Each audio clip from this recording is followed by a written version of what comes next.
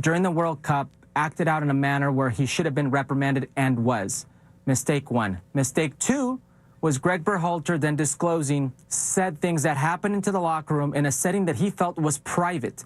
That unfolded a chain of events to where we are today. But to have the Reinas, per reports, go out in an attempt to sabotage Greg Berhalter's tenure with the U.S. men's national team, something that Greg Berhalter was already doing well enough on his own, because they felt that Gio Reyna was treated unfairly for a sporting event, for a matter that was not of this nature, and to have things unfold like this and to have it blow up in everybody's face, where the only clear thing here is there are no winners. There are just only losers. It's very sad to see. In the meantime, from the NHL, Sidney Crosby and Alex Ovechkin among the first round of All-Star selections by the NHL. Crosby, 9th All-Star game. Ovechkin is 13th. Speaking of...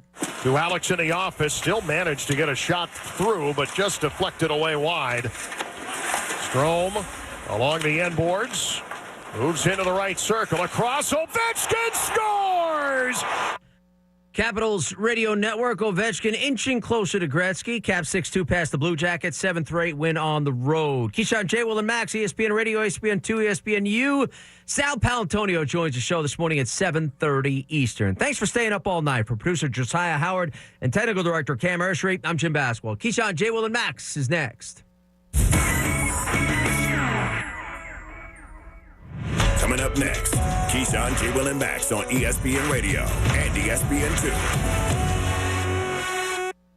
Coming up Friday, the NFL playoffs are around the corner. I'll tell you which wild card team I think can make a run to the Super Bowl. Keyshawn, J. Will, and Max, Friday morning, 6 Eastern, Individuals ESPN Radio, ESPN2, Listen ESPNU. carefully. Do you feel like you're losing control of your finances? If you owe over $10,000 in back taxes or have unfiled tax returns, we can help you take back control. The IRS is the largest and most aggressive collection agency in the world, and they can seize your bank accounts, garnish your paycheck, close your business, and file criminal charges. Take control of your tax problem now by calling the experts at U.S. Tax Shield and take advantage of the Fresh Start program and new laws that may allow us to negotiate a settlement for the lowest amount possible. Our team of tax attorneys and enrolled agents can stop collections and get you protected so you can take control of your financial future. U.S. Tax Shield offers a price protection guaranteed quote to get you protected today. U.S. Tax Shield is A+ rated with the Better Business Bureau, so call now. 800-687-5192. That's 800-687-5192. U.S. Tax Shield. 800-687-5192.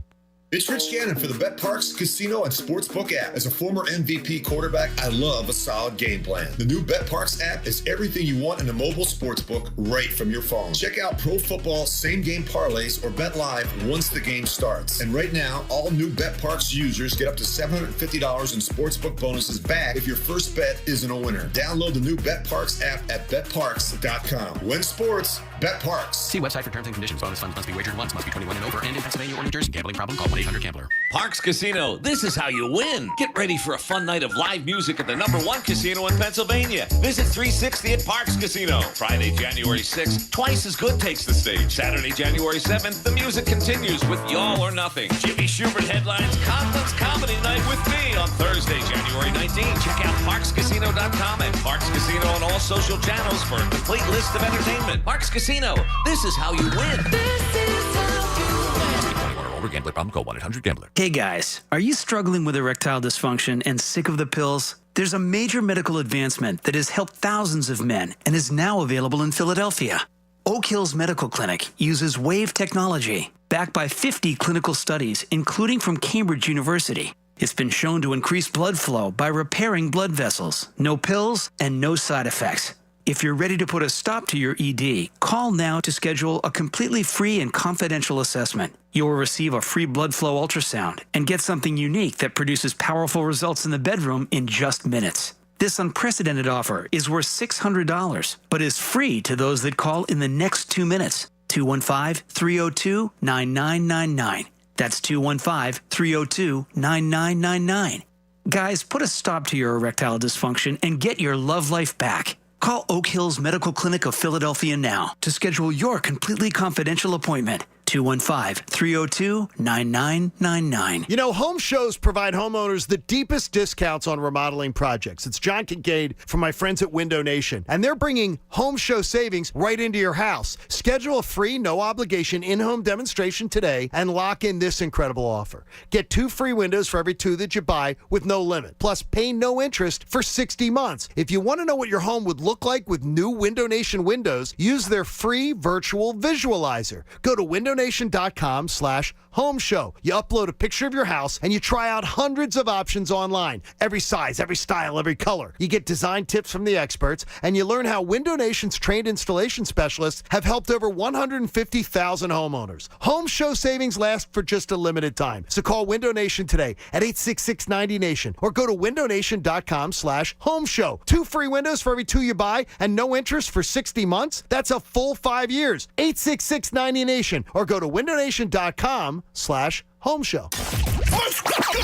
WPEN Burlington, Philadelphia. A Beasley Media Group station. Home of the most entertaining sports talk in Philadelphia. 97.5 The Fanatic. Philadelphia. Good morning. Thought I'd help you wake up. It's 6 a.m. and you're listening to The John Kincade Show on 97.5 The Fanatic. Philadelphia. Let the party begin! The show starts now. It's as your Friday morning begins in the John Kincade Show on 97.5 The Fanatic. Hopefully you are ready for what should be a big weekend. A weekend that honestly we thought would mean nothing weeks ago. A weekend that we thought was going to be like an extra bye week. There were numerous discussions on this show about the fact that we would be talking about the Eagles potentially not having a meaningful game for a month. And instead, a win on Sunday gives them a 2-week window where they then would have to prepare for their first-round playoff game. I actually like it better. Or maybe I'm just trying to convince myself that I like the way that this turned out better. I was concerned about potentially having them not play a game for 4 weeks that mattered. And to have them come on out and now, if you win on Sunday, everyone gets a 2-week rest to get ready for their next opponent, to me seems like a much more, let's just say, a viable way to have yourself ready to go when the division playoffs come. We all know what's on the line. Giants are playing for nothing. Eagles are playing for everything. And they've already locked into the 6th seed. Bradford White Water Heaters are here for the Pro, and we thank Bradford White for bringing us our 6 o'clock hour of the John Kincade Show. So like we do not make you wait for pick segments. We do not say stay tuned for 2 hours. Let's get right to it and tell you what we think is going to happen, and then we'll discuss it with you. Eagles on Sunday against the Giants. No dramatic music or anything? Like, it didn't even get dramatic? There we are. I feel the drama now. All right, relax. I feel the drama. It's coming. I feel the drama. I'm worried that everybody's not feeling the drama. I don't feel any drama for Sunday. When one team is rolling over and the other team is playing for everything, it's absolutely inexcusable if one team was to come with low energy and the other one comes with high energy. I like Brian Dable a lot in the Giants, and I like what he's accomplished. But I think the message of sort of telling your team, yeah, we're okay, we've clinched, everybody gets some rest, is a bad message. The Eagles will deliver on that bad message. My guess is by halftime, it is like 20-7, 20-3, and the Eagles cruise. I will say 34-13 Eagles on Sunday. The Eagles clinch the number 1 seed. And what you will hear at your homes around 4:15 on Sunday afternoon is a collective sigh of relief, as long as no one else has gotten injured. Eagles win in a dominant effort, roll to the postseason, but I don't know what you're going to learn seeing them against a Giants team that appears from the 14-point spread not to be playing for anything. Robert Cooney. Yeah, I agree with you. I think the offense might take a little bit of time, a series or two, to get rolling due to Jalen Hurts being out for a few weeks. So I think they will roll, though. Yeah, I don't think you're going to get much resistance from a Giants team. I don't see this being any problem. I'll go with the Eagles. I'll go even a little bit higher because I think they're going to want to pour it on with Jalen Hurts in there, get the momentum, get him through 2.5, 3 quarters. I say the Eagles put up 38. I'm going to go 38-10 Eagles. Wow, that'd be nice. I like how you're hearing it. Now, will Pat be the trifecta? You seem pretty confident all week, Patrick. No, they lose this game. Oh, geez, now you've changed everything. That's a curveball. No, they lose. No, I'm kidding. No, I'm with you guys. I just wanted to change it up for a little bit. But you guys pretty much laid out my thoughts exactly. At the end of the day, the Eagles are going to remind people why they were the 13-1 team for a while there. So Jalen Hurts being back, I think facing backups, this isn't really going to be much of a game. And I know I've said that before and I've been burned on it, but everything's laying out to, this isn't a Disney movie. The backups don't come in and all of a sudden, they give the really good team a game. No, this is the NFL. Talent wins out. The Eagles will roll in this one. I have it a little bit less. I have it 28-10. Because you're not thinking they... I think they pull the starters, and at that point, they're pretty much just running clock to try to get out of there unscathed. Yeah, you could be very, very right on that, That could Patrick. end up being right, yes. Yes. That one seems very logical. You could see Nick Sirianni saying, okay, I feel good enough about this. Yeah. Now let's see it. A Lego game early? Yeah, I think I'll be telling Jack to grab the Legos. What time? Like, give me an idea about what time you'd be talking about the Legos. I'll go with 8 minutes left in the third quarter. Okay. Wow. Well, that'd be fun. So right after dinner, you say you watch a little bit of the third quarter, and then you say, all right, let's get the Legos. Mm-hmm. Get them on out. Be about like 6:15, 6:30. Oh wait, I forgot about the 1 o'clock, not 1 o'clock start. So I was off on the time here as far as breathing. I thought you were saying they were going to sigh of relief before the game even started. No. I think it'll be incredibly anxious by the time the game starts. I think people are going to be on edge. I really do. I don't. Really? I sense because the roster the Giants throwing out, I don't think anyone's going to be on edge. I just sense a lack of confidence from the fan base, and I wrote a thing for the Fanatic website today where if you're worried about Sunday, I truly believe you never believed in this team at all. If you're worried about that the Eagles are going to pull off a win on Sunday against a Giants team that is coming in here just absolutely appearing with the 14-point spread tells you everything they know. They know in Vegas, or they believe they know in Vegas, how the Giants are approaching this game. If you're really worried about Sunday's game, to me, it tells me you never believed in them at all. I don't know. I don't mind worry, concern, however you want to put it, because you threw out a team last week in a must-win game last week, and we don't know who that was. No, we didn't. Who the hell was that? Now I get like reassurance. Yesterday I was looking up some stuff for today's show. And I'm looking over some different things, and one of the lines that's out there is just Eagles offense, 3rd overall. Eagles defense, 1st overall. Oh, yeah. Did we forget how good they are? I hadn't. I did. Even after Sunday's game, I don't. It's okay to have some worry. It's okay to have some concern, particularly after you blew a 10-point lead in the fourth quarter against Dallas, particularly when you saw whatever the hell that was last Sunday. I know it's the backup quarterback, but you still have concerns or a little bit of worry because is Jalen Hurts 100%? Is he coming back and going to be able to make all the throws that he was making all season long? The worry and concern is how the hell come the head coach hasn't come out and said, yeah, he's great, he's good to go, full speed ahead.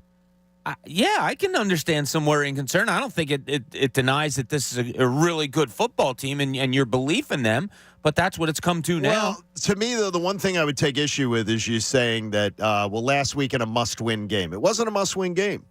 It was a game that they certainly would have wanted to win, but I think they laid down. I think if last week had been the game they had to win, Jalen Hurts would have played. And I believe they took it and said, nah, we're good. We saw Gardner Minshew against the Cowboys. We're going to go out there and we're going to take care of this team either way. Well, I believe that too. I thought they were going to take care of him with Gardner Minshew also. And to me, they did that, and that to me was where you send a message. Then I worry about the stupidity. Well, if he could have played and you didn't play him, and you had a chance to rest him 2 more weeks, well, then I worry about that. See, but none of us did before the game. Sure. We all thought they can beat them with He can beat them with Gardner Minshew. So I can't. It's hard for me to rip them for not playing. I truly believe, though, and Tim McManus on ESPN overnight, they had Tim, our own Tim McManus from ESPN.com, sharing it with Keyshawn, J. Will, and Max yesterday on the National Morning Show, that he says he continues to report that he does not believe that the Eagles think this is a serious injury to his shoulder. And he reiterated that on ESPN radio overnight, that he does not believe that the Eagles have approached that this is a serious injury to his shoulder. And I believe they took it and said, okay, well, we'll get an extra week here because of what they saw with Minshew. And after the Dallas game, I believed it too. I was a stupid person who said, like, I had no doubts that they were going to win that game last Sunday. And I feel the same way this Sunday. Absolutely the same way, because one team's rolling over this weekend. And for the Giants, Dable can play possum as much as he wants. The odds makers know what's going on here.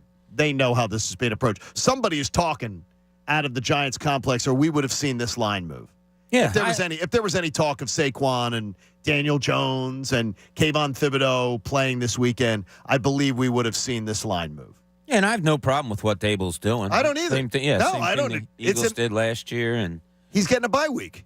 Yeah, he's getting a bye week for his team, and he's taking advantage of that, and he gets the opportunity to get one, and he's taking it. I would want him if we were in the same boat. We'd want the Eagles to do the same thing. Sure. We saw it last year. Sure, you're a 6th seed. You don't have much of a shot. The only shot you really have, or the best shot to have moving forward, is to have everyone healthy. And that's what he's doing. It's smart. It's just a smart business decision. The Eagles were a 7 seed last year, locked in. And they didn't play the last week. And they had a 7 seed locked in. They could have ended up the 6 with outcomes of other games. And they decided to just roll over in week 17, make sure everybody was healthy for the Buccaneers, which ended up being the Buccaneers. It could have been a variety of matchups that fell their way last year. None of us had a problem with it, and I think the Giants are. Making the smart decision for themselves. Absolutely. And now Jalen Hurts out there. Did you see Jalen Hurts' video from practice yesterday? I did. Okay, the things you were talking about, I saw from, I believe it was John Clark's video of it. What we were talking about the other day. Jalen Hurts rolling to his side and throwing the football. Saw it. Jalen Hurts in the ball protection drills, where they're trying to knock the ball out of your hands, and they've got those giant pads. Sort of pads, and they're trying to knock the ball out of you. Jalen Hurts right there for all that. That tells me they're very comfortable and they're comfortable with what he's doing. There'd be no reason to have him go through those drills if they were seriously concerned that something could happen. I just don't know why that like I said again, it's the reporter in me. I would be dogging them to say, like, why can't you just say he's good to go? You're not gaining any competitive advantage. You're playing a bunch of backups. Why can't you tell your fan base that he's ready to go? Instill some confidence in your fan base. They don't get questioned like that.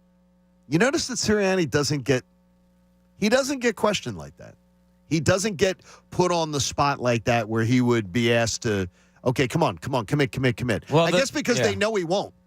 I think it's because they know he won't. Yeah, might be a futile effort. They've been down there all the time. Have you dealt with coaches like that? Oh God, yeah. And so what do you do as a reporter, balancing your job and your desire versus theirs? You save it till the end. Like here's the thing: if you bring up something once again, like Tortorella did it not too long ago, bringing up something once again, although it's a legitimate question, because you don't know the answers to questions unless you ask. Oh, why'd you ask that? You knew he was going to say, no, I didn't. I probably was leaning that way. But sometimes you'll ask questions that'll totally turn coaches off, and boom, they'll end the press conference. Now you screwed everybody else in the room, and you screwed yourself. So you kind of wait till the end. Say, hey, can we just get a definitive answer here on Jalen Hurts? Why are you so reluctant to give it?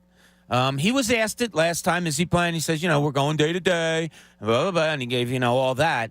I don't think it was pressed further because that's what he was going to stick with. Being around teams that I've worked for in the past or covered in the past, I've seen before where I've watched the beat reporter pool, where they've sort of almost talked amongst each other like who's going which direction first. Sort of come up with a game plan. Did you ever have that? Did you guys ever come up with a? Not unless I worked with the people. I wouldn't go to opposing media person and say, "Oh, what are you going to talk about today?" No. And if somebody asked me that, I'd have punched them in the face. You'd say, "No, I'm not going that way. I'm not going that way. I'm not giving you ideas of what to do."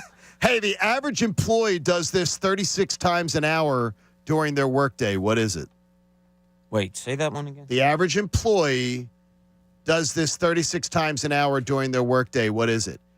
Wonders where their life went wrong that led him to this point. Curses that he works with Pat Egan. Checks their phone. Which is it? Can you be more specific, John? Goes on lobstertube.com. Checks Twitter. Checks their email. Is that your final answer? Yes. That is correct. That got lucky on that one. I was going to say text. Was what I was going to say. Think about it. 36 times. That's ridiculous. An hour. Come on. What are you doing? You're attached to your phone. You're crazy. If you're doing 36 times an hour? Well, John's yelling at the general public. No, but stop what you're doing. No, Bob, I do it in my own house. I say, put the phone down. Put the phone down. Well, here's the real alarming part, right? But they're not working. Go ahead, Pat. I'm sorry. So this stupid stat that Coach probably made up. Average employee. So that means that there's somebody out there that never does it. And there's somebody out there doing it more than 36 times a day, or 36 times an hour. There's somebody out there probably doing it once a minute. That to me is amazing. See, did they talk to the above average employees also? You said this is just average employees, Coach. Like if they watch Pat, they would see he's an above average employee. So your stats wouldn't matter, Pat. And you could send an email to Pat, Coach, and Pat may answer you 5 minutes before you wanted the information. You can send it to him 3 days in advance, and he may tease you about it. No, Pat doesn't really reply ever. No. As a matter of fact, when we get in our elevators, they have an iPad in the elevator up on the wall there. I read it some days. And that today's Mindbender is where I got the information from the iPad. Dude, you're getting elevator facts. Yep. On Football Friday, you're getting elevator facts. I do not Jeez, man. I can't. The obsession with the phone drives me crazy, Bob, and it's a pet peeve. It's my number one pet peeve of anything. Yeah, people can't drive without sitting there reading their phones at stoplights. Can't put the phone down. The constant, and I'll say it to my daughter. I'll say, put your phone down. Oh yeah, put your phone away. Why do you have to have your phone out? Is it your blankie? Is it a binky? Is that cloud that you're yelling at a cumulonimbus or what? No, it's just it's a common courtesy. Common courtesy. Or it's a professionalism. It's like when someone else is talking in a business meeting and someone's on their phone and they're not paying attention to the meeting. That's a common courtesy or professionalism. Okay. We went to dinner the other night for my mother-in-law's birthday, and for five adults, 2 younger, not younger, but like 20-year-olds. And not once during the dinner, and I kept eye out for it, not once during the dinner did someone pick up their phone. I love that. It's great. We used to do that. I think I told you this when I was covering the Sixers. And, you get together for dinner every night with whether it was Ala or Zoom Off and those guys because, you always make sure everybody's taken care of. And we'd go out to dinner a lot. And we would, Zoom Off and I, or not Zoom Off and I, Ala and I would always tell the people, all right, phones in the middle, turn them over, no phones. And that's hard as a reporter because something could be happening. So I would have to say, Ala, I'll put my phone in the center, but I got to keep it turned up in case something. He goes, I understand, but yeah, it has become a crappy part of society. Like Pat, if you went to a business meeting and took out a magazine, okay, and we're reading a magazine, what would be the difference? Or if you took out if a worker, you're in a meeting. Hold on. What kind of magazine we talking? We talking Good Housekeeping? We talking Sports Illustrated? We talking one of those sexy magazines? Hustler, yeah. Penthouse. You'd be in real trouble at that meeting if you did magazine. That. If you did that, you'd be in a bad thing. It depends on the magazine. You do not find it rude at all if somebody is talking to you and you're on your phone, or somebody's on their phone.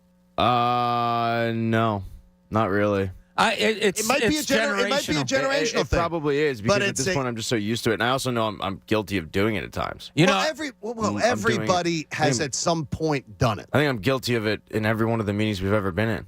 I don't think you are. No, we all put our phones down. I think I'm guilty of it doing the show. Well, that may be. Yeah, that could very well be. Coach, you guys know I have a TV in my office, right? Yes. When you walk in there, it's normally off, correct? That is correct. I don't know. I try not to go into your office. There's a reason why that I do that. It's exactly what you just said. When people walk into my office, if they have, obviously they have something, nobody comes in there just to, shoot the what. Right. Well, yeah, because you have a tarp and a gimp mask in there. Exactly. And there's spiders in there. So when people walk into my office, either the TV, I turn it off if it's on because too many people's eyes go to the TV and not concentrate on what we're talking about. That's the reason why my TV up. There is one person at this radio station who is every single time he walks into my office, he doesn't pay attention to anything that we're talking about because he's too busy watching my television. Watching your TV? Yep. Do you ever think that he comes into your office specifically to watch television, and now you're just being a J.O. See, that could it? be too. That's it too. Yo, can you put on Law and Order? It's on TNT right now. General Hospital. It's always on at that point. You're pausing. I will pause the television and put the TV on pause because I can't concentrate on something. If I'm even hearing like something I've been watching or something, I'll put it on pause, hear what I got to hear, because I know that I will not remember what I'm being told. Oh, is that right? If I'm trying to watch TV and have a comment, I'm lost. One of the reasons I love going to the movies so much is because I find that my concentration level at the movies is way better for a movie than if I'm watching it at home. If I'm watching it at home, you mean the same movie? Yeah. Yeah, if I'm watching like a 3-hour movie at home, I'm way more likely to hop on my phone. I'm way more likely to get distracted by things in my house. You're not the guy, Pat. But in movie theaters is not the case. Tell me you do not get out your phone in the movie theater. No, I don't. But if I do check my phone at any point during a movie, I usually will check it like once. What I do is I put my phone under my hoodie. Oh, okay. Yeah, because the people that are just sitting there scrolling, doing Tinder during a movie, it drives me up a wall. Yeah, well, you got a 4-year-old at home, too, and God forbid your wife should need you for something. Like, one time I was at a Phillies game with my company in an afternoon game, and our 2-year-old son pulled a speaker down off a thing, and it dropped on his head, and he had to get 3 stitches in his head, and my wife couldn't reach me because it was before cell phones. Yeah, so she had to take him to the hospital all by herself, along with having a 1-year-old. And the 2-year-old has to get stitched, all that stuff. So it is. I mean, I'd be you interested. have to be there depending on what your situation is in life. This might be and it may be, Pat, this may be generational. Yeah. It could very well be a generational thing, like with a 19-year-old constantly saying, she has never had a meal in our family with the phone at the table. She's 19 years old. We've never allowed it. And we do not have the television on during dinner. Unless there is something where we're all saying, "Oh, we got to eat during like if there was an Eagles game or something, we were all watching." Well, we when don't have you're your family. I mean, that's one of the reasons why we don't have the TV on. We don't have we don't have phones at the table or anything like that. And it's just, I guess, it's a generational thing. Yeah. So we're all in a text chain, right? Me, you, Bob, right, Coach, right. So I didn't want to put this on the air, so I grabbed my phone and I texted you guys. John's making great points on the phone. I will look to change my ways. Why are you feeling guilty? I don't think you tend to have your phone out during our meetings. And Coach over here, jackass, right? You two are going to fight today. Yeah, we are. Real forward. Take your pants off and we'll fight. Coach said, put your phone down, Pat. We are on the air right now. You see? So it's like, I don't see you on your phone during meetings, though. It's only when you're talking.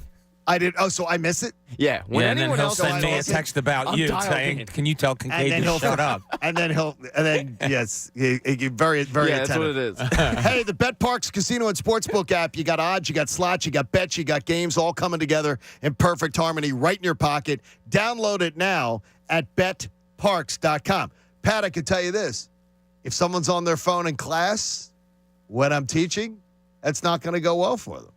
Oh, so is that generational or what? Yeah, you're going to have a problem with that. You think so? Well, I think it's hard nowadays to be especially in a class. Like be in a classroom. Your class is different because I feel like that is a fun course. Right. It's an elective. You're electing to be there.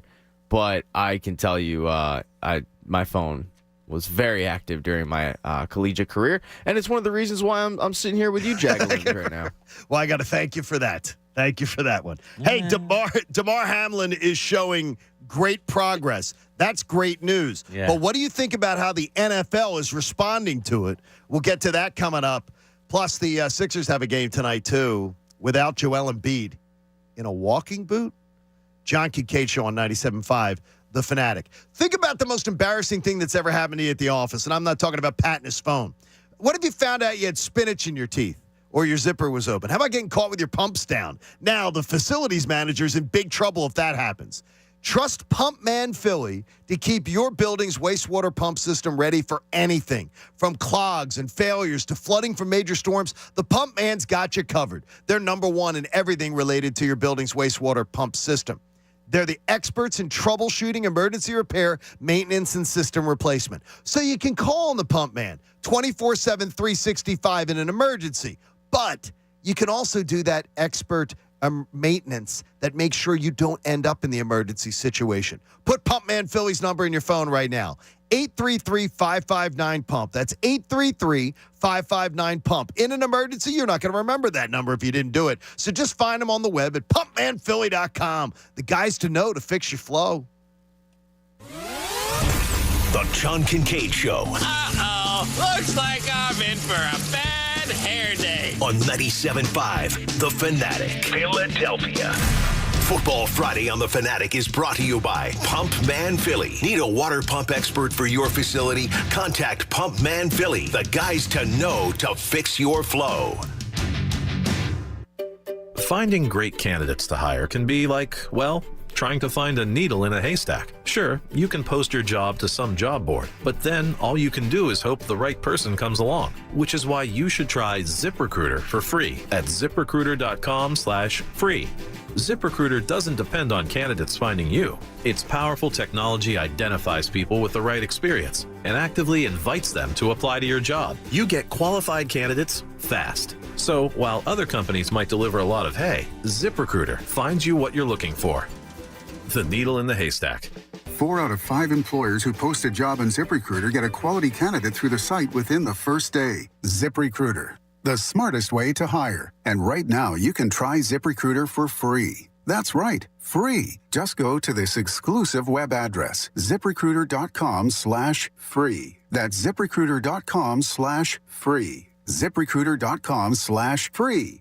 I'm getting vaccinated with Prevnar 20. So am I, because I'm at risk for pneumococcal pneumonia. I'm asking about Prevnar 20 because there's a chance pneumococcal pneumonia could put me in the hospital. Age 65 or older, you may be at increased risk for pneumococcal pneumonia. Ask your doctor or pharmacist about getting vaccinated with Prevnar 20, pneumococcal 20-valent conjugate vaccine, a Pfizer vaccine that can help protect against pneumococcal pneumonia in just one dose. Prevnar 20 is approved for adults to help prevent infections from 20 strains of the bacteria that cause pneumococcal pneumonia. Continued approval may depend on a supportive study. Don't get Prevnar 20 if you've had a severe allergic reaction to the vaccine or its ingredients. Adults with weakened immune systems may have a lower response to the vaccine. The most commonly reported side effect was pain at the injection site. For additional common side effects and full prescribing information, please call 1-855-213-2138 or visit Prevnar20.com. I want to be able to keep my plans. So I'm asking my doctor about getting vaccinated with Prevnar 20. Winter sports are in full swing, and BetRivers Online Sportsbook is your home for all the latest lines, odds, and boosts. Whether you're a football, hockey, or basketball fan, BetRivers has you covered. Join BetRivers every week for new promotions like the Tuesday Hockey First Goal Insurance, NBA Bet and Get, and their Sunday Football Parlay Insurance, and more. There's so many sports going on right now. You can take advantage of it at BetRivers.com. You should head to BetRivers.com or download the BetRivers app today. It's a whole new game.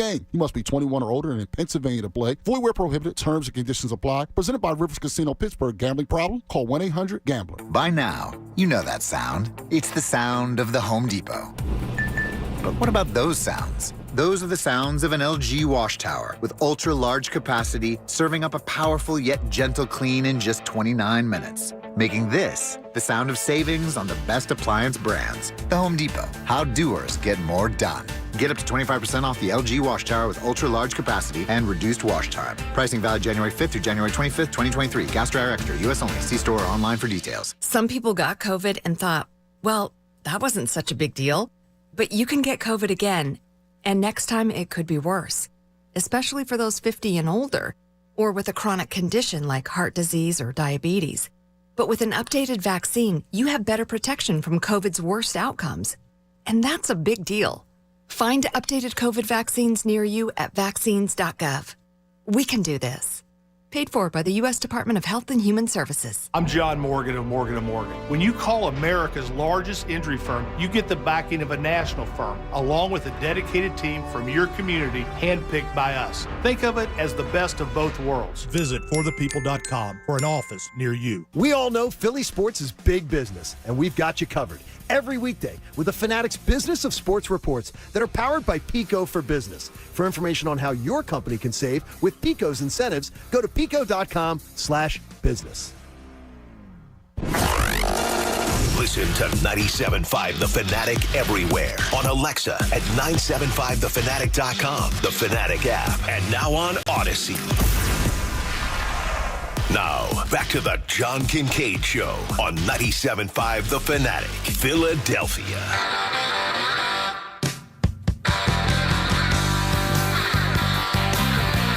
Thanks for getting in early with us. John Kincade Show on 97.5 The Fanatic. The generational thing, it's weird, is that seems to be the response from our social media listeners that is it's very generational, and that youngsters will learn how to deal with it, and it's going to be the whether other generations tolerate it. Whether I mean, this is going to sound cold and callous, but the younger generation that we're dealing with in terms of the college kids and right. That's the young 20-year-olds. They grew up with the phone in their hand. No questions asked. And it's tolerated amongst that generation. And the older generation is going out to pasture. So you're only going to have to deal with, they're only going to have to deal with people being mad about the phone for 10, 15 years maybe. Wow, thanks for putting a time limit on me. I hate to sound so callous about it, but it's just a weird. reality. Horrible. Is it about the phone, or is it about common courtesy? I mean, that's the thing. That someone actually makes eye contact with you and pays attention to you when you're speaking. Well, but that's my I don't point. understand that. We're moving as a society to where it's not looked at as common courtesy. It's just looked at as the norm. And that's my point, is in 15 years, that'll be the norm. It's just, amongst 35, 40-year-olds, 50, that's just going to be the norm. It's not going to be looked at as rude. It's going to be looked at as, that's just the way it is. Hey, young Ray Dunn, I need you in here for a second. Hacking. He was not. No, he was. He wasn't doing well. What? But he was trying to get the sack pack. He got called up for the minors. He's a Lehigh Valley Iron Pig. He got the call up, spot start. He'll be back in Lehigh Valley because he's not very good at it. He got called into the sack pack. Yeah. To bring in here. You don't need your earmuffs for this one. I'm on Ray Dunn doing a great job behind the scenes today. Connor convalescing at home. Hopefully he's feeling a little bit better. Ray, so I brought up to Pat. I said, that is even making a syllabus out, I'm going to have very few rules for my class. Attendance is one. Excused absences is one. And the only other one is going to be when we're engaging, when we're doing something, everything, put your damn phones down. Yeah, you're going to have a tough time with that one. I'm going to be honest with you. Just knowing the group that's in and you know a lot of these students that will have my class. Right. Everyone wants to know what's happening outside. Regardless, you could be the most engaging person in the world inside. Just a need to know. They're the last ones to know. Know what? Needs to know anything. What? Just anything. If they get a notification on their phone, good luck. That's all I'm saying. Really? Good luck. So, wait a minute. If we get an Amber Alert, Pat, are we talking about Amber Alerts here? I mean, you're a little bit ahead of young Ray. Yeah. But it's like an Amber Alert. I expect everybody to check their phone. I mean, what? Yeah, it's not just going to be Amber Alerts. We're talking any sort of alerts. The missing kid's going to be in your classroom? Well, it's going to be hiding in the corner? It's going to be interesting. No, I mean, Ray's this is right. going to be a battle. Here's the issue. This whole problem was started by my mom's generation. It's like the trophy, like everybody gets a trophy thing, and people go, "Oh my God, millennials all we want trophies." No. That was started by another generation. That was started by our parents. Everybody who blames the kids for wanting to be part of the trophy generation, you're exactly correct. It's the parents. It was all the parents. The kids didn't give out the trophies. So the parents did. My generation remembers, because I'm 33. My generation remembers a time where you didn't have a cell phone, and then in 8th grade I got my first cell phone, and all the parents who would get their kids' cell phones would tell schools that would reprimand them for having them, well, it's in case of emergencies. They like precondition their kid to always have the cell phone on them. Do you think there's and to emergencies in school? To use the excuse of, well, I need it on me in case of blank. And that's resulted in, it's morphed into, I have to have the phone on me because I have to know anything. Bob, you raised 4 children through the beginning of technology to where, like, your daughter, Jenna, she's swam in it. She swam in the cesspool of social media and phones and everything. You went through 4 different, though. Yeah, it's funny. Our oldest, Bobby, is 27. We didn't get him a cell phone until 6th or 7th grade, and then we had to kind of set a precedent there, so we did that with the others also. And, Pat's right. You're a parent. You're sending your kid out into the world. Do you not want them, and especially the world that we were sending them out into, after Columbine, all that stuff, you want your kid to be able to instantly get in touch with you, and it's crazy. I'm kind of siding with you, John. You have that 50 minutes in class. Yeah. Like, come on. You can just concentrate on this. Now, should there be an alert, like you're up at Temple? We've seen, unfortunately, all the horrible things that have been going on up there. Kids are keeping an eye on their phone to see if like another crime has happened or if something else. I get those alerts on my phone, but I would get notified of an alert. It's a special alert. I get alerted for that. That's different. Yeah, I mean, if a kid's in my class and he's, saying to the other kid, "Oh, look, Kim Kardashian just got engaged for the 17th time." Like, I don't, that would piss me off as a professor. So, Ray, be prepared. That's a little frustrating, but I think if a kid can be on his phone and then also participate, then you just you tip your cap to him. Like I wouldn't tip my cap. You wouldn't. But if they can do 2 things at once, like in senior year, which I mean, looking back on it, maybe be a D-bag move, but like I would walk into my theology class, I'd read the paper, and I was listening. Oh my God! I'd read the Daily News, Bob. God. I swear to God, I'd read the Daily News. And then when I'm offended you weren't giving my stories your full attention. And when it came time for me to say something, which was often because I don't shut up, I'd put the Daily News to the side, I'd raise my hand, I'd say my piece, and then I'd go back to the sports section. I was able to do 2 things at once. I feel that a lot. I would be reading something on my computer. That's the other thing. If they got the computer open, you're not guaranteed attention the way you're not guaranteed attention with the phone. Yeah, Sporkle's a hell of a drug in college. That's great. This is going to be. I think you have this false sense that you're going to walk in there and for 50 minutes you're going to have undivided attention. It's not 50 too. It's one time. You don't even have undivided attention on your own show. That's what I'm saying. Like Coach right now is sitting there playing Insane Aquarium on his phone. Well, I mean, and the whole idea is you don't have to get an A. That's the way you look at it. Yes, he's get degrees. You don't have to get an A. You don't have to follow directions in life. No, Caesar. Hey, there's a guy that finishes dead last in Harvard Med School. You know what they call him? A doctor. They may call him a dentist or a podiatrist. Yeah, but that's a doctor. I don't think a podiatrist. Is a podiatrist a doctor? Yeah, absolutely. Sure. Are they? Yeah. Why not? Is a chiropractor a doctor? Ask Joel Embiid right now. Is a chiropractor a doctor? Yeah, absolutely. I don't believe that they don't go to med school. They go to school to learn something about the health that they're providing. Like, as a doctor? I think podiatrists go to med school. I didn't think you can't just take an online course. Coach, do you know stuff here? I thought podiatrists went to like the same thing like the chiropractor did. They go to a chiropractor school. They don't go to med Chiropractors school. are messing with my spine. They sure as hell better have gone somewhere to learn about it. Yeah, they went to chiropractor I watched school. a YouTube video. Yeah, well, that's med school to me. They went to like Life College down in Atlanta. They had this I went to ITT Tech and I learned how to be a chiropractor. Down in Atlanta, they had this Life College. That was like the big chiropractor school. Well, Atlanta's stupid. And then they had John I guess it was John Stossel did the thing where he had like 10 people go into the podiatrist the chiropractor's offices, and they all came with were told to come in with the same symptoms. And he got like 8 different diagnoses. Coach knows stuff. Coach? All right. So, yes, chiropractors are doctors of chiropractic medicine, and they are considered physicians. They're unable to write prescriptions, though, like medical doctors. And a very good friend of mine, John, is a podiatrist, and he did go to medical school. And then after the years of medical school, went to focused on podiatry. And he went to podiatry. Correct. So, Ray, he can write prescriptions. But he can.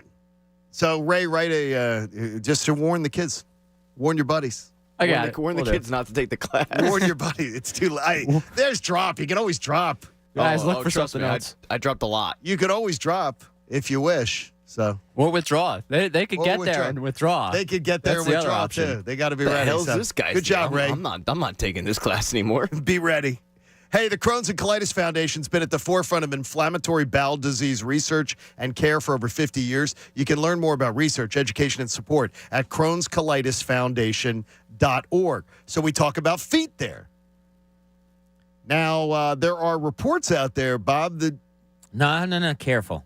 What? Not reports.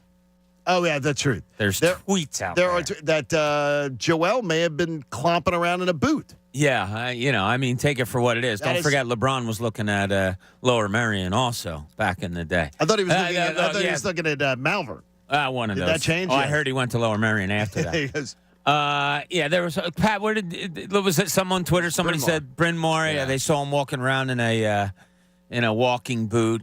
There's no validity to this at all. Good. I don't That know is if not somebody a report. That is correct. No, it's not a report. No. But any it concern? was He funny. was ruled out for tonight. Yesterday, Ruled out for tonight. He did turn his foot in the game, not the last game before.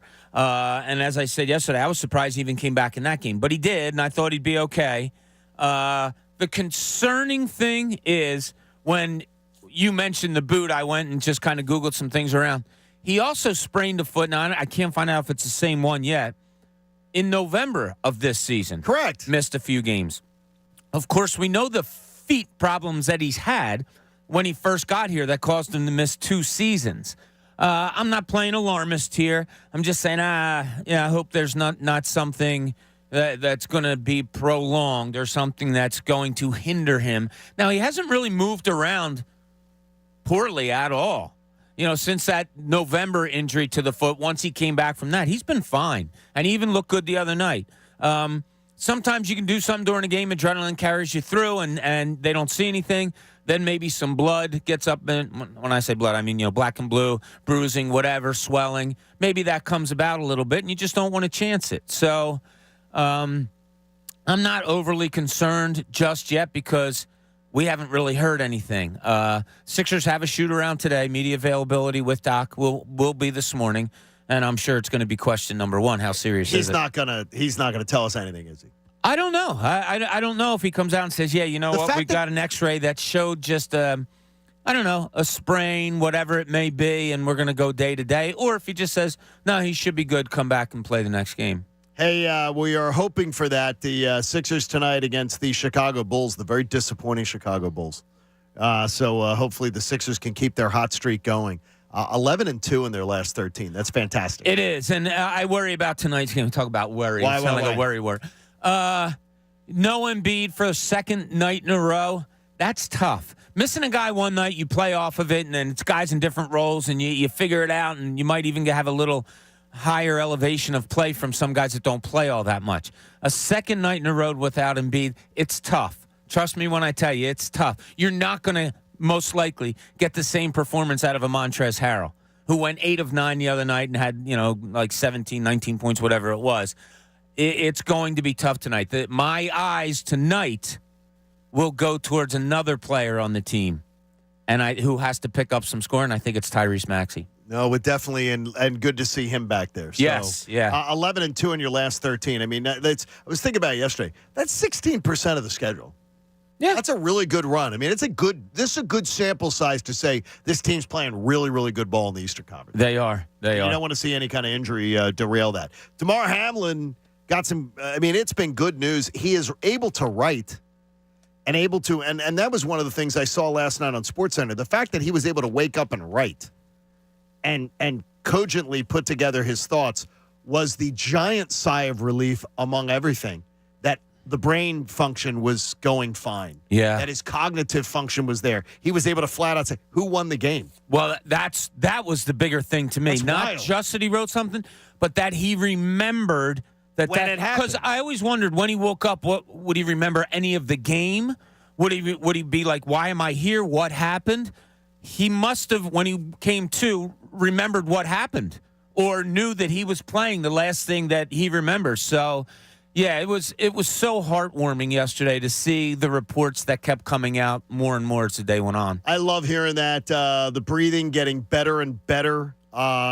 They considered as like dramatic, miraculous were words that were being used in his progress.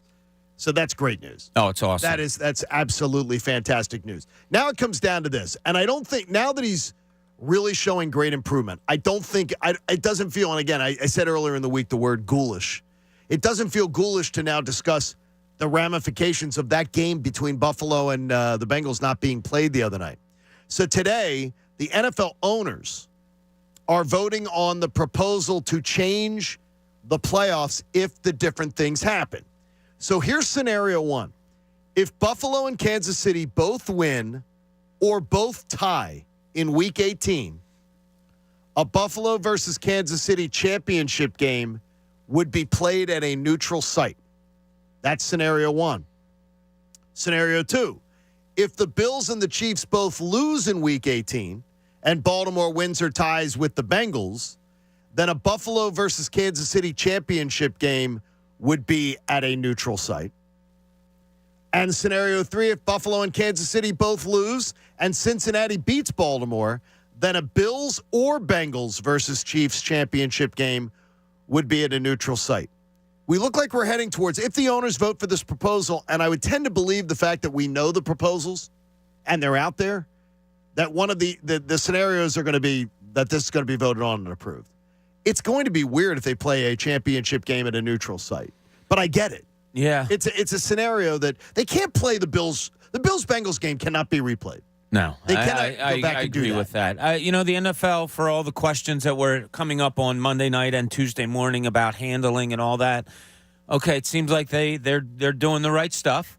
Canceling that game I thought was a must, and I'm glad they did. You even see Josh Allen yesterday at a press conference, although the news is great, him struggling to put his thoughts together with the emotion that's coming out of him. And it scares you to a point of, man, I hope you're okay to go out on a football field and play, because you can't go out there with the physicality of the sport and not be 100% mentally into the game. So that's a hurdle that those guys are going to have to overcome. But, yeah, I do think the NFL has done a good job with all this. And just one further thing, John, if the Baltimore Ravens win and they're matched against Cincinnati, they'll do a coin flip to determine who's the home team. Since they're not going to have an option to win the division exactly. now. Because that's fair. Totally fair. agree, yeah. So so many different scenarios here. It's come about in a way that I think we're all happy with, first and foremost, that Hamlin's doing better and everything's going well that way. It's just great news. It's so cool when yesterday I was doing something and wasn't on my phone, wasn't doing anything, and my wife... I'm glad you weren't on your phone. Yeah, and my wife comes up the steps and says, "Did you hear the news? DeMar Hamlin's doing better." They, here's someone that... She didn't even know who he was 2 days ago. No. And then boom. And is so happy to see their...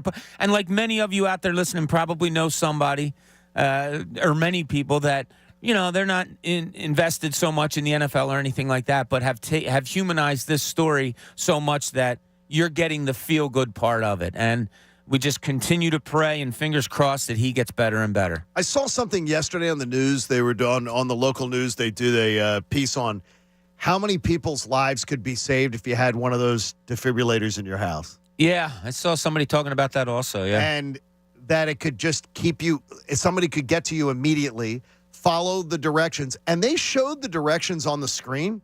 It's really easy. Yeah.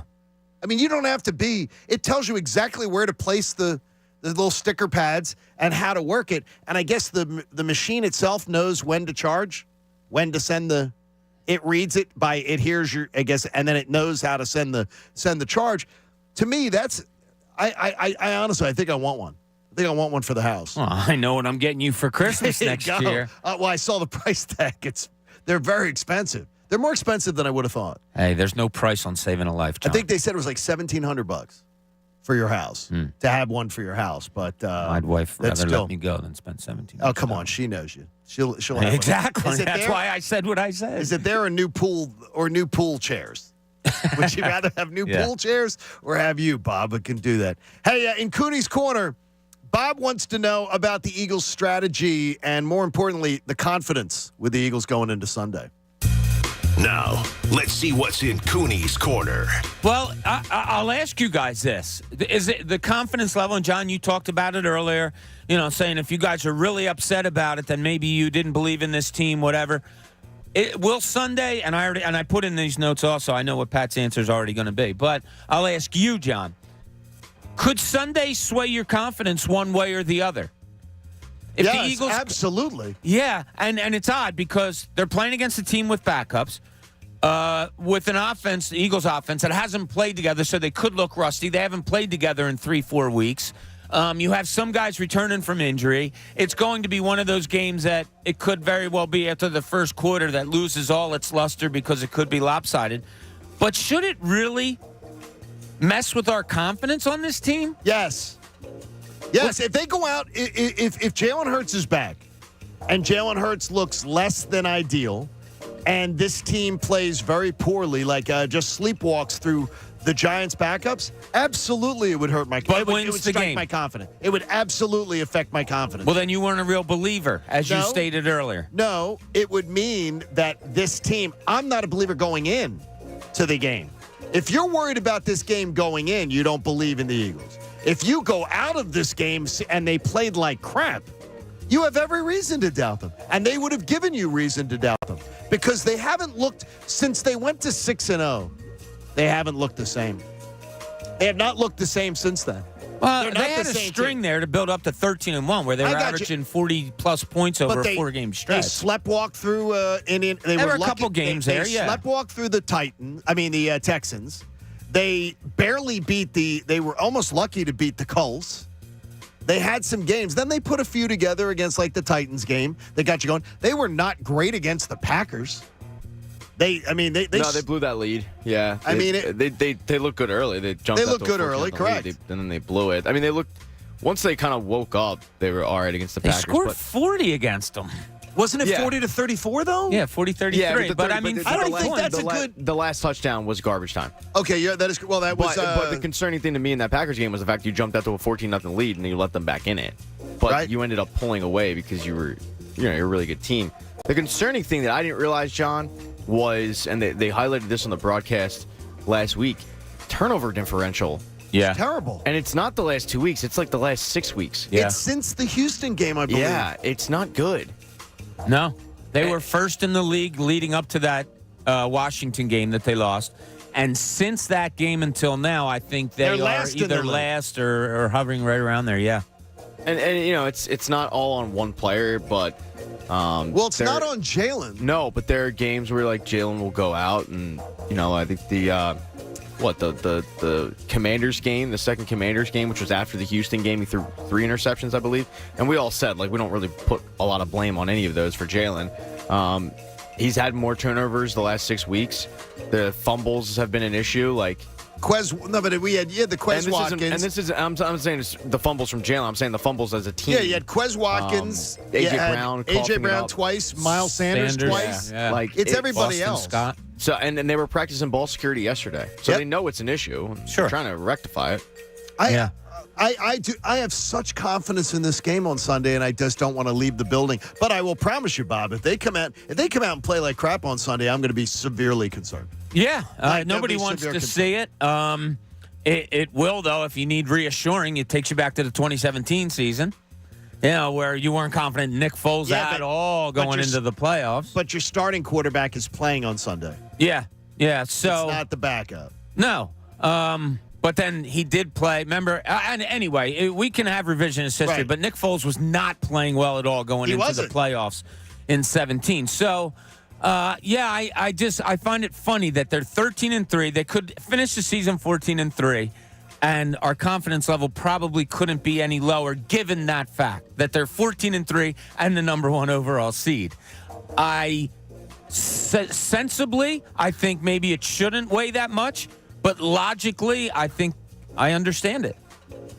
Yeah, and I understand that I thought this team was a lot better on Halloween than they are today.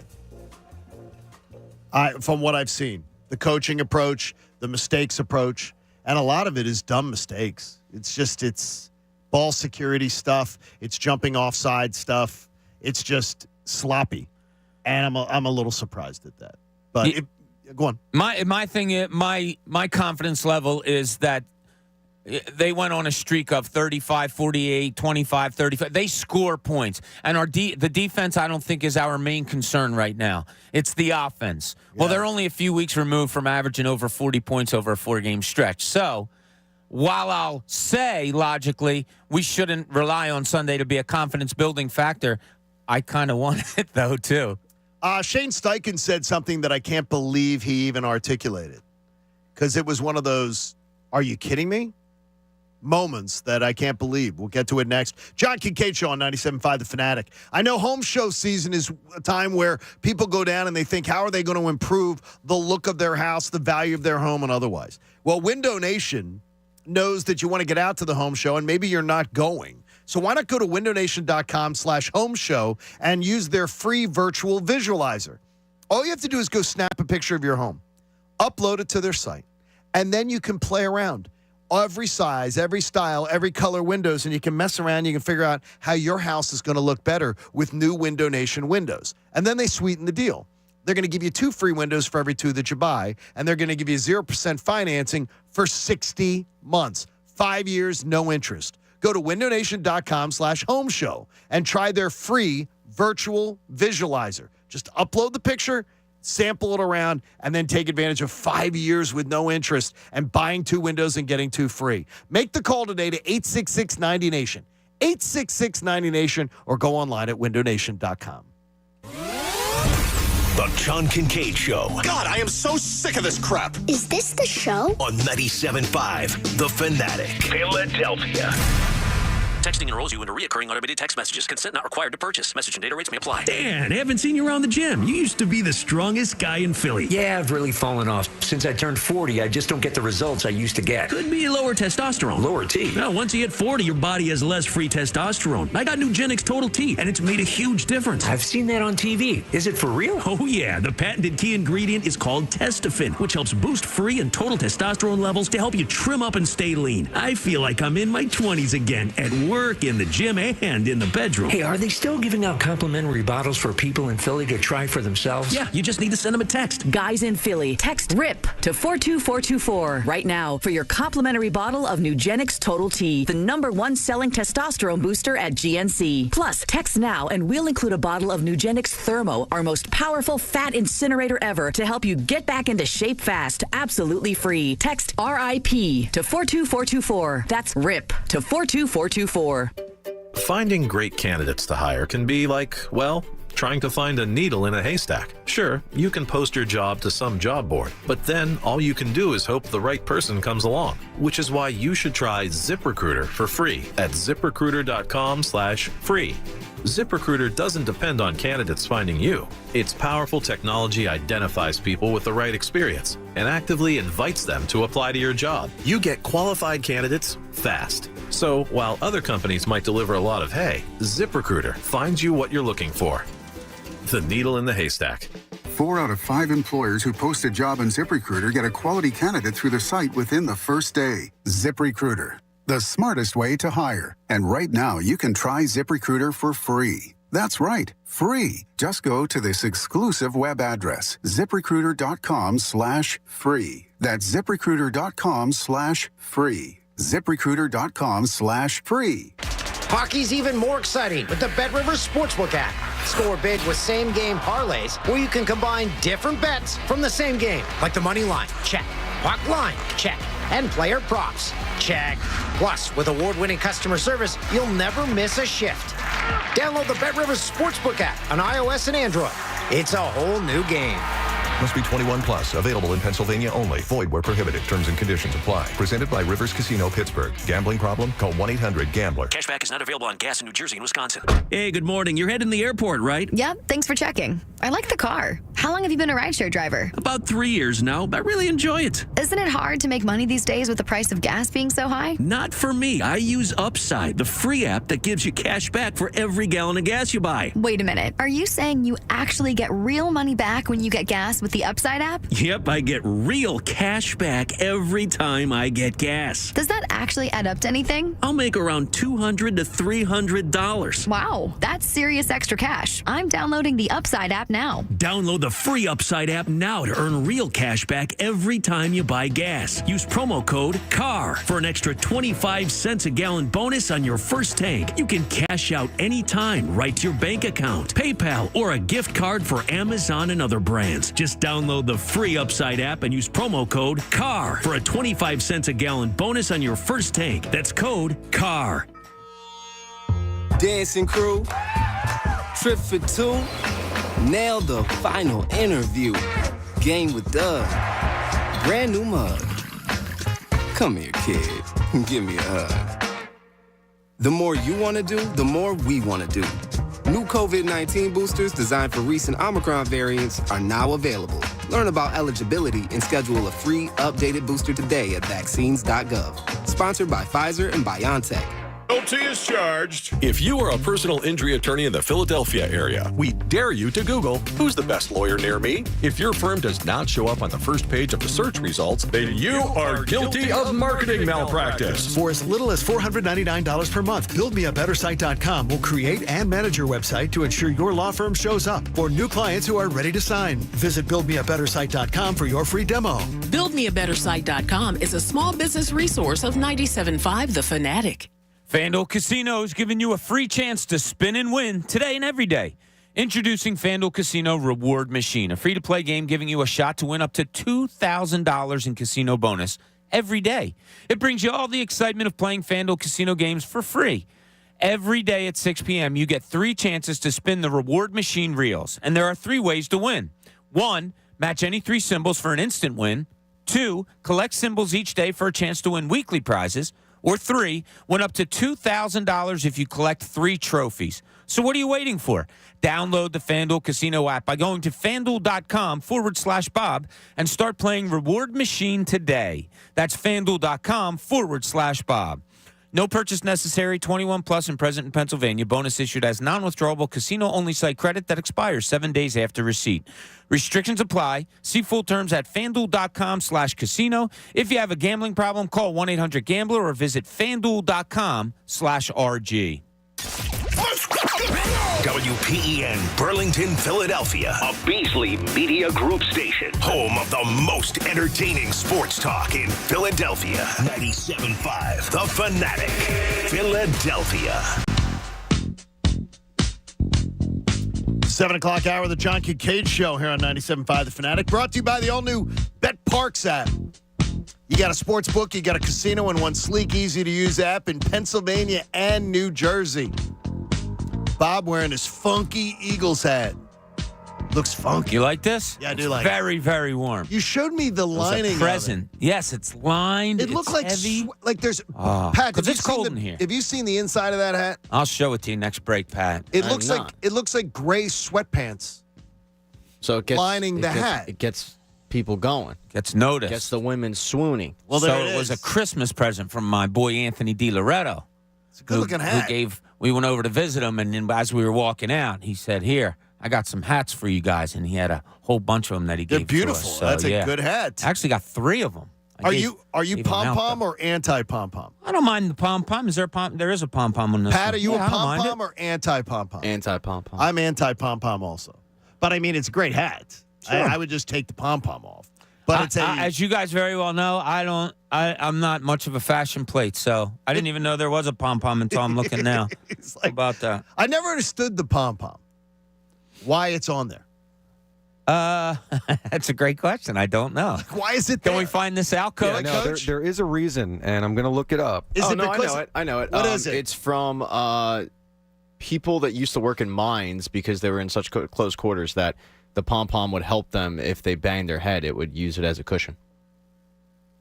Okay, I'm not. If this is to tell the truth, I think that's a lie. You know what? I think. Look it up. Really, Coach is going to find this thing up. I looked at it as maybe it's something about tying the loose threads because it's a knit hat. That maybe they got to put that together. What would the pom-pom? Would it cause you a cushion? Bob, hit your head against the wall. Pat, Yeah. can you come Again? in? Pat, could you come in and hit Bob Absolutely, over the head? I'd love to hit Bob in the head. No, And you. then run? Why do you say that? I That's need- that's just run? not I true. need a step stool, but That's just not true. You wouldn't want to hit me in the head. Something's just a little odd with that. You can pull them out one by. We used to do that in grammar school. Can't you pull them out one by one? The hat will stay intact. We used to make them into footballs. You make played the pom poms into footballs. No, take the pom pom off and then roll the knit hat into a ball, and then we'd play like football in the parking lot because we didn't have a grass lot at St. Anastasia. No, our fun. You played there. Our fun game was when it was really cold. You would take your hats off like I'm wearing now, and you would throw them up against the side of the building because the side of our school was all brick, so it would stick. And then you'd run back and you'd run up to the wall and you'd plant a foot on the wall and boost yourself up and try to get whoever got the highest hat was the winner that day. Okay, that's until Chris O'Donnell's foot slipped one time and his teeth went right into the bricks. Yeah. Ouch. Yeah, that wasn't good. Oh my gosh. So that is terrible. the sister Eileen decided that we weren't allowed to do that anymore, and if we did it, So we she would get canceled that? detention. Yeah. Coach knows stuff. Coach figures out the pom pom for us. Yeah, so French sailors originally added them to their hats so that they wouldn't bang their heads on low ceilings of a ship when they went through rough waters. I'd say that's Pat Egan being correct. Somewhat correct. He had minors. No, but it sounds like that was the reason for the pom pom. Yeah, good job, I Pat. mean, I was in the neighborhood. I was on the wrong street. Yeah, I mean, but that's better than ours because You were in the water. If it was to tell the truth, Bob and I both would have thought he was lying with that answer. Good job, Pat. No, that's good knowledge by you. Pat knows stuff too. It's not just Coach. Pat knows stuff. Sometimes we're waiting to hear what it is, but stay tuned. You never know. We just got one right You there. learn stuff on the John Kincade show. Yeah. There's a bunch of people driving around right now that have no idea what the pom pom. Say, what is the pom pom on the hat? They have Now no they know. idea. They're probably gonna go in Like and- Tom Brady keeps the pom pom on his hat. Yeah, he's a big pom pom guy. Tom Brady loves pom pom. Aaron Rodgers takes the pom pom off. He goes skull cap. He makes them into more of a skull cap type of thing. I like the skull cap. It's hard to find the right fitting one for me, but I found two of them in Toronto, and I still have them. Good fitting skull caps. I think a skull cap when you're out for like a walk, when you go out and it's I the love to walk, greatest. I think they're the best. Yeah. I think they're absolutely the best. Uh-huh. Pat, you're saying something earlier in the week. We didn't get to it about the quarterbacks that we dodged the bullet on. Oh yeah. About Russell Wilson or a Matt Ryan or one of those kind of guys. But do you feel differently going into this weekend now with Aaron Rodgers that maybe he turned it around? Because I was thinking about what if Aaron Rodgers had all the weapons that Jalen Hurts has? I mean, yeah. What if he had one of the weapons? Not all, just one of the weapons. I mean, that's Aaron Rodgers' beef with the Packers is they never invested. Well, because of his salary, they couldn't. Yeah, and that's a good point. But they never even drafted. I mean, the highest drafted wide receiver they had was in the second round. Right. They just never really invested in it highly in the draft. So, who was the only first-round receiver he threw a touchdown to? Mercedes Lewis. Very good. Very good. He was a tight end. Pat got that. What about Jordy Nelson? He was a second-round pick. Second rounder? Yeah, he was in Okay. the Deshaun draft. He was actually one of the wide receivers drafted ahead of Deshaun. So he was taken ahead of the Yeah, but he was still a second-round pick. But you don't feel like they dodged like today. Would you feel differently about I think Aaron Rodgers would be the MVP with all the Eagles' weapons. So I don't necessarily disagree that he would have a lot more success. It'd be foolish for me to sit here and say that Aaron Rodgers wouldn't be better with all of the Eagles' weapons. But I don't necessarily. I think that they dodged a bullet basically when you look at his age and the price that he is. Talent level, we don't know, right? So Aaron Rodgers playing at this level, comparing him to Jalen Hurts, we know what Jalen Hurts is playing with this team. We don't know what Aaron Rodgers would be with this team. We know that he'd be improved, but how much more improved? And at this age and this price tag, it's probably not worth it. I look at, they dodged a bullet. I ask it because Andrew sends an email yesterday, and he says, the way you gush about Jalen Hurts and his MVP season, how many quarterbacks, he asked us to do this exercise on the air, how many quarterbacks in the NFL do you think would be MVP or leading the MVP candidates if they had every single weapon and the offensive line that Jalen Hurts has? And I went through it, and I said, well, Josh Allen, Patrick Mahomes, Aaron Rodgers I put on that list.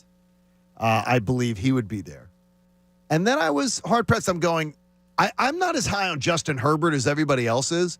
I don't think Justin Herbert has shown me this gosh, this guy's like an MVP type of guy that others have.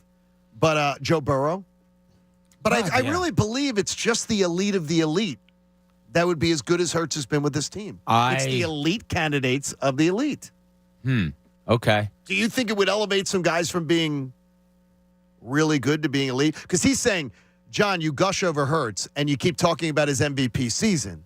He said, but how many other quarterbacks, if you were honest, could step in with all of these weapons and that offensive line and do the exact same thing? Exact same thing is tough. But the names you mentioned, yeah. Let's say, what would the progression of some of the younger quarterbacks be if they had these receivers? Go to Jacksonville.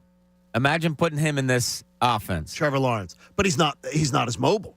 Yeah, I know. Well, so that's why I say exact is hard to say. But that's why I say. But look, you put if you put a Trevor Lawrence, if you put a Justin Herbert in this, these guys could be thrown for 5,000 yards. Oh, they absolutely could. I think they would all. By the way, every guy I mentioned, I think would have thrown for more yards than Jalen Hurts. Probably. Because I don't think they would have run as much. And you bring Russell Wilson in here, as bad as he's been, I find it hard to believe we'd be talking about a horrible Russell Wilson with this. And this is no slight on Jalen Hurts at all. It isn't. But this receiving core is elite, and this running game is elite. And so is the offensive line. Yeah, and everything you say is correct, but it's not like the Denver Broncos don't have weapons. That's what amazed me of why Russell Wilson had so much the lack of success that he had. I mean, they had Jerry Jeudy, Cortland Sutton, who is a number one, but he hasn't been able to show it because he's been working with dog crap quarterbacks. Like they've invested heavily in the weapons on offense, and they just haven't been able to show it because their quarterback play has been so bad.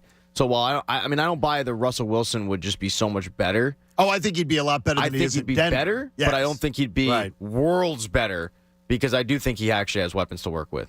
Hey, Shane Steichen said yesterday that the Saints game was probably the worst game that he's ever called. And I will applaud him because I always say coaches say nothing in press conferences. I admire the honesty. I admire the self-awareness.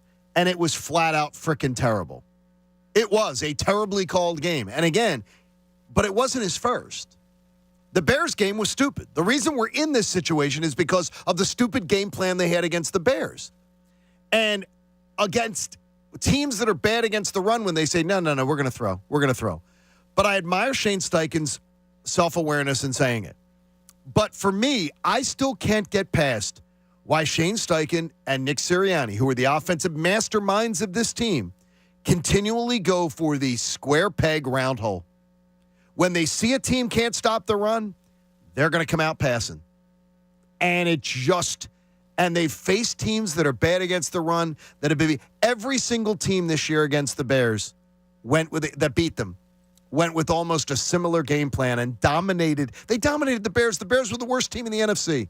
And the Eagles said, nope, we're going against that. Oh, and by the way, it's gale force winds. We don't care. We're going to do what we do. I think it's young coaches sometimes have bravado and make mistakes.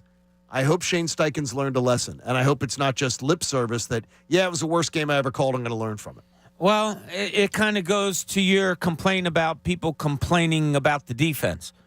Are we really going to complain about an offense that's number one overall? In that game, yes. Like number 3. Well, I know, but you said like continually. Injured. I know. I hear you. But we can say all of these different things that they did.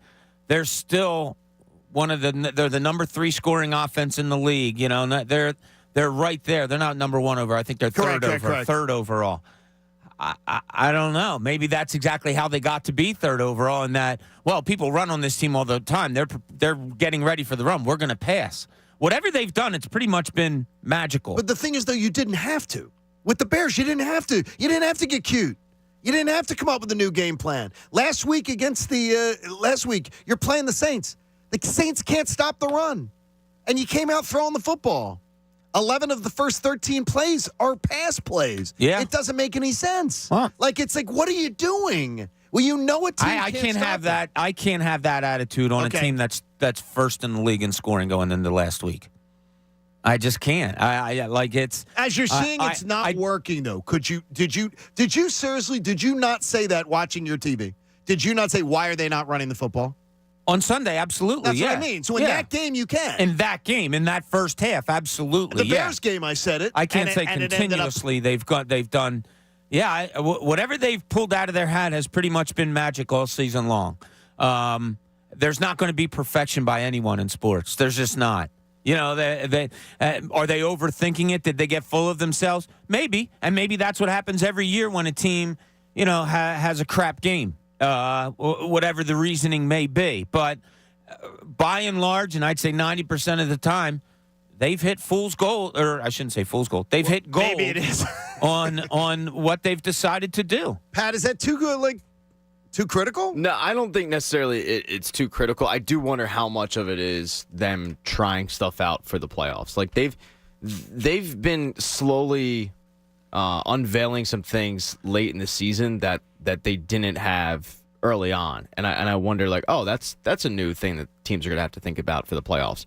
So, for example, for so long they would rush the ball straight up with Jalen Hurts on 4th and short, and I want to say right before the injury they faked the rush up, and then he rolled out to his left and just walked in, and immediately I thought, oh, that's something teams are going to have to game plan for. You just can't bank on it now. It's just another wrinkle. I wonder how much of it is, okay, we have the basics laid out. Let's try stuff, see what worked, and it just hasn't worked. I just asked though, is that but I'm sorry to cut you off, but you're right. Sorry. There was many times throughout the game where I'm going, what the hell are you doing? And a case in point was the 3rd and long right before it was the 3rd and long to Devontae Smith, and it was a deep ball that just didn't need to be thrown. He was the first read because Gardner Minshew didn't look anywhere else. And even Moose Johnson was like, yeah, at some point, you got to start calling plays to get Gardner Minshew in a rhythm.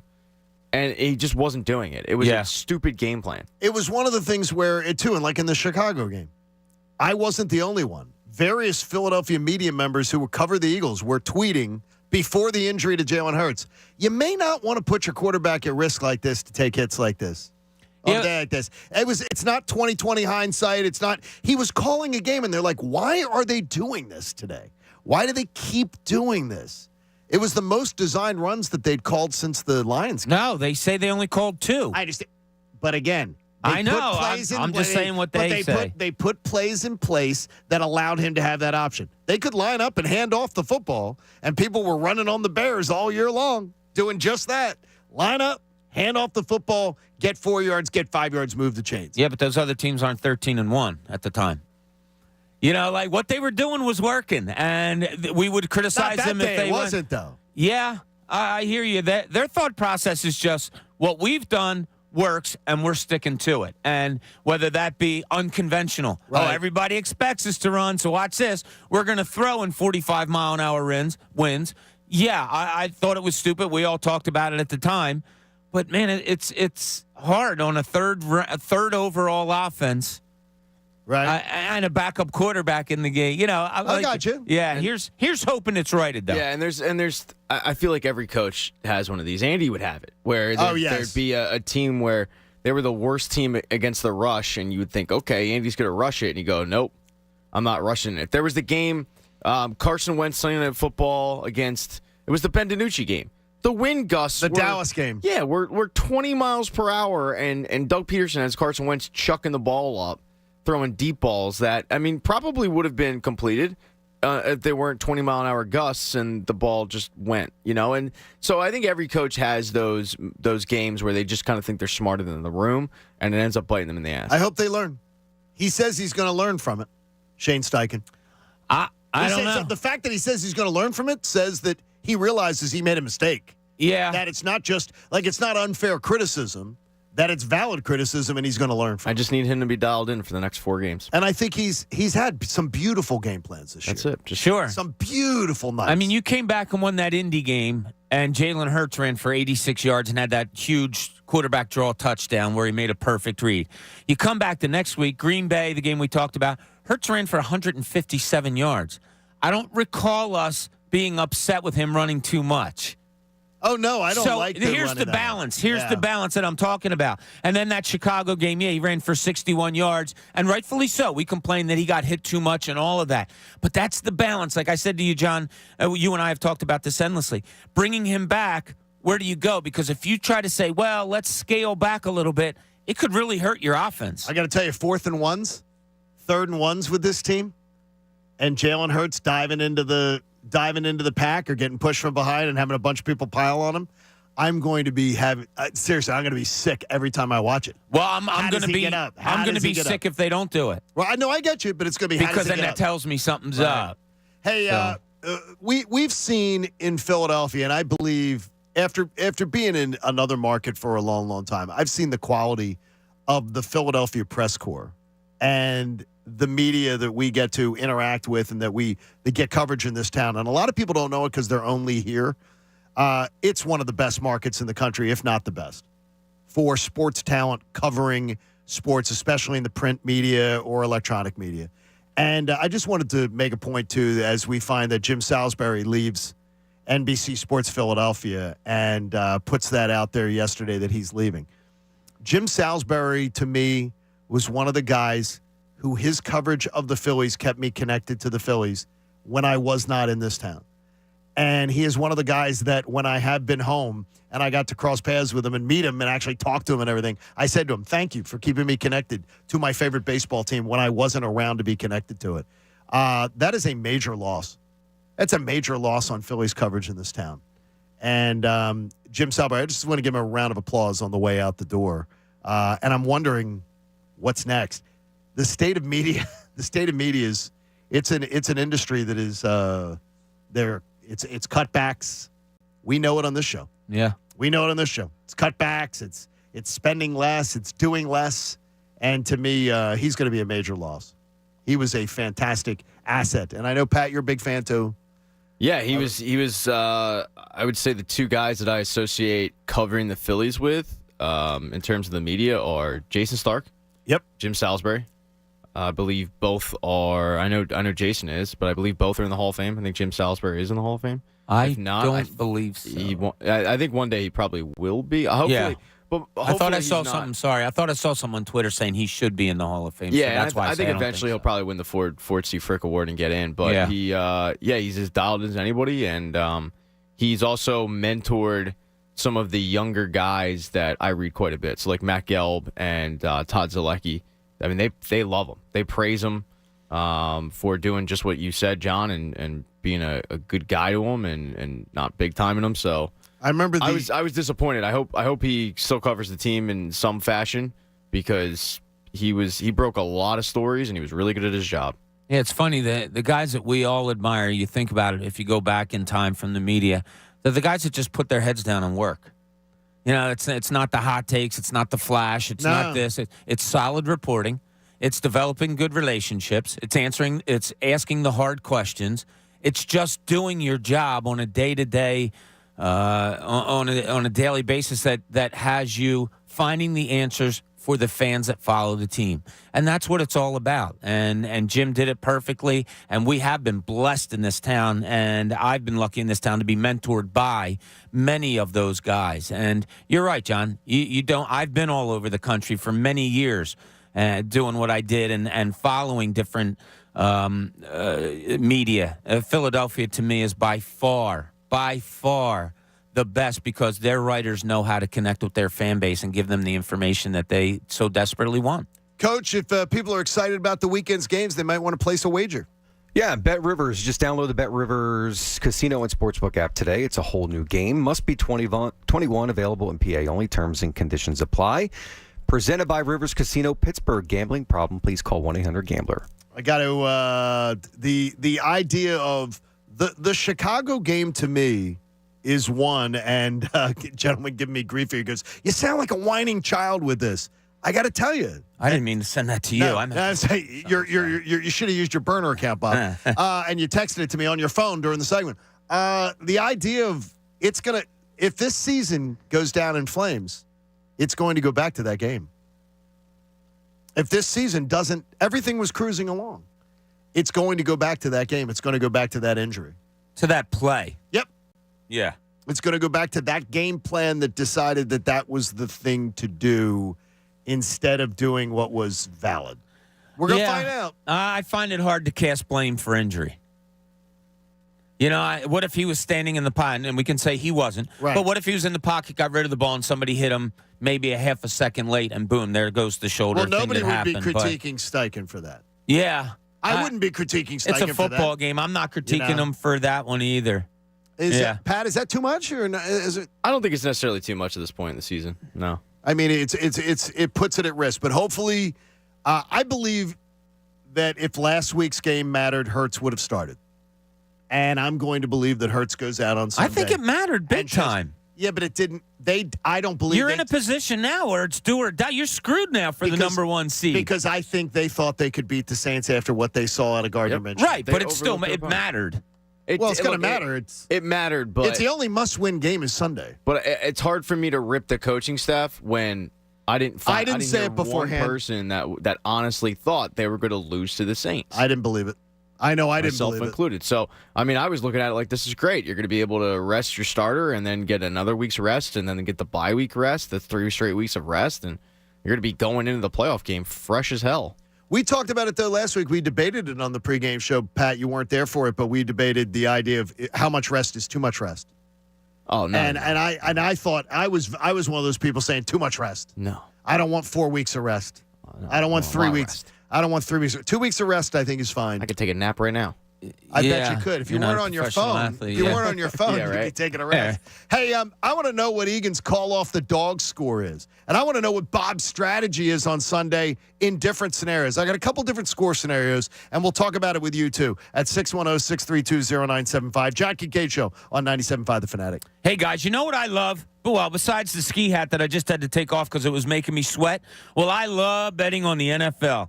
And I'm always finding new player or game props. And what's cool about FanDuel Sportsbook in partnership with Valley Forge is you can combine these props with other bets from the same game to score an even bigger payout. There's a lot of things you can look at for Sunday's game, but you got to take a close look before you do anything. Is Jalen Hurts a go? I think, yeah. So he's probably good for some passing yardage because I don't think they're going to run him all that much. So then that also means Miles Sanders. How does he come into play? Love him for an anytime touchdown. There's so many different things you can do, and there's no feeling like nailing a same-game parlay.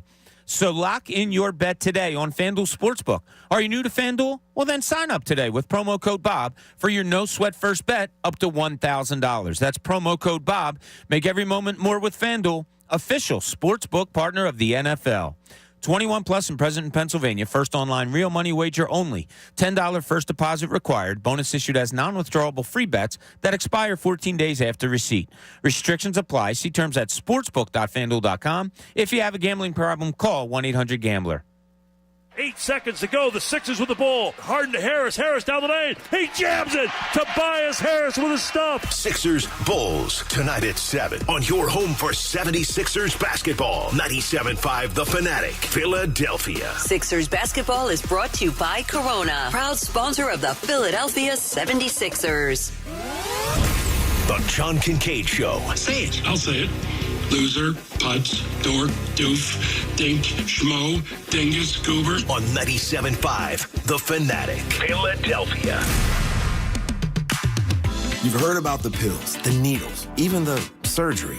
But have you heard about the next big thing in ED treatment? Focused Shockwave Therapy uses pulses of energy that travel faster than the speed of sound to penetrate deep inside your body and activate the growth of new blood vessels and tissue on a cellular level. And it's available right now at Forge Medical Group, Philadelphia's leading provider of ED treatments. Focused Shockwave Therapy is safe, simple, and painless, with no drugs, no surgery, no injections, and no side effects. Forge Medical Group will create a custom treatment program that combines focused shockwave therapy with acoustic wave therapy for proven, long-lasting results for as little as $300 a session. Get your confidence back with help from Forge Medical Group. Appointments fill up fast, so call Forge Medical Group now at 610-632-8181 or visit forgemedicalgroup.com. That's forgemedicalgroup.com.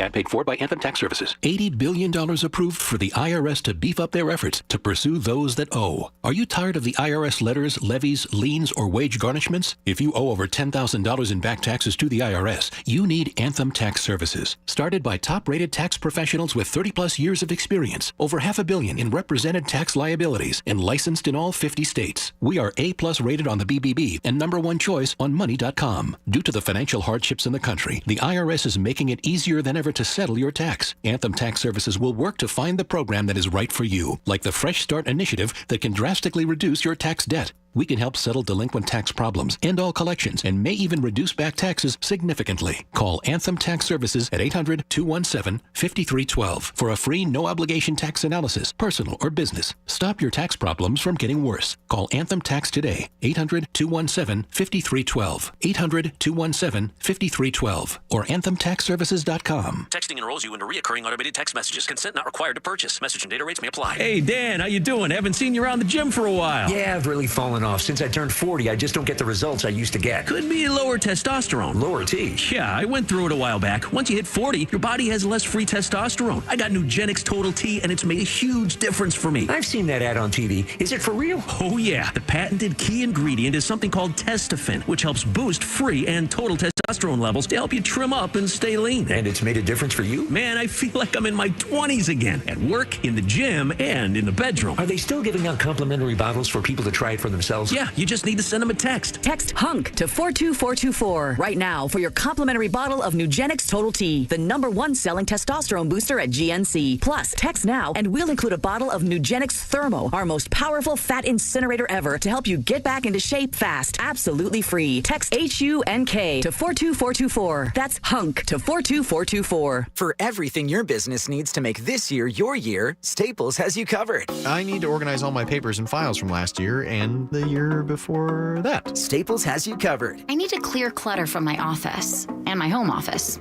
and my home. Staples has you covered with everything you need to get organized this year at amazing savings. Right now at Staples, get up to 50% off select file folders, file cabinets, file boxes, and storage bins. Make this year your year at Staples, the working and learning store. Ends 1/28 in store only. If you like burritos, which you do because everyone does, you should try Taco Bell's Chipotle Ranch and Salsa Verde grilled chicken burritos. These masterpieces start with a warm flour tortilla that we stuff with grilled chicken. But the real stars here are the bold sauces, Chipotle Ranch or Salsa Verde. In fact, the chicken is the stage upon which these sauces shine. Like this mic is a stage for me to spotlight my theatrical range. 2 chicken burritos, 2 bold flavors, $2 each. Order on the Taco Bell app.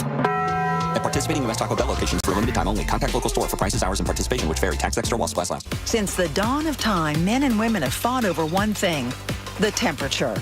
It's too hot. It's too cold. I'm sweating. I'm freezing. It's time to end the thermostat wars. With special financing offers on a high-efficiency heating and cooling system, including Trane's whole house air filtration system, you'll get even, consistent heat and breathe cleaner, healthier air. Visit Trane.com to find an independent Delaware Valley Trane comfort specialist near you. It's hard to stop a Trane. Subject to credit approval. See dealer for details. The Player to Bank On is brought to you by First Trust Bank. This week's player to bank on is Birds QB Jalen Hurts. He may not have played on Sunday in the loss to the Saints, but we still came away learning how valuable he really is. After starting the season 13-1, the Birds went 0-2 while Hurts was out with a shoulder injury. Despite doubters, we now know that he is an integral part of the success of the team. That Player to Bank On was brought to you by First Trust Bank, the official bank of the Philadelphia Eagles. Now, back to the John Kincade Show on 97.5 The Fanatic, Philadelphia.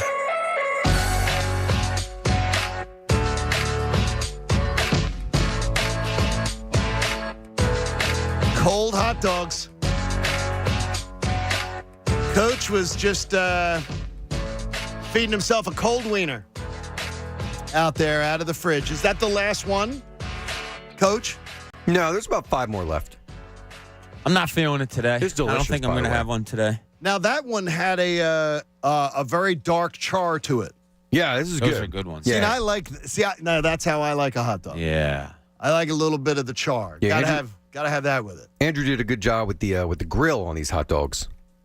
Yeah, the statute of limitations, I think, is up on those hot dogs today, Coach. After today, it's got to go. Delicious. Yeah, but they may not be. Are they good? They're good forever. Wait a minute. That can't be. Yeah, they're like Twinkies.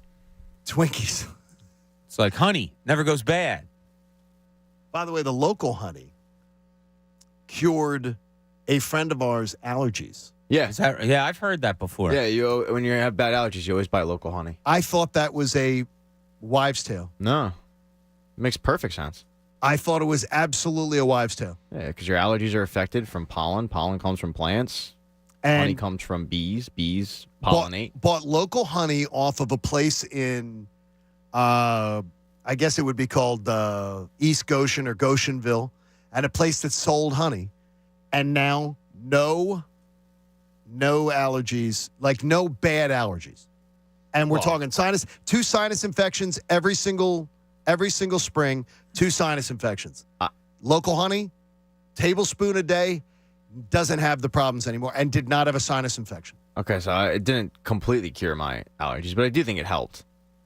I mean, it's incredible to me. Yeah, like so you just stop off at like a farm or something and grab some local honey. You can see the signs, local honey, and take it. I take Zyrtec and stuff. So I have 3 different kinds, and I rotate them. Yes, and it's probably all the same. And it just amazes me that in 2022, we put a man on the moon like 50 years ago, and we can't figure out how to. There's 2 things I'm blown away. We can't figure out how to have a vending machine that takes $1 anyway.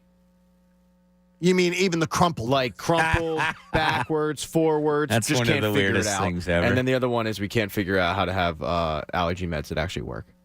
They all claim to be 24 hours. You're lucky if you get 2 out of them, and then you feel like you're popping pills. I've had allergies all my life pretty much, and the only one medication ever worked for me a little bit. What was it? And it was called Actifed, and they it went took away, it off right? the shelves. Yeah. Why? I don't know. No, people were Apparently people were making meth out of that, weren't they? I think that's the really? no. I think isn't Actifed what they brought up? I don't know if it was Actifed. It's, in Breaking Bad. Sudafed. Sudafed, they'll check your ID. Yeah, but Sudafed, they check your ID. But I thought Actifed even got mentioned in Breaking I've never Bad. heard of Actifed. Well, it was an old one. But now, like, they'll check your ID for any kind of med. Like, and every time they have to come over at CVS check my ID, I say, every time I'm trying to make meth, this happens. Does the old lady, does Beatrice they chuckle look at and then you they just put their little thing in and move on because like she's not happy with you? And why they put their code in and they move on? Yeah. Why do I have to buy, if I ever buy any kind of alcohol or anything at the supermarket, why do I have to go to a special checkout counter? Because they're going to ID you there. They can't check my ID at a regular I counter? think they have a machine that you put your license under. That and scans it? Yeah, I don't think they have that at every checkout. Okay. Exactly. Yeah. John, Yeah. you still look like you're 20. Please. I love that. We will card you no matter what. This salt and pepper look always gives you that, That's right. that 20-something look. So Pat and I were having a conversation on the break, or I guess you brought it up on air about a former intern or whatever.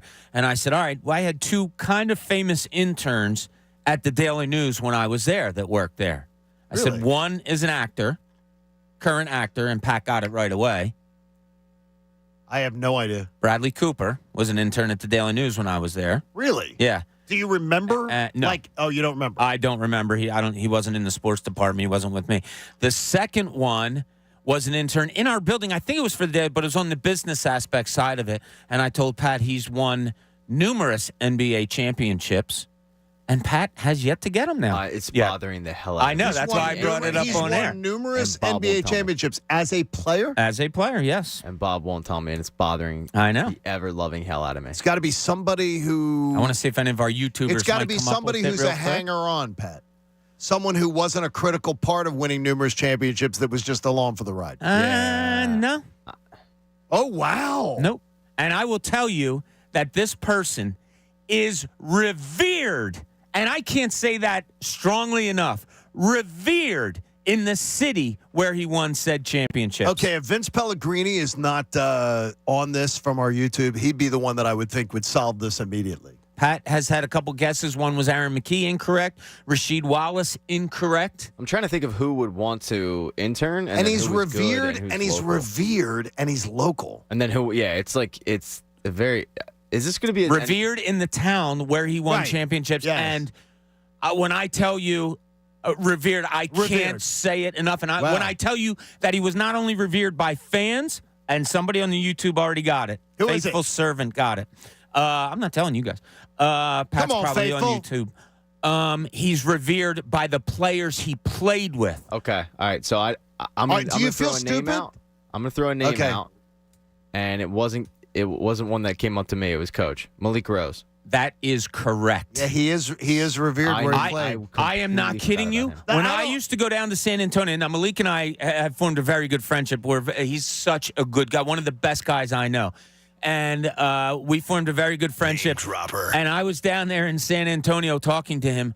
I mean, David Robinson, Tim Duncan, those guys could not get to Malik fast enough to give him a hug. And then when Malik would walk down to, because at the time he was announcing with the Sixers, he was with Zumoff. He was so good at that. Oh my God, the way these fans, you would think it was David Robinson or Timmy Duncan. Yeah, he was loved down there. I was happy for him when he got the job with, I think, the league first and then the Hawks, right? Or was it the Hawks and the league? Hawks first, then the league, yeah. Yeah, so I was happy for him. I mean, I don't know him like you do, Bob, but I was happy for, obviously, the progression of his career. But I was disappointed because I thought him and Zumoff had just amazing chemistry. I thought he was really, really good in that job. And he can always go back to it if he ever wants to because he was that good. He was great. And going out with him on the road, when we go out to dinner and stuff, his big thing was he wanted to learn about hockey. Malik was done, so we would go out. You know, I'd call him, say we're going out to dinner here, So whatever. he asked you? Can we watch a hockey game? Well, you know, I'm kidding. like if I wanted to learn more hockey, I'd go to you. So you find somebody that knows a little bit more than you do, I guess. Okay. Not you in particular, but yeah. Hey, it wasn't a great pool to choose from. Yeah, that's pretty good though that you did that. The only thing I could think of in that regard would be when I left to do full-time radio. I left a TV and radio job doing with the Thrashers. And they asked me to be involved in the hiring process of hiring my successor on TV and my successor on radio. And the successor on radio, Chris Cotter, has become a sports a Sports Center anchor, does college sports on ESPN and everything. And my TV replacement was this young unknown girl. I don't know whatever became of her. Andrews. So they was both of them. Never heard of her. Both of them. She's. I don't think she's done anything. Google her. I don't think she's done much. Oh, hey, you can't hit 1,000, John. Hey, a girl in Kenya dreams of becoming a doctor. An elder in Guatemala dreams of being part of a community. Why don't you reach out and change their world? It will change your own. Go to unbound.org. All right, Egan.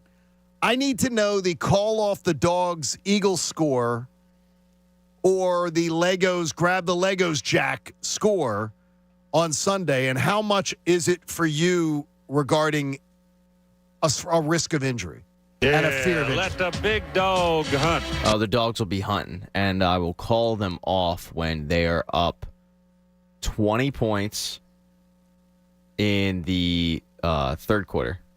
So 20 points third quarter. If they're up 14 in the fourth. 14 in the fourth. Yeah, I mean Okay. the time's going to matter for sure, but if they're up 20 in the third quarter, I think that game's in hand. I don't think they're coming back. And we brought this up, I think, the Wednesday. You can always put your starters back in. If the game really gets in danger, it's not going to be a good look for your coaching staff, but you can always put them back in. I mean, if you really have to. If it gets to the point where you're about to blow a 20-point lead, yeah, you can put Jalen Hurts and the starters back in. Where you at, Bobby? It's going to be an eye test to me, I think. I don't have a set point in my head.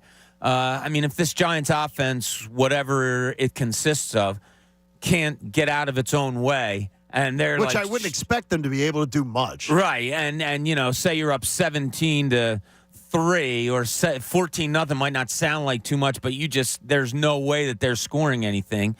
Well, then I think about it, but I also go to, okay, do I need to keep the offense in there to get in better sync because they've only scored a certain amount of points and they haven't looked tremendous? I think it's more of an eye test to me. My number's 17, second half, Birds with the ball.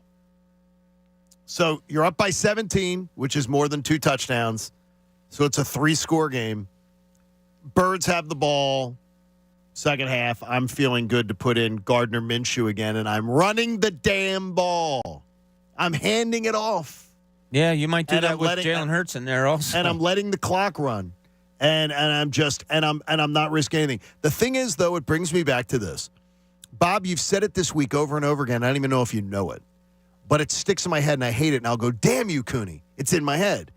Coaching scared and coaching not to get injured or game planning not to get injured is really something that it isn't good. It's something that talk about hit me on the head. Something that hits me on, like you just said it a couple minutes ago, and right away my antennas went up. Like, oh my God! You say it, but you say it very subtly, as like, I don't like it when you're game planning not to lose. Like you're trying not to get injured. You're trying not to. It spooks me about this entire exercise they're going to go through on Sunday. Yeah, you put in the heads, and it probably is in their heads by themselves. They don't need coaching to tell them. But hey, starters. You're going 60 minutes, and you're playing your ass off, and that's what we're doing. And we want to crush this team, and we want to get back in sync. And, be ready. This is like a middle-of-the-season game. That's how we're treating it. It's important. Then, as the game goes on, if it gets to the point where you guys say, good job, guys, come on out. That's it. But I do. I treat this as a, and I talk more as because I coached high school and, whatever. You can get in their kids' minds. You can't really get into a professional's mind at 28, 30 years old and say, fool them by saying, look, we're playing the whole game. You're playing. They know in the back of their minds. But the point being, guys, we got to go hard, and we have to go hard for as long as we possibly can in this game to get to where we want to go. Tyrod Taylor, think T-Mobile. Does that give you any extra angst, Pat, at all? No, it doesn't. Tyrod Taylor's a fine backup quarterback. He's more mobile. He's more mobile Gardner Minshew. That guy's going to have if he doesn't already, he's going to have a 10-plus year career, and he's going to be the bridge quarterback. And you can win a game or two with Tyrod Taylor for sure. He's a good backup. But no, he doesn't strike any kind of fear into me at all. I don't have that concern either, and but it's weird. It's the only thing I'm now concerned with is what Bob Cooney's put in my head. You shouldn't be. I'm putting positivity in your head. Yeah, Don't but the idea though that you're saying, man, it's the if you game plan to not get hurt, if you go in with that kind of attitude, it's going to come back and haunt you. You can't go into a game even thinking about injury. No, you can't. You never should. I think most players, almost all players, coaches, will say they never do. And you can. And this is the toughest of week for these professional football players to go out there after what happened on Monday night. And it's going to be hard as hell not to be thinking of something along those lines. And we all understand that perfectly. But no, you have to become that different animal on Sunday where you're not even thinking of injury. You have a lot of players on this team who are potentially going to either have to be re-upped in free agency or they're going to head out the door in free agency. What's their value? Pat's got an idea. This is Pat's point of view. Here's Pat. Yeah, it's not really a point of view. It's more fact-based. Ooh, you're going fact-based. Yeah. Well, because looking at, and I gotta credit our buddy Jamie Lynch because I wouldn't have seen this had Jamie not put it out. Yeah, I saw that. But this is per Spot Track. So the current market value for the Eagles free agents, and I want to know if you'd bring them back at this price. Okay. All right, Brandon Graham. $3.3 million. Yes, I'm bringing Brandon Graham back, and I love that number. I'll tell you what, I was shocked when I saw that number, and hell yeah, couldn't have come out of my mouth quick enough. Okay, so we're all in lockstep on bringing Brandon Graham back at 3.3. Javon Hargrave, $20.1 million. I don't know that I can do that. I'm out. I think I'm out. Yeah, and he's been a hell of a performer, but I can't do it. Yeah. Jason Kelce, 11.9. Yeah. I'm doing whatever I have to do, yes. 11.9. Gosh. I don't know that I can do that. It sounds terrible, but I don't know that I can do that. Yeah, that one's really difficult. So it is difficult for you also? Oh, absolutely. Oh, okay. Yeah, that's a difficult number for me. I'm leaning towards no. I'm leaning towards no also. His cap hit this year was 8. So it's a bit of a raise, but we all know that if Jason Kelce wants to play football, he'll be here. Back. I'm leaning towards no, though. No, I'm leaning towards no on that. James Bradbury, $17.1 million. Can't do it. No. And I've seen a decline. There, yeah. I've seen a slight decline from what I thought they literally were like the one or two best in the game. I've seen a little bit of a decline. Yeah, 17.1 to me is number one cornerback money. Yep. Can't the Giants already tried that. Didn't work. He's a great number 2, so I'm letting him walk. As you say, Malu, $12.1 million. No. God, no.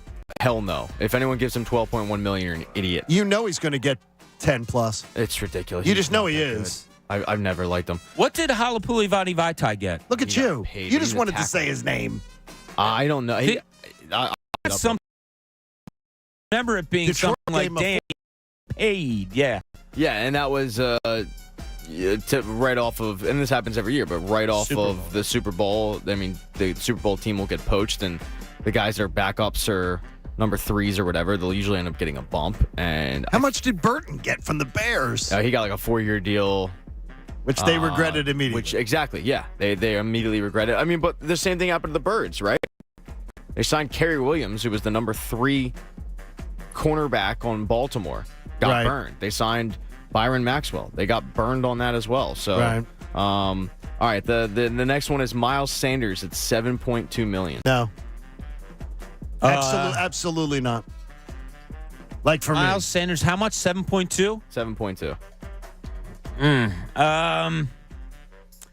It seems a little high, but I'm not good going in with next year with a starting 3rd round draft pick. I think I might do it. If it's only for 2 years and it's 7.2, I'd probably do it. Yeah. Because you're right, Bob. I don't feel comfortable going in with. So you're saying 2 years at 14? Yeah. Okay. Yeah. Okay. But 1 year, yeah, 7.2. By the way, Big V signed for 5 years, $45 million. Oh gosh, that's incredible. And then the last one is Chauncey Gardner-Johnson, $14 million. I'd consider that big time. I would absolutely consider that. 14. Ball hawk. Yeah, I know what he. Yeah, I don't covers know. the band-aids up a lot of different weaknesses in your secondary. I mean, that's twice as much money as you're giving a all-pro running back. Oh yeah, I can replace Miles Sanders much easier than I can replace, say, Jay Gardner-Johnson. Especially in this. I don't know. You got A.J. Gardner-Johnson for nothing. Yeah, that's a lot of money. I'd have to think long and hard about that. I'm fencing that one. No, I never worry about. By the way, I would do that. I never worry about the cap situation with Howie Roseman. He just maneuvers exactly. It around. The next thing you know, he's got $60 million just laying around. So I think if he really wanted to, he could probably sign all these guys for this amount of money. But the only one that we agreed to, consensus-wise, was Brandon Graham. Yeah. Yep. Back at 3.3. And I think it's more of a, with Brandon Graham, I think it's more of a just a, you want him to be the all-time Eagle. Like it's a no, to me, it was the money. $3.3 million. I was like, holy cow, yes, in a heartbeat. Yeah, I don't think Brandon Graham wants to go anywhere, so I think he's either playing here or he's playing nowhere. So I think it'll get done. He's defensive Jason Kelsey. Yep. And I think if he wants to play football, he'll be back with the Birds. Hey, a girl in Kenya dreams of becoming a doctor. Elder in Guatemala dreams of being part of a community. Reach out, change their world. It'll change your own. Go to unbound.org. Okay, I mean, it's the end of this Eagles season. I still can't believe that we're here in week 18. I cannot believe we're talking about a must-win game to clinch the number 1 seed. I still can't get past it. That you we're can't actually get doing past this show. That we're doing this show. Because they didn't clinch earlier, or because they're just clinching. Yes. I can't believe we're talking about this year, them clinching a number 1 seed. Well, that's fair. Let's take it further. Yeah, but I mean, I've been convinced of that since early November. Okay. That they were going to be the number 1 seed. I've been convinced that this was going to happen, so I'm not. That doesn't surprise me. I've expected to do that. I think if we look at the grand scheme of it, it surprises the hell out of me. Besides the play of Jalen Hurts, it's the most surprising thing about this season to me. When they got to number 1 overall seed. When they got to 8-1, when they were 8-1, 9-1, then it was like I was affirmed at that point. I looked at the schedule, said they're going to be number 1. Yeah, but it was still surprising as hell. We never anticipated this. No, we did not anticipate them being a number 1 seed. Yeah. I did expect them to win a division, though. I thought they'd be a division winner. And so that's sort of, and I thought they'd win 12. Right? I mean, right now they've won 13. It feels like they've had a much more amazing season than I expected, when in reality, right now they're sitting there with one more win than we thought back in August. You and I thought back in August. Yeah. And it doesn't seem like it's as big a deal. Let's put it this way, as big a deal. Like, I don't know why it's so, to me, like the surprise element of it. I think it'll become a bigger deal at 7:30 on Sunday night. And once everything plays out and you know what the playoffs are, much like the Phillies going into the playoffs, it was kind of like, they're not playing the best baseball. And then when they get there, it's like, all right, come on, let's go. And we're going crazy watching that first round. I think it'll amp up a lot more when the realization sets in that they're the number one seed, and they're going to host the winner of such and such and such and such. I it's think an incredible accomplishment. I think it'll really set in come Sunday night. Next week will be a lot of fun to talk about, how will things shake out for the Eagles? They're the number one seed, and they're watching other teams go about their business. Yeah. That's awesome. There's nothing better than watching Wild Card Weekend, Pat, when the other teams have to play for something, and you're sitting there just watching and saying, how's this thing going to work out? That is for a fan. I think that's the best scenario possible. Oh, it's watching playoff games with your feet up. Yep, the whole time.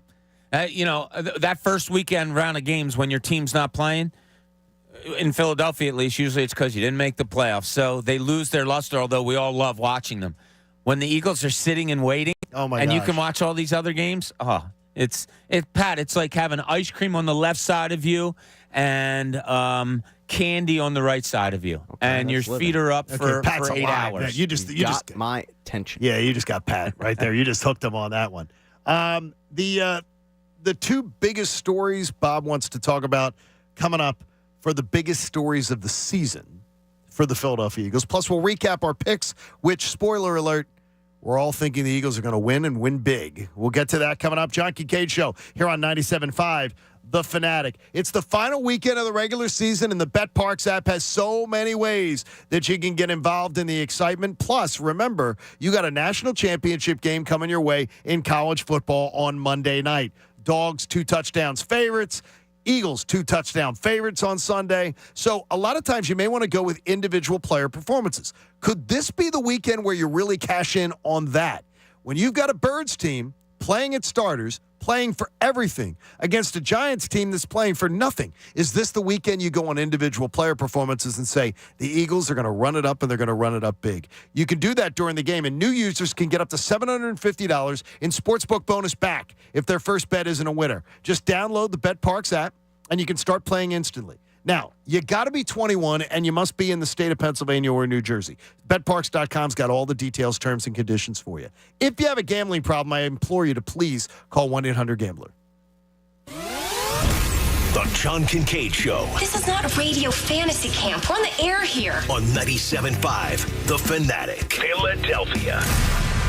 The Fanatic's Business of Sports is powered by Pico for Business. If you want to know how big business NFL TV is, look no further than Christmas Day. On Christmas Day, the Dolphins and the Packers met in an early game. That one game had a collective rating better than all 5 of the NBA games that were broadcast on that day. The NFL's king. Everybody else is fighting for second.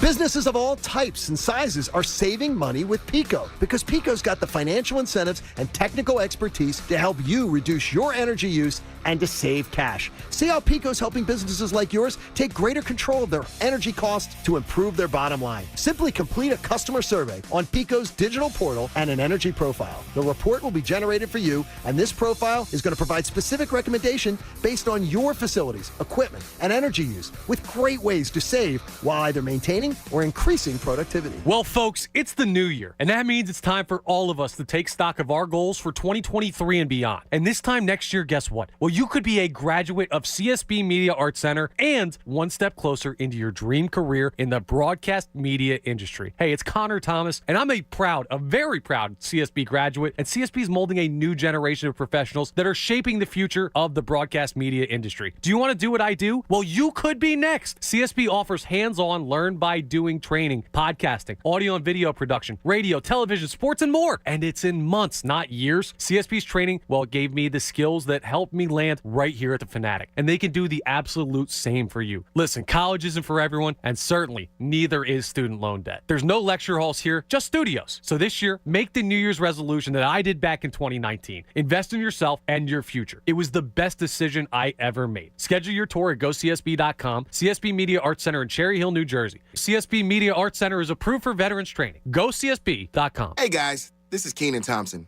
I have a problem with you. Yes, you. None of y'all told me that AutoTrader has millions of new and used cars that I can shop from home. I thought we were friends. I put smiles on your face, but I'm not smiling. No one told me that with AutoTrader, a dealer can deliver cars to my home or that I could shop by price on AutoTrader. No one. Consider this friendship that you just learned we had officially over. Finally, it's easy. AutoTrader. Finding great candidates to hire can be like, well, trying to find a needle in a haystack, but not with ZipRecruiter. Its powerful technology actively finds and invites qualified candidates to apply to your job. So while other companies might deliver a lot of hay, ZipRecruiter finds you the needle in the haystack. See why 4 out of 5 employers who post a job on ZipRecruiter get a quality candidate within the first day. Try ZipRecruiter for free at ZipRecruiter.com/free. That's ZipRecruiter.com/free. Smooth skin begins with hydrating ingredients. Olay Hyaluronic Body Lotion nourishes your skin with all-day hydration for deeply moisturized results that give you confidence like buttery soft shoulders like and visibly smooth skin like. Quench your skin with nourishing moisture from Olay Hyaluronic Body Lotion. Try Olay Hyaluronic Body Wash too and get skin your face will envy. Are you ready? Stock up and save big now, store-wide at the Lowe's Truckload event. For a limited time, save up to 50% on select tools and accessories from the brands you trust. And buy a DeWalt 12-inch dual bevel miter saw and get an adjustable stand for free. Plus, get deals on appliances, bath, and more. Head to your local Lowe's or visit Lowe's.com to shop the Truckload event today. While supplies last, selection varies by location. Valid 12/29 through 1/11. Hey, this is Anthony Gargano for Golden Nugget Jewelers. Thinking about getting an engagement ring? You ready to pop the question? Go to Golden Nugget Jewelers now. Largest selection of certified diamonds, engagement rings. Your perfect ring is at Golden Nugget Jewelers. Major financing options, unbeatable prices for name brands like Viraggio, Tacori. Right at the corner of 8th and Chestnut in the heart of Jewelers Row. Get the present of a lifetime at Golden Nugget Jewelers, where Philly gets engaged. It's almost game time. Your friends are coming soon. Order wings from the Piccalilli Inn. Everyone will clucking love it. They're amazing. The Piccalilli Inn, Route 206, Chemung, New Jersey. Is it time for maintenance on your vehicle? Stop into your locally owned Meineke today for an oil change and get a free tire rotation. Right now, synthetic oil change is just $59.95. Up to 5-quart standard filter plus disposal fees. Tires, brakes, alignments, batteries, exhaust. Meineke, doing car care right. Hey, it's Bob Cooney, and this is the Game Plan for Victory, brought to you by Live Casino and Hotel Philadelphia. What's your game plan for this weekend? Well, the game plan for the Eagles this weekend should be this. Use the run to set up the pass. No, I don't want Jalen Hurts not throwing the ball at all because I want to see how good that shoulder is. I want him to get his timing down with his receivers, tight ends, running backs, all of that. But I want it set up by the run. So that means a lot of Miles Sanders this week, and that's what I'm looking for. And this Game Plan for Victory is brought to you by Live Casino and Hotel Philadelphia. Need a game plan for a winning weekend? Live Casino and Hotel has you covered with world-class gaming, luxury hotel accommodations, and premier dining and entertainment. The ultimate game day watch party headquarters presented by Bud Light. Catch the action at Sports and Social or Center Bar with giveaways, contests, and special alumni appearances. Sip on specialty cocktails at the Prime Rib. Try Philly favorites with a twist at Luck Fu, like cheesesteak egg rolls or the Philly roll. Enjoy $5 Bud Lights every game. Game days at Live, presented by Bud Light. To learn more, visit livecasinophilly.com. Gambling problem? Call 1-800-GAMBLER. WPEN Burlington, Philadelphia, a Beasley Media Group station, home of the most entertaining sports talk in Philadelphia. 97.5 The Fanatic, Philadelphia.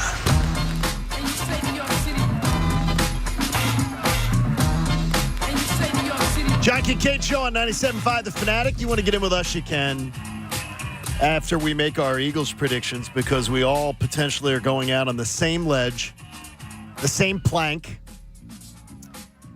Almost sounding now a Giant fan who listens to us every day as he drives on the turnpike says, you guys sound a little overconfident and arrogant today. Don't doubt that Brian Daboll may pull a fast one. He's an old school head coach. Well, we thank you for listening if you're a Giant fan. I think a Giant fan listening to this show, I really appreciate them. Does a Giant fan want that? I don't think he does. I mean, if I'm a Giant fan, I'm sitting at 6. It's surprising that you made the playoffs. You've had a good year. Do you really want to put your starters out there and risk something if you're a Giants fan when there's absolutely nothing to gain? Yeah, when the last time you played, you lost 48-22.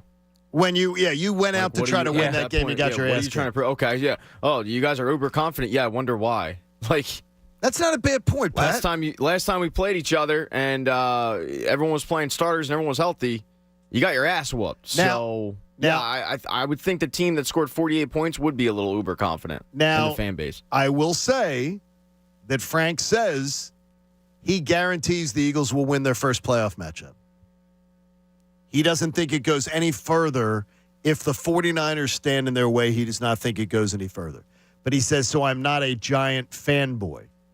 He thinks that the Eagles will beat anybody but San Francisco in the NFC. He thinks they're the best team, and he thinks they're the best built to beat the Eagles. He said if someone knocks off San Francisco, he thinks the Eagles are going to the Super Bowl. So he's trying to tell me, look, I'm not like some Giant fanboy that's saying the Eagles suck. Not some honk. If you take out seedings and just look at matchups, people will say, the best matchup for the Eagles, watch out for that 49ers team. And I hear you, but go the other way.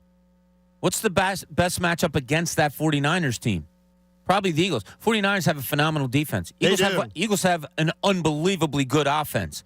49ers have a backup quarterback, and the Eagles are very good at just allowing yards but not allowing many points.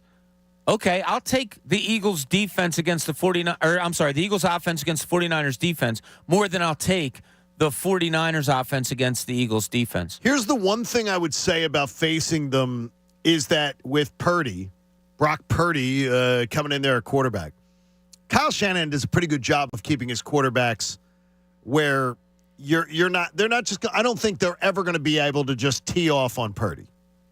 He does so much misdirection, so much pre-snap motion, disguises his looks. No offensive coordinator in football runs out of passing formations and passes out of run formations more than Shanahan. And so he keeps defenses more honest than some of these other teams than they do. To me, I still go back to Dallas and the 49ers to me is the worst combination of back-to-back games the Eagles could face. The emotion of the Dallas game, of playing Dallas, a divisional opponent, they're always the biggest game for this city, and then getting that emotion cranked up again for another week does concern me as far as that matchup. Not beating Dallas, by the way. I do believe if healthy, the Eagles are beating Dallas.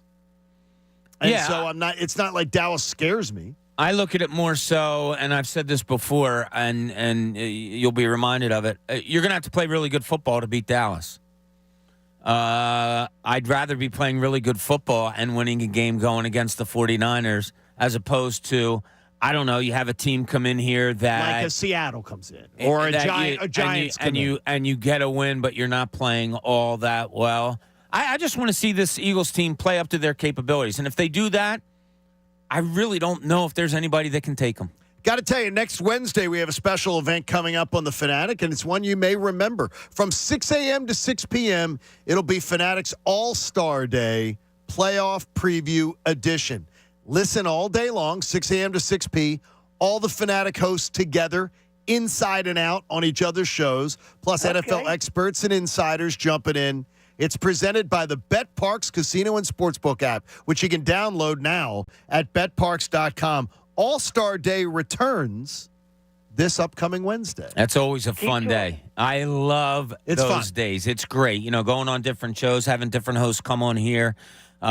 It's a lot of fun. We're going to have a good time next Wednesday. We look forward to that. Yeah. Hey, if you have questions about youth or high school sports, Positive Coaching Alliance can help. PCA is a national nonprofit organization, and they develop better athletes and better people through youth and high school sports. Info's available at positivecoach.org. All right, let's make our predictions. We don't want to make people wait in case you missed them earlier on in the show. Arrogance, I believe it's different than confidence is what I told Frank. Arrogance, different than confidence.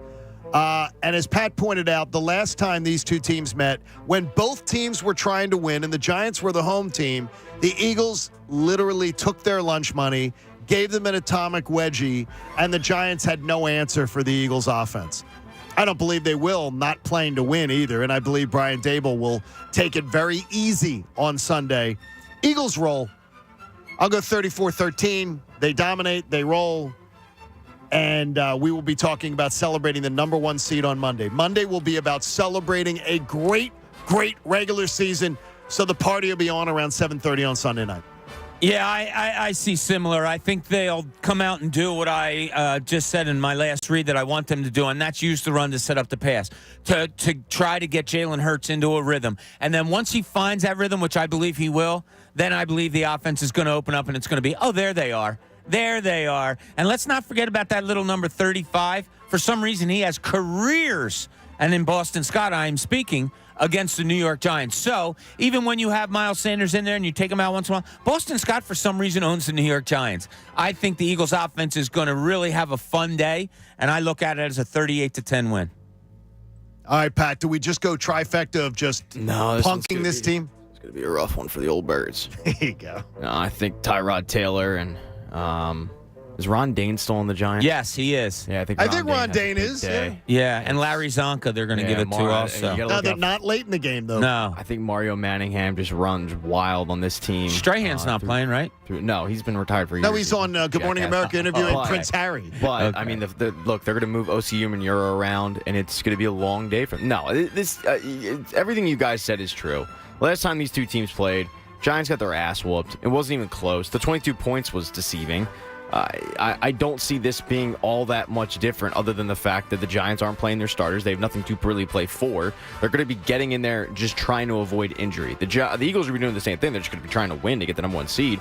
But I think that the starters will get pulled, and I think because of that, I have them winning 28-10. But I don't think it's all that close. I think they jump out to a big lead, and then once it's kind of comfortably set, they get their starters out there, and you're to see Gardner Minshew hand the ball off to Kenny Gainwell and Boston Scott quite a bit. Ian Book. He wants him. They can't do that, though, again. Yeah, I read something yesterday that you can put your third stringer in the fourth quarter. In the fourth quarter, you can. Okay, then that's good. I meant to look up the rule yesterday, but somebody... Booking. I forget where, yeah. Yeah, we're already selling. If you go to the Fanatic Pro Shop, we have Ian booked shirts. Whatever the rule is, I'm bypassing Minshew. If you're up and going with somebody, get the Notre Dame boy in there. Yeah, that's a really good point. So you're going with the Notre Dame quarterback as being out of safety. They have a history of being really good. Yeah, and out of safety. Now, they just went and got Sam Hartman. Yeah, from Wake Forest. He was on that TV show, which is really good. It was the QB1 Under the Lights, yeah. And Justin Fields was on there for a year, and it was Spencer Rattler was on there. But they would focus on like four high school quarterbacks. Sam Hartman was one. I was really impressed with him back when he was in high school. He turned down. Sam Hartman turned down being on The Bachelor. And The Bachelorette. Good knowledge by you, John. It's good Bachelorette. I just happened to hear it yesterday. Knowledge. They were showing on. It says that he turned down an opportunity to be the bachelor, like either to be I think he was to be a contestant. Yeah, I think if you're Sam Hartman, you're going, I probably want to play in the NFL, and if I end up being a Jesse Palmer type where my career sucks, then I'll go on The Bachelor. Like The Bachelor's always those looks aren't going anywhere, right, exactly. Pat? So it's going to be there. What's going to happen? He's going to dip his face in a vat of acid? Like no, like he'll be all right. So he's fine. Yeah. What if he went and get fat? If he ends up having a Brady Quinn-esque career, then yeah, he can call up the Bachelor producers and say, by the way, I'm free. But right now he's a little busy. Brady Quinn was very into all that, like making sure that he was shredded up. Remember, I missed the boat on Brady Quinn. And by the way, I love. He be good? Yeah. Oh, I thought he was just going to suck. Didn't he marry a linebacker's sister? He married what's her called sister? Packers linebacker. AJ Hawk. AJ Hawk's sister. Yeah. That's it. Is his sister? I knew it was bad. Is his wife? Well, first of all, I'm a Notre Dame hater, so I'm a little biased. Well, I thought he was going to be more than average. I thought it was pathetic the way he was begging Cleveland to draft him. Oh, the ESPN cameras on him was. Yeah, he was campaigning Cleveland to draft him. I thought it was desperation and pathetic. Yeah. I missed the boat on him. I was totally off on him. Sometimes you miss, John. No, but I thought usually I know with a college quarterback. Bob and I were just talking about somebody the other day that there's things is like there are really good college quarterbacks, and you just look at them and go, okay, they're one of the best college quarterbacks out there. They're never going to be a pro quarterback. Tim Tebow. I never thought we were talking about Bennett. Yeah. And Stetson Bennett. Stetson Bennett's a hell of a college quarterback. He's not going to be anything in the I don't believe he's even going to be. I'm not sure he's even going to be drafted. Yeah, you'd be surprised. Timmy Chang, I thought was going to be. I mean, I was like 14 at the time. time. Well, he could sling it around. But I mean, like the numbers he put up at Hawaii. I didn't think Tom Brady was going to be any good. Well, I didn't either. He was just all right in Michigan. I hardly knew who he was, except that the guy who couldn't beat out Drew Henson. You guys weren't dialed in on the 6th round of the 2000 draft? No. You guys are probably the losers that after Spurgeon Wynn got drafted, you're like, all right, that's probably there it for you go. quarterbacks. Just didn't do it. I'll go mow the lawn. Hey, Bob says remove Jalen Hurts from the equation. And you're trying to figure out big stories of the Eagles. All right, yeah, here's the practice that I want to do. Jalen Hurts is the big story for this year. Okay, there's no question about that, the leap that he has made. But we're going to put that on the side like we do oftentimes with Jalen Hurts when we're talking about things. Put in your mind where this season ends, according to you. Do they lose a playoff game, first round, second round? Do they go to the Super Bowl, win, lose, whatever it may be? So I need to know that. Where does the season end? And then I need you to tell me, besides Jalen Hurts, what are your top two stories as the season ends the way you see it? The sacks from the defense, absolutely. So wait, where do you see the season ending? This Eagles season is ending. They're going to play Super Bowl Sunday. Okay. And the biggest story is going to be not of that game. I mean of the whole season. The whole season is going to be the Eagles' epic sack season. This defense just abusing opposing quarterbacks. All right, so Jalen Hurts is the number one story. Absolutely. You have sacks being number two. Yeah. Pat, I'll come back to you, John. Pat, where does your season end, and what is your second biggest story behind Jalen Hurts? What do you mean when your season ends? Like, how does this season end? So if you say they win the Super Bowl, your top story would be Eagles win the Super Bowl. If they, whatever it may be, tell me how your season ends, and then what your next two stories are. I mean, I think they can win the Super Bowl, so I'll be cautiously optimistic and say your season ends in the Super Bowl. That's what I said too. In the Super Bowl, I won't say they win it. Your number two storyline is Jalen Hurts and the contract. Your number three storyline is the defense, but more importantly, it's not necessarily just it's Jonathan Gannon. It's who he's interviewing with. It's where he's going. Oh yeah, that's one. And it's highlighted by the fact that the defense was so good.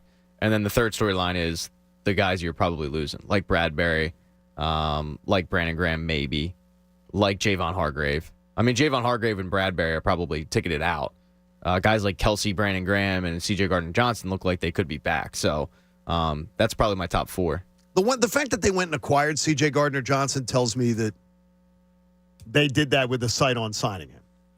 Well, it was a chance. You didn't give up crap for him. No, not only did you not give up anything for him, you're getting a pick back if he signs somewhere else. Right, and you didn't know. You were putting him in a different position. And Robert Quinn, by the way, is the same thing. You're going to get a pick for him. You didn't know C.J. Gardner-Smith. You're putting him in a different position. So to have the what's the matter? C.J. Gardner-Smith. It's just C.J. Gardner-Johnson. It's just Smith and Johnson are two. It just rolled off Smith, the tongue. Johnson, Jones. But I don't know that the Eagles. We can say that he had that they had a mind on signing him, putting him in a new position, getting him for nothing, and not knowing if he was going to play out this way. I don't know. If he would have had a substandard year, are we begging for that? We didn't put it this way. I didn't expect him to come in here and be a Pro Bowl player. Oh, I did not either. And he was that before he got injured. I don't know. It's interesting. I have the Eagles. See, I thought one of you might say this. I have the Eagles winning at least one playoff game. And then the second story being the disappointment of a season, although they shouldn't have been in the spot in the first place. Or we didn't expect them to be in the spot in the first place. See, I hate that. I hate that I answer. have another scenario. They go to the Super Bowl and lose, and the big story is, wow, what a season, because we didn't expect them to be there. As opposed to the disappointment you would have if they lost in a Super Bowl, maybe the reflection is, wow, they got there. The Eagles. How cool is that? Much like the Phillies. The Eagles losing in a Super Bowl this year would be much less painful than the Eagles losing in the NFC title game. And I think it's always that way. Losing the NFC title game is the worst loss ever to me. It's well, that's history. It's just at terrible, home. and it's painful. And at home. And if they're going to be at home, NFC title game, it would suck. Especially because you have to stew on it for a week. It's not like the season's over. Like if you lose in this, not that we've had this all that much. We've had it once in my lifetime. You guys have dealt with it twice. But when you lose in the Super Bowl, at least like the season is over, right? I mean, it's done. I'm talking the NFL season. You lose in the NFC Championship game. The next week, all the media covers is the lead up to the Super Bowl, and it reminds you of why how you're not in it. It sucks. It's like next level suck. And then you all watch the Super Bowl, so you're sitting there watching it, going how the Eagles would do in this situation. You probably convince yourself that they would have won the game. Like it's a cornucopia of suck. I would hate it because I hated to watch. Nothing pissed me off worse than watching the Tampa Bay Buccaneers go to the Super Bowl and watching the Carolina Panthers the year after. Yep. That loss drove me crazy. I couldn't watch any of it. And then I had to go to the Super Bowl. And we were going to the Super Bowl broadcast. I hated it. Couldn't stand it. All right, Eagles win the Super Bowl. Obviously, we look back fondly on the season. Can you look back fondly on the season if the Eagles lose a Super Bowl? Yes, absolutely. No question. In fact, I'll give it an A+. This team wins an NFC championship, goes to the Super Bowl. They get an A+ for the year. Eagles win first-round game. San Francisco comes in here second round. Unbelievably good game that they lose. You look back on the season positively? Yes. Yeah. I do. So, I do. And somebody's questioning. As long as it's, what are you talking, 24-23? Something really crazy. Really they play a great game. Yes. I absolutely A+ season for the Eagles, A+ season for it. But I will hate the 2 weeks leading up to the Super Bowl. I will hate it. Yeah. I will not even want to talk about it. Somebody says on here to me, way to hedge your bet, Bob. Give two scenarios, and either way you can say you called it. First of all, I wasn't talking about betting and saying I was saying how would you look back on it? What would your top stories be if something happened? So I'm not calling anything here. Who's this person that Who's doing owns that? you? That would be a 13. I forgot my contacts today. I'm really having You wanna trouble borrow seeing. mine? 13 Ends. ENZ. Yeah. Okay. 13. No, I'm not looking for your prediction to be right, and I don't think I'm that guy that said C. I told you so anyway. I But appreciate 13 Ends for calling it like he sees it. You're I think we were 13 all- Ends, you I think- bastard. I I think think we it's were all sitting there Coach. going, "This is typical Bob Cooney getting It's himself a Cat. back door." By the way, did you hear? Wait, what do I do back You're there? giving yourself your backdoor cover. You're giving yourself a backdoor out so you can sit there and go, "Oh yeah, see, I was right," because you're that guy. I won't Bob. remember this conversation when we're done this show. That's very true. Yeah, so It's so I don't know. accurate. Yeah. By the way, did you know that we are, as we talk about NFL football, we are the only people who support NFL football are heterosexual men. Did you know that? Wait, the only what? The only people who support football are heterosexual men. What does that mean, support? According to Joy Behar, who got involved in the discussion of the injury, the View injury to DeMar. Gosh, I'm drawing the blank. What's that? DeMar Hamlin. DeMar Hamlin. Couldn't think of the last name.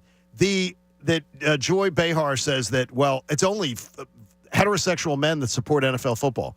I have two women in my house that love NFL football. That they don't. Well, I should say they love it. They know it. They know teams. They can tell you coaches. They can tell you teams. They can tell you that watch it on a routine basis, even if they don't watch it with the fandom of men. I think it's incredible that somebody still believes that, NFL football is just, beer-drinking heterosexual men knocking beer cans against their head, watching the NFL. Because to me, it's the sport that transcends everything. And if you need to know anything, the Dolphins played the Packers on Christmas Day. The Dolphins-Packers game had a better viewership number than the 5 NBA games on Christmas Day combined. Yeah, but it did have a better viewership than The View. Probably not. So Joy can talk from her podium. I don't think so. Come on. I mean, ridiculous. Heterosexual men are the ones who love football. Nobody else. I know so many women. I know so many women who love football. Stupid. Like, love it. Like, passionate for it. Go walk through the parking lot on a Sunday. I think it's 20% women. Yeah, we have a lot of good listeners. A lot of good female listeners. Our jurors that are females are some of our best jurors. Yeah, we had Natalie, we had Alyssa, we had Karen It's B ridiculous. this year. It's unbelievable. Well, we have Ann in St. Pete. Ann in St. Pete's listening. She's doing it. Joy, sit this Joy one Behar, out, would Joy. you stop? You don't have to comment on every story, Joy. Apparently, the name Joy is just a... Oh, she's not joyous. It's been lost in the shuffle. Completely. She is not joyous. Yeah. That's the last thing I'm going to use to describe her. We got 5 questions with Kincade coming up. I got a question for each of the boys here to bring it through, and we will have some fun with that on a fun Friday morning here. It's 97.5 The Fanatic. I know Landis Block and Concrete can help you do something to have a beautiful backyard paradise, and I know that so many of you are thinking of warmer weather, entertain outside. You want a beautiful outdoor patio. You might want an outdoor kitchen or a fire pit, retaining wall. Whatever it is, Landis Block has the most amazing materials to help have your backyard look beautiful. Now, Jared and his team in Souderton, Pennsylvania, at their beautiful showroom say all you need is imagination, space, and a budget. I needed some guidance.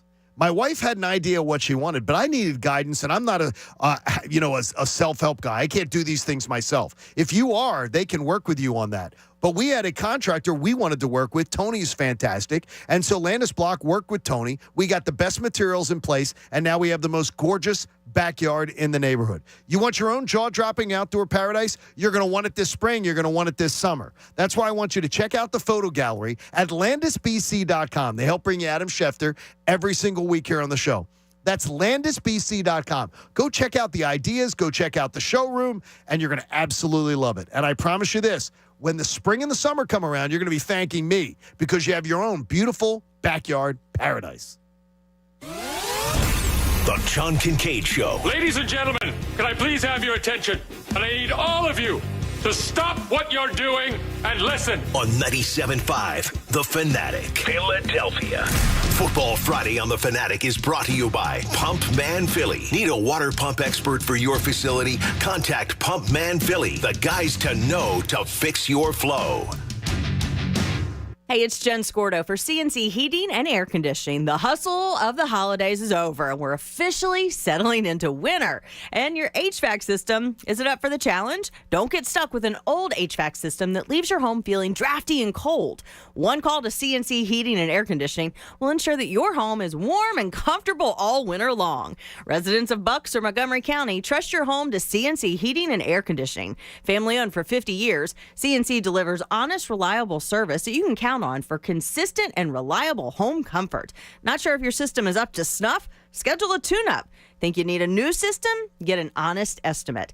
Visit cc-hvac.com or Google CNC Heating and Air Conditioning, and CNC will send out one of their qualified associates to assess and assist the way that only CNC knows how. That's cc-hvac.com or Google CNC Heating and Air Conditioning. Let their family help you take care of yours. Winter sports are in full swing, and Bet Rivers Online Sportsbook is your home for all the latest lines, odds, and boosts. Whether you're a football, hockey, or basketball fan, Bet Rivers has you covered. Join Bet Rivers every week for new promotions like the Tuesday Hockey First Goal Insurance, NBA Bet and Get, and their Sunday Football Parlay Insurance, and more. There's so many sports going on right now. You can take advantage of it at BetRivers.com. You should head to BetRivers.com or download the Bet Rivers app today. It's a whole new game. You must be 21 or older and in Pennsylvania to play. Void where prohibited. Terms and conditions apply. Presented by Rivers Casino Pittsburgh. Gambling problem? Call 1-800-GAMBLER. Message and data rates may apply. Do you need a car? Been shopping only to be turned down because of bad credit, low credit, no credit, bankruptcy, or divorce?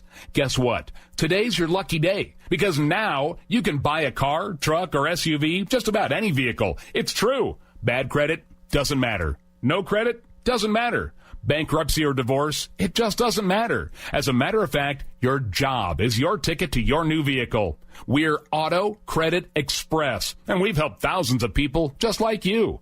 Antonio H. told us, great company, got me connected, and the day I went in, I drove off in the car I wanted. 100% worth your time. Need a car? Get started now and drive off as early as today. Just text APPLY NOW to 88909 right now to get started. That's APPLY NOW to 88909.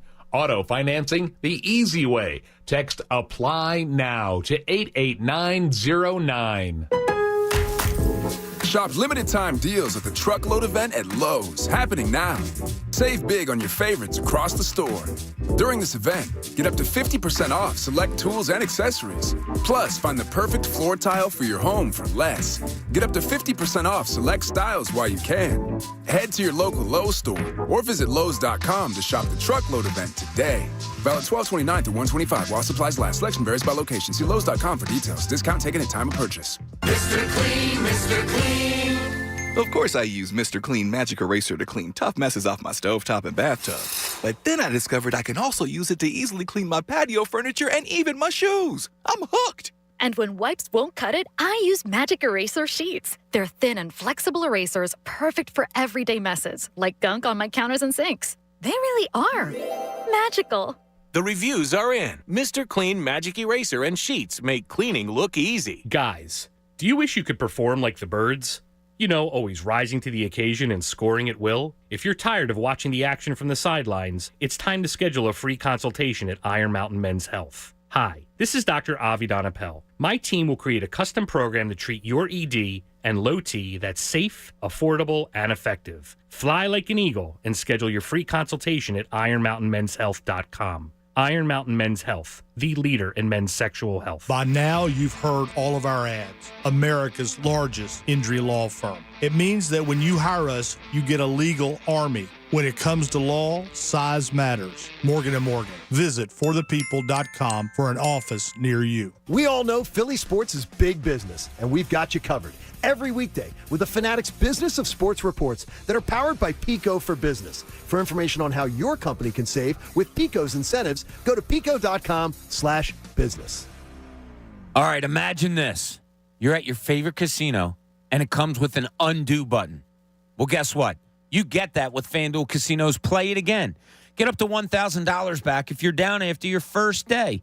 Play your favorite table games and hundreds of slots for real cash. See why FanDuel Casino is the #1 rated online casino app. I've told you before how much I just love looking at their daily and their weekly promotions. You get to play with live dealers. And if there's questions, they have the best in-class customer support team that is there 24/7.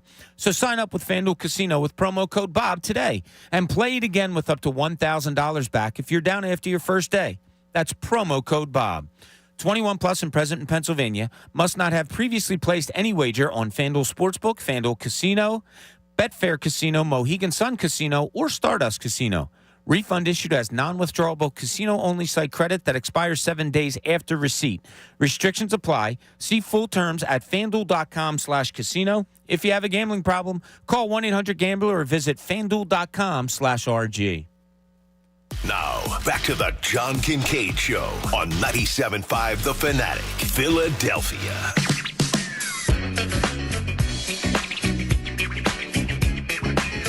John Kincade Show on 97.5 The Fanatic. We appreciate you being involved with us and hanging out with us, and tell your family, tell your friends. Ray, I'm going to need you in here because we're going to play 5 questions with Kincade. And I got something for all of you, and it's a little all over the board. Trying to have a little fun this morning and find out what the guys know, what the guys think, and we will get rolling with that right away. Let's get to 5 questions. It's time for 5 questions with John Kincade. I'm going to start with you, Coach Eric Camille. You ready to go? Yep. Coach, what is your New Year's resolution on dealing with all of us? And did you make one? Watch the way you say this. I didn't make one for the show. Really, it would be for you dealing with us, right? Yeah, and my New Year's resolution, I didn't make one specifically for the show, but much like you over the past 2 years, I'm very regimented in what I do. Yep. And I always wanted you guys to absolutely make sure that you got me your prep the night before by a certain time. And as you saw, and it's usually 8 o'clock at night, just to let people know that that's what we do. Everybody's got to send their show prep for the next day by 8 o'clock because I have a lot of stuff that I do after 8 o'clock at night. And last night I shut it down at 7:30 because I was doing stuff with my son, and I'm a little bit more relaxed, and I'm hoping to continue that in the new year. And you said you're going to take more. You're going to not burn vacation time this year. Oh, you're going to take it. Absolutely. I forgot about that one. Thank you for reminding me. I leave at the end of the year with probably at least a week and a half, sometimes 2 weeks left in my vacation. That drives me crazy. It drives me crazy. Just take days with Cam and go to the pool. I will. I'm off tomorrow. And there you go. Saturday. You're going to go to the pool. You're going to freeze tomorrow. It's going to be like 40. So, good job, Coach. All right, question 2. Let's go to Ray. Hi, Ray. How are you? Hi, how are you? I expected to hear you sounded there. Do you carry cash or are you a Venmo guy? Because 61% of people in a USA Today story under the age of 25 say they do not carry cash. I say that is a bogus report. There's no way 6 out of 10 people under 25 do not carry any cash on them. I carry cash because I'm lazy and if I get cash, I don't bother putting it in to the bank. But if it was up to me, there would be no cash on me. So do you believe 6 out of 10 people your age and under do not carry any cash on them? What would they do if they need cash? Where do you need cash? What do you mean? Where do you need cash? I guess to get it, what can't you do without cash? Even covers now, you can pay covers with a card. Are you doing like $1.09? You're buying a bag of chips for $1.19? And you're using your card.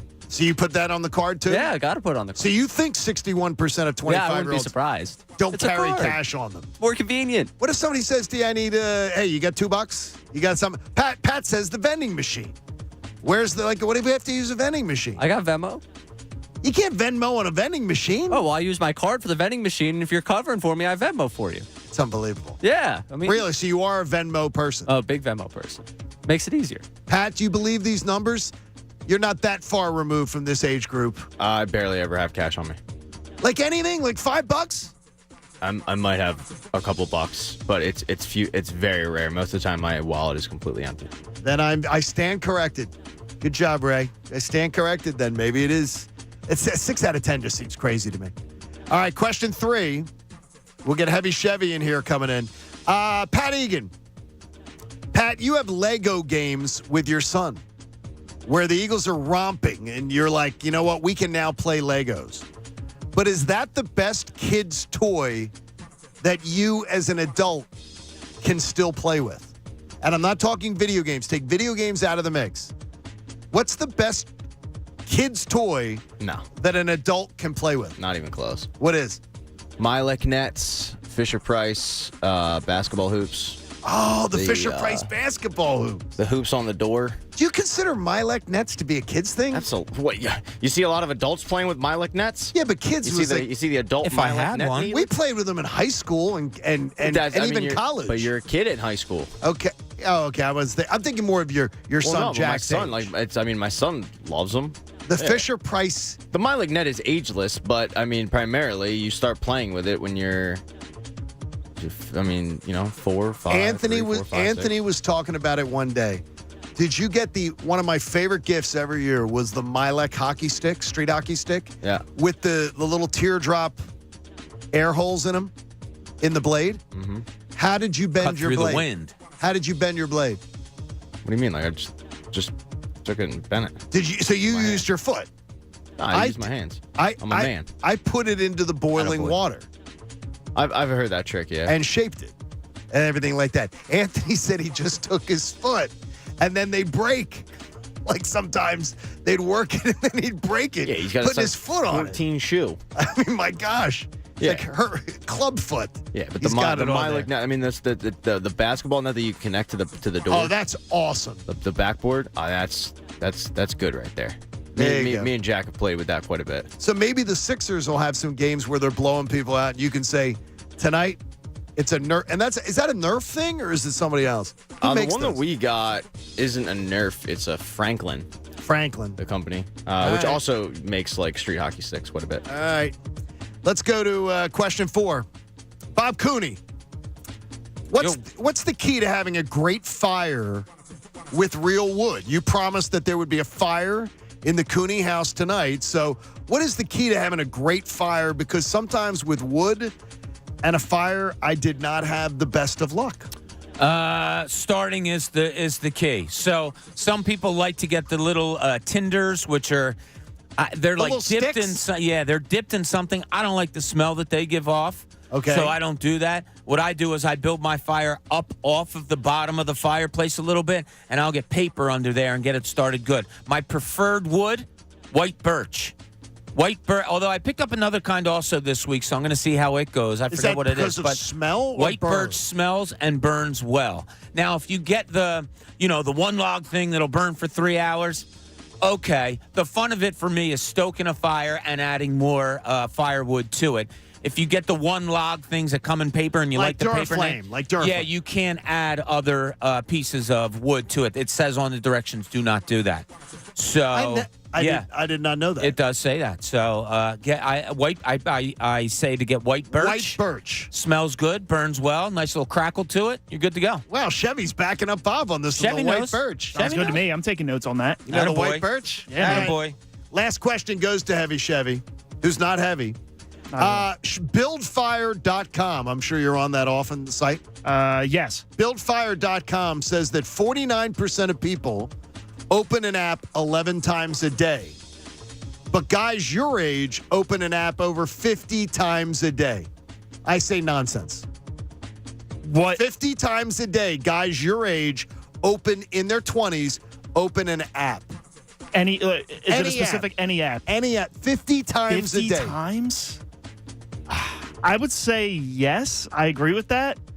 What app could they be opening 50 times? Instagram, Twitter. I mean, like I don't. More than 50 I feel times a like day. You open your Twitter more than 50? Absolutely. The weather. Sorry to cut you off. Yeah, your maybe question, weather app. Jeff, but Wow. I mean, but 50. You're like Pat says 50 for Twitter. Easily. Not even close. easy. And Chevy, Yeah. you say I've opened up 50 Yeah, I during mean- this segment. yeah, that's where you get all your is news. texting an app? I mean, it's a messages no, app. it's not an app. That's just a. That's a phone function. Yeah, it's already installed Okay. on the phone. Yeah, that wouldn't All right. count. That's Okay. installed. Yeah, I would It have to has say be Twitter something because you got to catch up on your news. But 50 times a day? I mean, This is part of it. I said this is part of our earlier conversation. right. Yeah, I was gonna say this kind of bleeds over. I mean, me and Ray were just out there during that conversation on our phones while it was happening, so we were both kind of looking at each other like, "Hey, he's here kind of we are. right." Yeah, But- here we are. Yep. There it is. Good job. Thanks, Chev. Have a good one, Chevy. Bringing you the YouTube every single morning here on The Fanatic. Hey, in Cooney's Corner, Bob wants to take us down memory lane that may tell us whether this Eagles team is ready to win a title. Now, let's see what's in Cooney's Corner. Well, let's do a fun little practice here, okay? I like when we throw stuff out there and we just have some fun with it. No definitive answers here. Okay. All opinion oriented, but let's go position by position. We've talked about the team from 2017, okay? Let's talk about positions 2017 compared to this year. And we'll go with the starting team that the Eagles had going into the Super Bowl, into the playoffs that year. Okay, so into the playoffs. Compared to what we think is going into the playoffs for the Eagles this year. All right, quarterbacks. Do we go Foles or do we go Jalen Hurts going into the playoffs? Hurts. Not even a question. Patrick? Yeah, it hurts. Okay, one for 2022. Here's your running back combination. Jay Ajayi and Blunt versus Miles Sanders, Boston Scott, Kenny Gainwell. Jay Ajayi and Blunt. Well, it was Jay Ajayi, Blunt, and Clement. Yeah, Corey I Clement, take, yeah. and I take them. And I take them in a heartbeat, not even close. Okay. All right, wide receivers. We go Aguilar, Jeffrey, Torrey Smith. I don't Or think- do you go with Maybe the we can current stop- crop? I Oh, think yeah, we we can can stop stop you right right there. Yeah, Very stop good. that one. Okay, tight end. Ertz or Goddard? Ertz. That's close, but I go with Ertz. Okay. Offensive line for the 2017 going into the Super Bowl. Halapalivati Vaitai, Very good for you. Steve Wisniewski, Jason Kelsey, Brooks, and Lane Johnson. Eagles 2022s. This year's. Versus this year's Yeah. starters. And we're going to say Lane Johnson starting in the playoffs, Yes. Then this year. Pat. Okay. All right. Very good. I don't even think that was a hesitation question. No. Let's go to the defensive side of the ball. All right, defensive ends from 2017.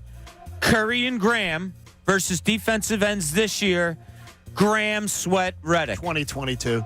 Yeah, it's not even close. Not even close. A lot of not even close. Defensive tackles. You have a combination of Linval Joseph, Cox, Hargraves, Sue versus basically Jernigan and Cox and Chris Long. Blowout for this year. 2022.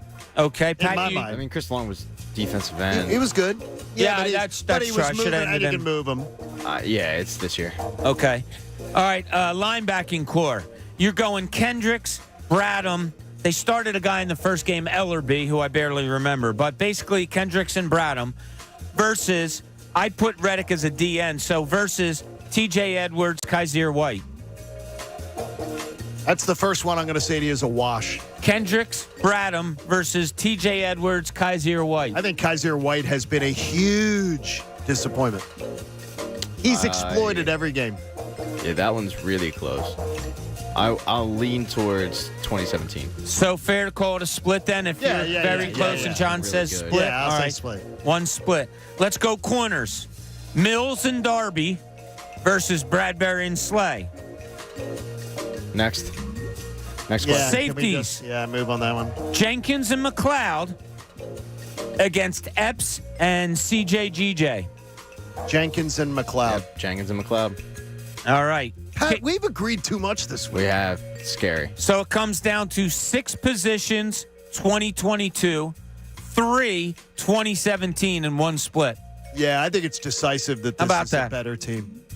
I think just overall eye test and everything, I feel this team's much better. Well, it's but I funny. think the NFC opponents are better. The biggest thing is, can Jalen Hurts play to a level or near a level? He probably doesn't have to play to that level because, as we just proved, the talent seems to be better this year. But can he play anywhere close to a level that Nick Foles did in those 2.5 playoff games? I believe he can because I think the NFC title game, Nick Foles was spectacular for 3 quarters.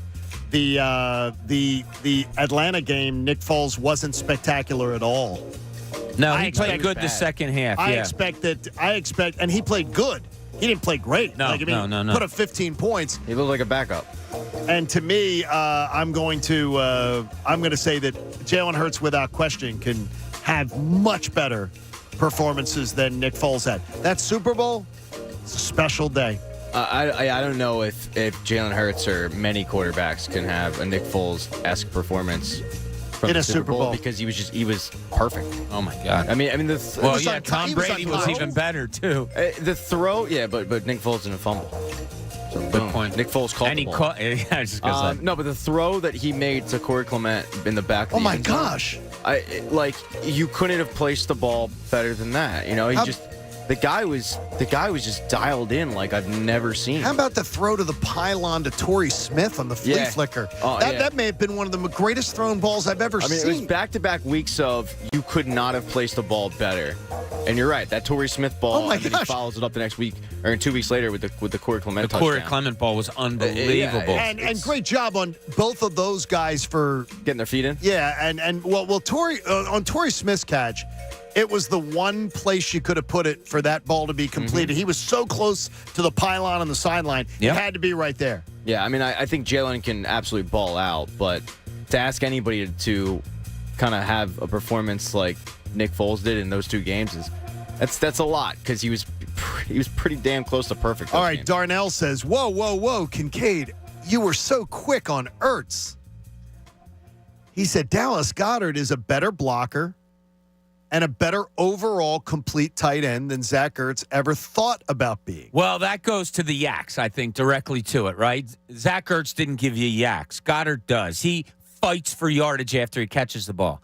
Whether that substance is enough to make him closer to Ertz or not, good question. But let's not forget, Zach Ertz, he caught the ball on average 85, 90, 100 times over a 5-year period. Is Dallas Goedert ever going to, and I love watching Dallas Goedert plays. Dallas Goedert ever going to catch 100 balls? Probably 90 not. balls? No. And is he also going to, I think he's had many more drops, easy drops than Zach Ertz ever had. I thought they complemented each other well for the way that they both approached the game.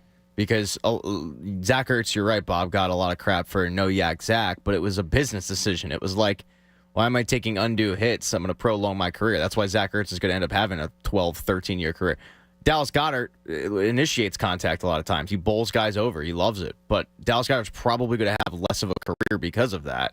And when you mix the two in, it was great. I mean, they complement each other very well, but I would have to take Zach Ertz over Dallas Goedert because of the drops, like you said. I think Zach Ertz is a potential Hall of Fame tight end. Yeah, you can make the case. I mean, I don't think Dallas Goedert. I don't think Dallas Goedert's on that trajectory yet. He's got the record for most catches by a tight end in a season. 113, I think it was, or something like that. Something stupid like that. It was a stupid number. Man, so just a thought there. I think it's a close conversation. I'm not going to die on a hill for it, but I would take Zach Ertz. Hey, speaking of a guy that Zach Ertz was very, very tight with, Carson Wentz, the story of Carson Wentz just continues to be written, and the question is, what is it going to be written going forward? He's got to be a backup, Pat, going forward, right? I mean, I think Carson Wentz and Ryan Tollner, his agent, need to sit down and they have to have an uncomfortable conversation about his future in the league. Like, do you want to continue? And if you do, you're going to have to continue and swallow your pride as a backup, because this is now the third franchise in 3 seasons that is moving on from him. The Washington Commanders have benched him for Sam Howell. And the only reason they're really going to Sam Howell is because Taylor Heineke apparently went to Ron Rivera and said Sam Howell deserves some run. So I think it's because Heineke knows he'll be there next year as the backup. Yeah, probably. Yeah, he's comfortable with it. So he doesn't care, right? But Carson Wentz getting booed off the field by Commanders fans, throwing 300, like unfortunately for him, and I do think the injury played a part of it, but his career just nosedived. Which injury are you talking about? So I think it was the rushing back from ACL and then the back injury, the culmination of both of them. Because when he came back from the knee injury, he came back a month early. And I remember making the case that, this is great. You know, the schedule is very fortuitous for the Eagles to have success early on in the season. They won't have to rush him back. But Nick Foles didn't play well, and Carson pushed himself to get back, and he got back a month before the normal time frame was. He didn't look right, and then he ended up having the back injury. And it was a culmination of all the back injuries and the knee and the ribs and all these injuries took a toll on him, and then all of a sudden he completely lost pocket awareness, probably because of the injury factor. So, I think it just changed the way he played the game, and now he's going to be a backup. Heard a story on Heineke, by the way, on that story, Pat. Someone I know really well and used to work with is close to the people who coached him back. He grew up in Atlanta, and he was a quarterback in the Atlanta suburbs, and says Taylor Heineke wants to be a Washington Commander for his career because he's interested potentially in doing some media work afterwards. And he figures staying in one place, being a fixture in the community, being a fixture, that's what his goal is, to do something like that. It's better to just be a part of an organization. He's really beloved there. Yeah, they love him. So he's doing what's best for the organization by giving them a look at Sam Howell. Yeah, you see what happened with Chris Cooley. I mean, look, Chris Cooley is one of the best tight ends in that franchise's history, but he's parlayed that to be a media member with the team. And then they have like Doc Walker, who I think does radio for him too. So why did and Cooley was very critical, right? He came out about the decision to go with Wentz. He was outspoken against it when it happened. Yeah. To do it. Vaguely remember that. Yeah, like he was out. No, I mean, he's outspoken here as far as for this last week's game. Oh, okay, yeah. He came out against it because I read before the game going, what the hell are you doing here? Yeah, and I wondered if it was just Washington trying to maybe write him to trade him, but it's to kind of like, oh look, no, he's good to go if anybody wants him, but the fall off from this guy is incredible, and if he wants to stay in the league, he's going to have to next year be a backup. I don't see anybody signing him to start. Would you consider him one of the better backups in the league going into next year? Yes. I don't know if I would. Heineke? Honestly. No, not Heineke. Wentz. I'm sorry. Oh, Wentz? No, I would not. He doesn't protect the football at all. No, I would not. I mean, this guy went from throwing a few interceptions to it's like whether it's what was he, fumbles or 27-7 the year till he got hurt in the Rams game? Would have been 30. No, he was over 30. Yeah, he was over 30. that's I think incredible. 32. Yeah. Yeah. That knee injury, I'm just convinced of it. You know, if we're talking about that messed him up. Totally. I mean, if you watch highlights of him, I've said it so many times. Before that injury, oh my God, what a different quarterback He was reckless. I mean, he was fearless. And so good. But he was accurate. He was fearless and accurate. Now he's just bad. Hey, Philly fan Kev has a question on Twitter, Bob, for you. Oh yeah. He wants to add one more thing to Cooney's Corner. He loved the conversation about 2017 versus 2022. He said you left out one of the most critical ones. Who, Jordan Davis? Peterson and Sirianni. Oh, yeah. That's not bad. He said they were think I'd go they Wash. were both second-year head coaches. I'm going Peterson. Are you? Yeah, he bought it. Well, he's done it. Now, don't forget, let's go back. Peterson, regular season. Don't think of Peterson winning the Super Bowl. Think of him going 13-3 that year. And you're going to think of Nick Sirianni going 14-3 so far this year and getting the number 1 seed.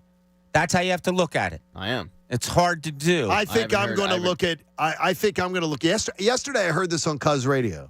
And Cuz was talking about the fact he goes, I don't see Doug Peterson as an innovator. And he sees Sirianni as an innovator. I see Doug Peterson as an innovator. Yeah, Doug Peterson changed changed the way people look at fourth down. Doug Peterson changed everything about fourth down. Yeah. And the frequency with which teams go with it. Yeah, and I wonder if he did. And Sirianni has become, for lack of a better term, a student of that, right? Yes. I wonder who did better on fourth down. We could look it up, but who did better on fourth downs in that season? Sirianni this year or Peterson in 2017? I got to think Sirianni. I would think so, too. I don't say this lightly, and people, you hate Peterson. I don't like Doug Peterson. You do not. I honestly, I look at it. They both developed quarterbacks very well that second year. It took Peterson a little longer, and we've seen chinks in Sirianni to come up with a diverse game plan because we all remember Peterson didn't run the ball the second week of the season. It's really interesting, but I would call it confidently a wash between Peterson and Sirianni for regular season coaching. Now, that could change if Sirianni loses on Sunday. Yeah. I'll change that. Yeah, but right now, I think I'd call it a wash. I think I'd lean Peterson, and I just want to see more. The one thing is I saw Peterson down the time, and Andrew made this point yesterday. I sort of saw Peterson unraveling a little bit under the pressure as time went on here in Philadelphia. The pressure to live up to being a Super Bowl winning coach and follow it. I think he sort of got very defensive. I wonder how much of that, though, had to do with what he was dealing with. Dealing with behind the scenes? Yeah. Well, Sirianni's done a better job of dealing with that. You could make the case, though, he's had a better quarterback to work with. He has been. I mean, a more willing quarterback to work with, I should say. I have truth serum to administer to the guys next. We'll see these answers. John Kincade Show on 97.5 The Fanatic. With the final weekend of the regular season here, the BetParx app has so many ways that you can get involved. Look, I love betting college football all year on the BetParx app. And I know that the college football championship game's coming up on Monday night, and I know it's a Go Dogs night for me. But I don't like the point spread because the Undertoads, as they're known, they tend to find a way to keep games close. So I'm very worried about that spread. So what I'll find is a money line bet with Georgia, and I can combine it with something else to get maybe some individual player performances to cash in. New users can get up to $750 in Sportsbook bonus back if your first bet isn't a winner. By the way, I would also lay the points with the Birds on Sunday. I don't care that it's 2 touchdowns. I'm doing it. But are those individual player performances in the BetParx app? There's your chance when you're going up against a team like the Giants that isn't putting its starters in where you can really cash in. You like slots? You like games? All right in the palm of your hand? You get it all on the BetParx Sportsbook and Casino app. New users get $750 in Sportsbook bonus back if their first bet isn't a winner. See BetParx.com for terms and conditions. Gambling problem? Call 1-800-GAMBLER. The John Kincade Show. If you don't like it, go on the internet and complain. On 97.5 The Fanatic, Philadelphia. Hey, what's going on? My name is Rob Jenners, and I am a graduate of the Connecticut School of Broadcasting, which is now the CSB Media Arts Center. I've been living my dream in radio, production, and sports broadcasting for 20 years now, thanks to CSB with the nation's most successful sports broadcasting program. We're talking sports talk, play-by-play, color commentary, get trained and get coached by the pros in just 8 to 16 weeks. weeks with a campus nearby in Cherry Hill, New Jersey. CSB Media Arts Center. Visit gocsb.com. Connecticut School of Broadcasting is now the CSB Media Arts Center. I'm Taylor Morgan, a proud CSB grad. The instruction from true media pros and the connections that I made spawned a career that's lasted more than 30 years. What you can learn in just 2 to 4 CSB Media Arts Center can set you on a whole new path. Train on site or online with classes in radio, TV, podcasting, video, all that is media. There's a campus in nearby Cherry Hill. Get your start. Visit gocsb.com. Hey guys, are you struggling with erectile dysfunction and sick of the pills? There's a major medical advancement that has helped thousands of men and is now available in Philadelphia. Oak Hills Medical Clinic uses WAVE technology, backed by 50 clinical studies, including from Cambridge University. It's been shown to increase blood flow by repairing blood vessels. No pills and no side effects. If you're ready to put a stop to your ED, call now to schedule a completely free and confidential assessment. You will receive a free blood flow ultrasound and get something unique that produces powerful results in the bedroom in just minutes. This unprecedented offer is worth $600, but is free to those that call in the next 2 minutes. 215-302-9999. That's 215-302-9999.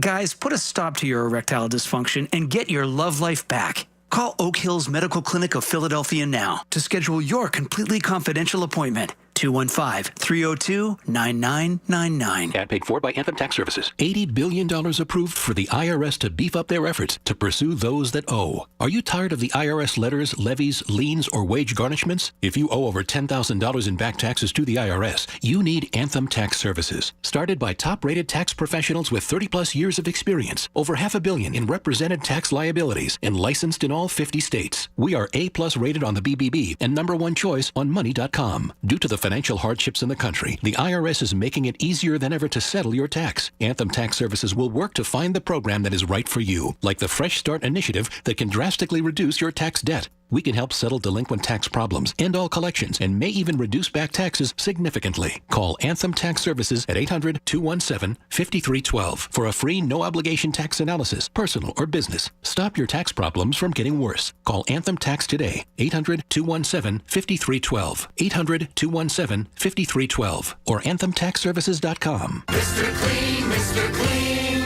Of course I use Mr. Clean Magic Eraser to clean tough messes off my stovetop and bathtub. But then I discovered I can also use it to easily clean my patio furniture and even my shoes. I'm hooked. And when wipes won't cut it, I use Magic Eraser Sheets. They're thin and flexible erasers, perfect for everyday messes, like gunk on my counters and sinks. They really are magical.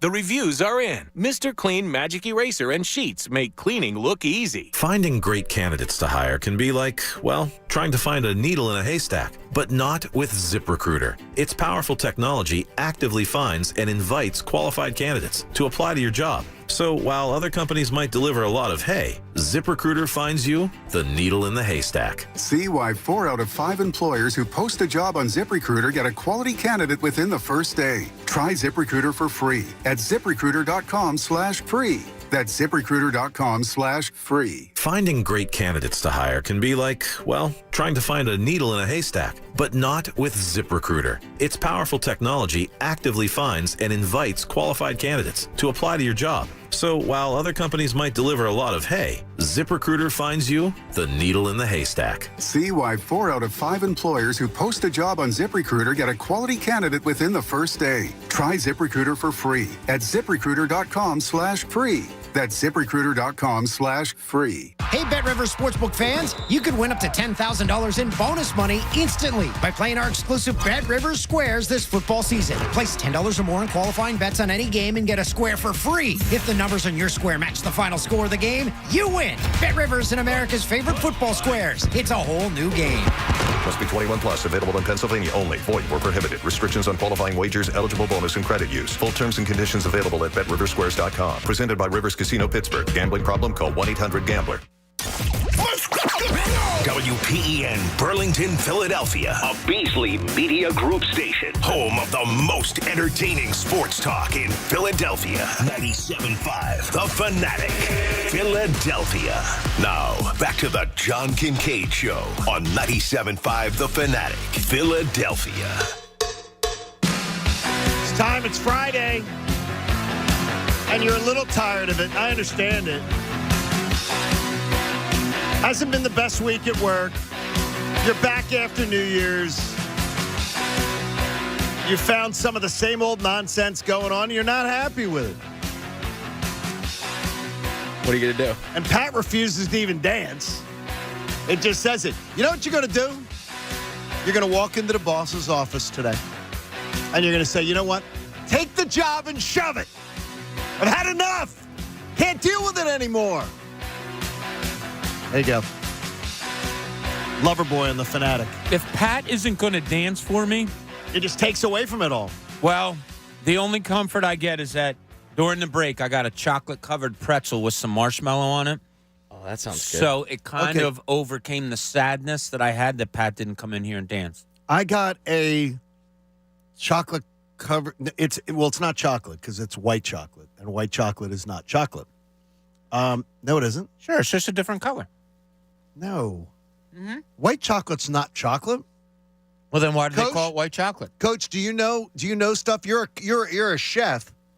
White chocolate is not chocolate, is it? Sure, it's just coloring, right, Coach? If you're asking me my personal opinion, yeah, white chocolate is chocolate. I'm going to look this up, though. I do not believe white chocolate is chocolate. That it's not, it isn't, there's no... Chocolate is not a color. I didn't think white chocolate was actually chocolate. This is the great part about the John Kincade show. We get down to the hard truths. White chocolate is damn good eating. That's all I know. Yeah, People ask, is white chocolate chocolate? Nope. No, it doesn't even include cocoa. Cocoa particles, correct. So it's not. It's just cocoa butter, sugar, and whatever. It's freaking delicious. White chocolate. And what I like about white chocolate is you can't eat as much of it. At least I can't. Why is that, John? Milk, you just keep chewing there. Bob, why don't you just keep stuffing your face over there? He likes awesome it. It does good, though. It looks Everybody's good. tuning out, Bob. Look, that That's is why good. I'm not talking, Coach. See, there it goes. It looks good, though. And the milk chocolate, to me, would always be the choice. That would always be the first choice. But a milk chocolate, like, wow. Get one of those big Hershey bars in a movie theater, Pat. Oh, yeah, I've done that. I can do Plenty of that. times, yeah. No, I'm not talking about the brick ones, the ones you could beat somebody over the head with, but like the big one, the ones that aren't like the mini size ones. What are we like? You know, not the ones that are like, size?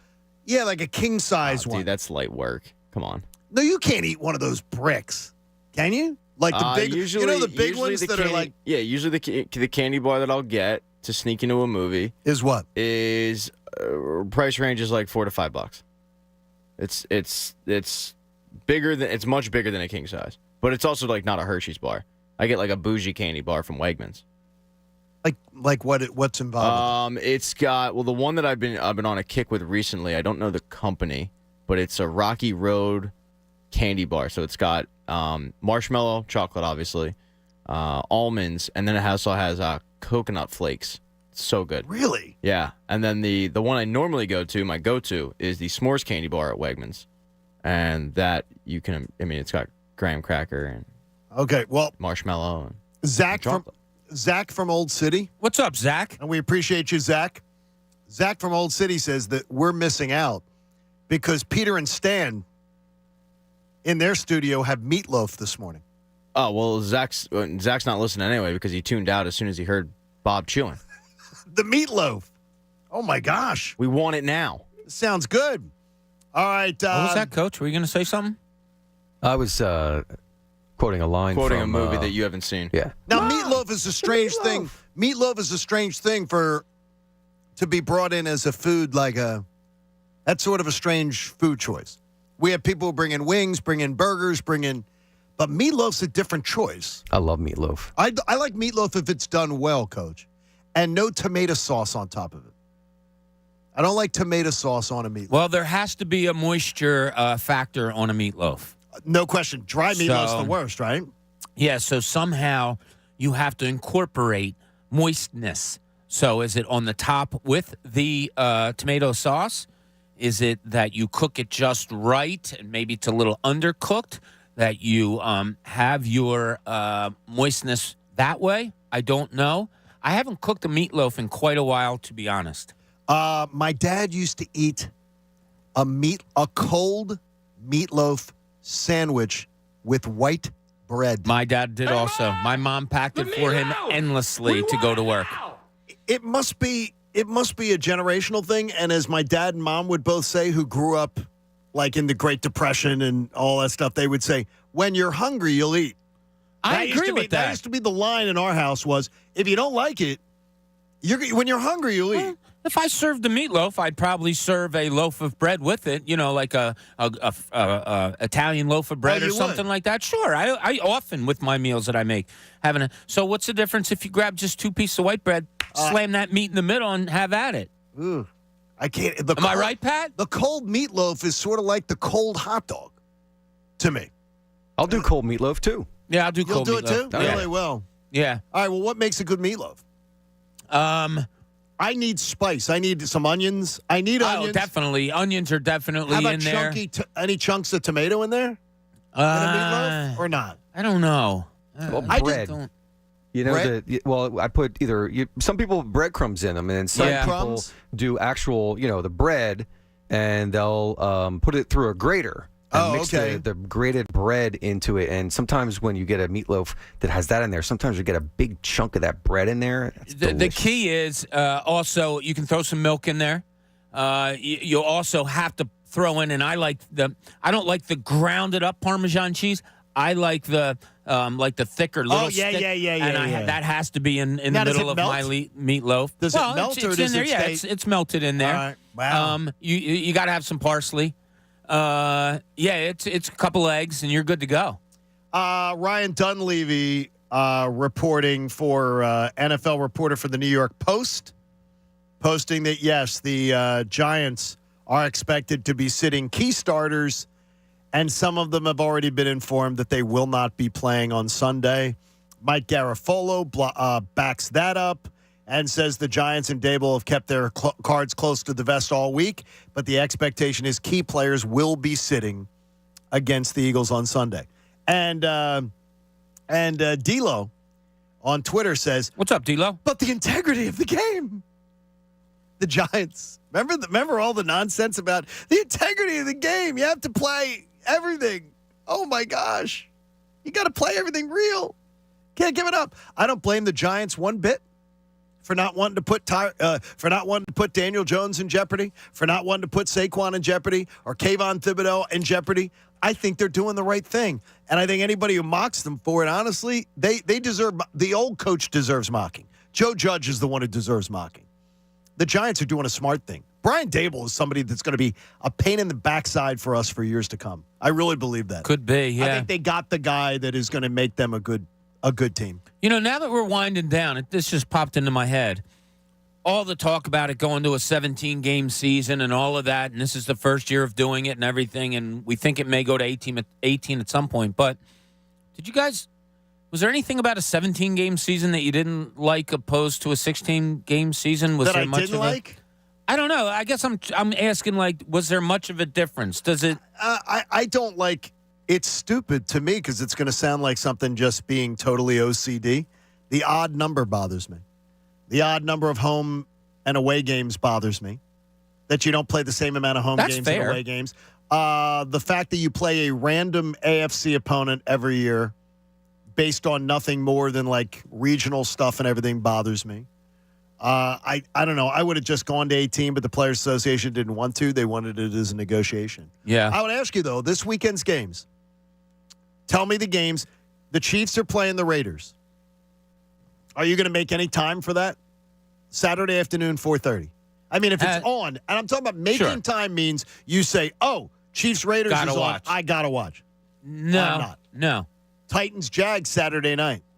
I'm watching that. It's for a divisional championship for Doug Peterson. Yeah. I'll watch that one. That game is a winner-take-all, win the division game on Saturday night. Yeah, that's cool. The Sunday slate, though, it sucks. Buccaneers-Falcons. Buccaneers have nothing to play for. Falcons are eliminated. Patriots-Bills. Patriots are trying to get into the playoffs. Bills trying to get the number 1 seed. Vikings-Bears. Vikings have nothing to play for. Bears have nothing to play for. Ravens-Bengals. We know the Bengals, it might be interesting to see, but Ravens really need that game. Yeah. Colts, Texans, blah. Dolphins, Jets. Dolphins need a bunch of help. Jets are terrible, have gone back to being terrible. Saints, Panthers. Steelers, Browns. I guess you want to see if the amazing Mike Tomlin can have a winning season again. Chargers, Broncos, black. Nothing to play for. Blah. 49ers, Cardinals. Rams, Seahawks. I mean, it's a bad slate of games. Last weekend. It's a bad slate. Yeah, I just thought of it as you were talking there, that did 17 make that much of a difference? And it didn't. It got the money that the NFL wanted by having another game and, packing 16 stadiums again and making all that money. But I didn't. I don't know. I could have done without it, to tell you the truth. I could have gone with 16 and been fine. Jamal makes his meatloaf with ketchup, barbecue sauce, and honey. Okay. Is his meatloaf sauce. Okay. I'll give him that. So is that like a paste on top of it? Yeah, it probably is. I don't think he's incorporating it inside the meat. He's probably, yeah. Or maybe he slathers the meat before he puts it in the oven with that, and then maybe continues to coat. That's interesting. Yeah, my mom made this meatloaf. I didn't love onions when I was a kid, so she made this meatloaf that I didn't like the onions, first of all. But then whatever kind of gravy or sauce she put on top, and it was tomato-based. Oh, it was horrible. Her meatloaf was just, I love you, horrible, Mom. but I loved you, but she loved you. Oh, God. Except you hated horrible. her meatloaf. Oh, that was a stuff in the napkin and hide it. Pat, did meal. Mom make anything did T-Dog make anything that you just said, oh, God, she's making that again? As a kid, nothing comes to mind. As an adult, when I look back, my mother, apologies to every cow that my mother ever made a steak from, because she chars it. Oh, no. Well done. Yeah. No. And I grew up with well done steak. Like gray steak? And it was, And it wasn't until I got older and became an adult and realized there was a thing called medium rare. I didn't know any better. Ooh. And it's one of the reasons why me and my mother don't have a relationship to this day, because once you taste the beautifulness of that medium rare. Oh, yes. And you realize that your mother was I just on reprehensible actions to the poor cow. My dad did well done meat. He had his meat well done all the time, and it was overcooked. And I always wonder, he died young of cancer, and the carcinogens in the well done meat's not good. It's not good. I have to. So I cook my steak the proper way. I make it medium well, somewhere to there, where they're still pink inside. I have to cut it for me and my son Bobby, those pieces. And then the other side I have to cut up and put in the microwave because my family likes the well done. They like it a little more. Yeah. Hey, the 9 o'clock hour is brought to you by the Bagster. It's a dumpster in a bag. Get yours today at Home Depot and Lowe's. And for details, go to Bagster.com. All right, I've got Truth Serum right now. All right, Pat, Coach, Bobby, chug it down. I put a little vial in front of you there. Chug down the Truth Serum. It only takes seconds to activate, so it's good for you there. It is Sunday night now, and the Eagles have clinched the top seed in the NFC. They've clinched the top seed. They've beaten the Giants. I'm asking you this question. Do you feel better, worse, or the same as you did about the Eagles' chances as when they were 13-3 before Jalen Hurts' injury was announced? Do you feel as good, better, or worse than when they were playing at their peak? Same, better, or worse than before Jalen Hurts got injured? If they go out and clinch and they get the number 1 seed and they get 2 weeks rest and they get to sit around and watch everybody else play, that Truth Serum's kicking in. Has this made you doubt the Eagles? More than you maybe doubted them before when they were 13-1. No, I think, and this is weird because I brought up this topic earlier about how much should Sunday really sway your confidence or not, one way or the other.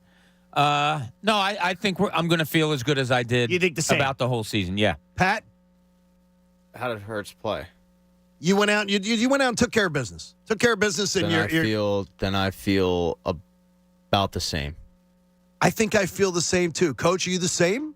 Yeah, I agree with Pat's question though. If Hurts plays on Sunday and he is like lights out awesome, then I feel really, really good. if Hurts goes out and just looks really rusty and everything, I'm kind of questioning it a little bit. Yeah, and it is one of the things that we go into this game. I never thought we'd be talking about Week 18 mattering. In a million years did I expect it, but the injury against the Bears changed absolutely everything. But the only thing that is going to affect me poorly is if you see Sunday that, okay, Hurts just doesn't look right. He's going up against a Giants team that's not playing to win, and he throws a couple interceptions. Maybe he fumbles, and he just doesn't look right. It's the only thing that's going to affect me. But I don't think anything is going to make me feel better about their chances than before. I think now I feel sort of less about their chances than I did. It's either the same or it's a little less for me if I'm doing the truth serum thing. Because of I wonder if Lane Johnson's okay. Going to be okay. I know what it's going to mean to him during a game. Later in the game, the longer that game goes, the more he's going to be in pain. And I wonder if you're in pain, do you get beaten on a play? Can you not exert as much strength, and it's if that's legitimate. going to be the case? Yeah, that's what concerns me most is that right side of the line. Jack Driscoll didn't seem, in spite of what Nick Sirianni said the other day, he didn't seem to have it on Sunday. He did. You're going to have to come up with a game plan to help him a little bit more to make sure that he's on the same page as Sayamalu over there and Kelsey. Kelsey said there were some communication problems also. But I'll tell you what, if there was an area that was lacking as far as playing up to their standards, if you told me there was one going into a week that needed improvement, my confidence would be that the offensive line can do it. Hey, in Pat's point of view, the wildest scandal in sports right now just sort of keeps getting more wild. This is Pat's point of view. Here's Pat. All right, if I ask you guys, what's the wildest scandal in sports right now? What is it? U.S. soccer. Okay, Bob? Same? Probably, yeah. Coach? Could be the beard thing at Texas also. Okay. Yeah, I'd go U.S. men's team. All right, so if people aren't aware out there with the U.S. men's soccer scandal, basically, Gio Reyna, is that Gio Reyna, who is a member of the team. He's like 21. His family was the people who leaked the domestic dispute against the head coach, which was 18 years ago, because they wanted to get back at the coach for not playing their son when the son acted like an idiot when he was on the men's national team. And the son apologized for his actions, but the parents were trophy parents, right? Big scandal, and it's gotten a lot of play. Is anybody aware of the scandal at Coppin State? No. Where Fang Mitchell used to coach? What happened at Coppin State? Yeah. So I got to shout out Barstool because I was unaware of this. Okay. So this scandal is absolutely wild and it's going on. It's thanks to a lawsuit that all of this came out. So in the fall of 2018, there was a freshman at Coppin State named Eben Williams.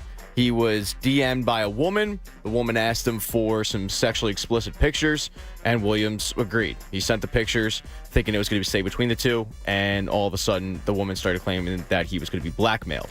And so he talks to a senior on the team about the issue, and the senior's name was, give me a second here. The senior's name was Lucian Brownlee. Okay. And Brownlee says, that's crazy, man. Like, I'm being blackmailed too. And all of a sudden, the blackmailer told Williams that he has to engage in sexual encounters with Brownlee in order to stop the release of pictures, videos, all that going out, right? So this kid's scared as hell. He doesn't know what to do. And Brownlee is pretending to be in the same boat, so they agree. So stuff goes down. I'm not going to get into it because of FCC regulations, but he quickly realizes that Brownlee was the one who was actually blackmailing him in the first place. But how dumb is this kid? Okay, well, it's not the point.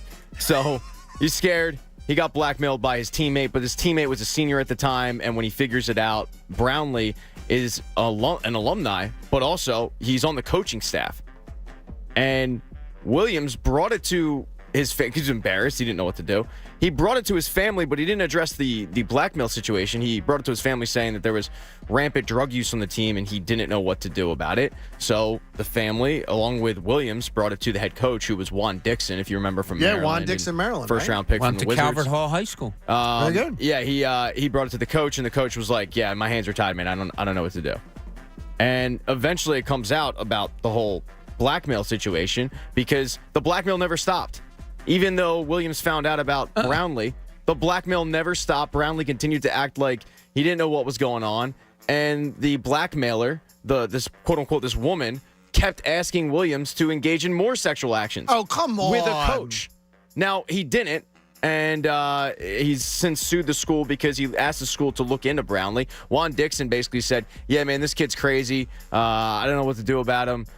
Don't pay him any attention or any mind or whatnot. But the school was supposed to look into it. Instead, they dropped Williams from the school. They took away his scholarship and his housing and all that. Oh, so it's all alleged. It's in a lawsuit. But that's got to be the dumbest. That has to be the dumbest adult.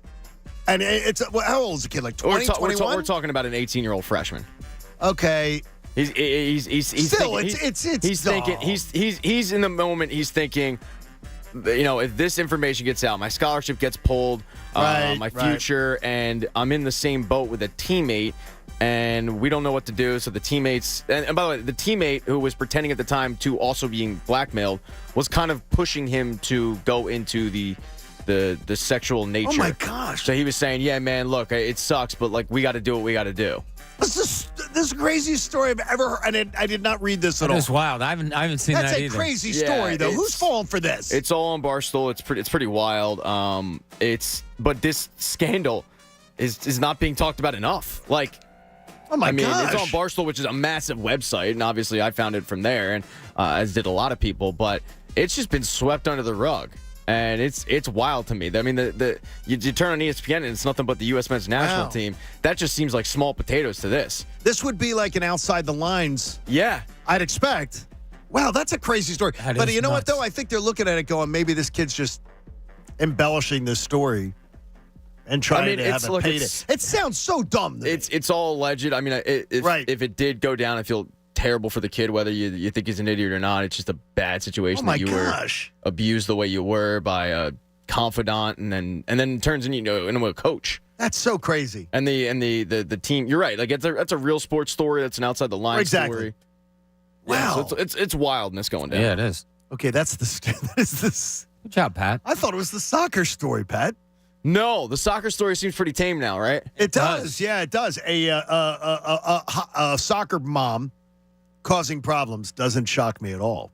Hey, we're heading into the final stretch of the morning, presented by Stretch Zone. If you want to relieve sore muscles, increase your flexibility and range of motion, book a free 30-minute stretch session today at StretchZone.com.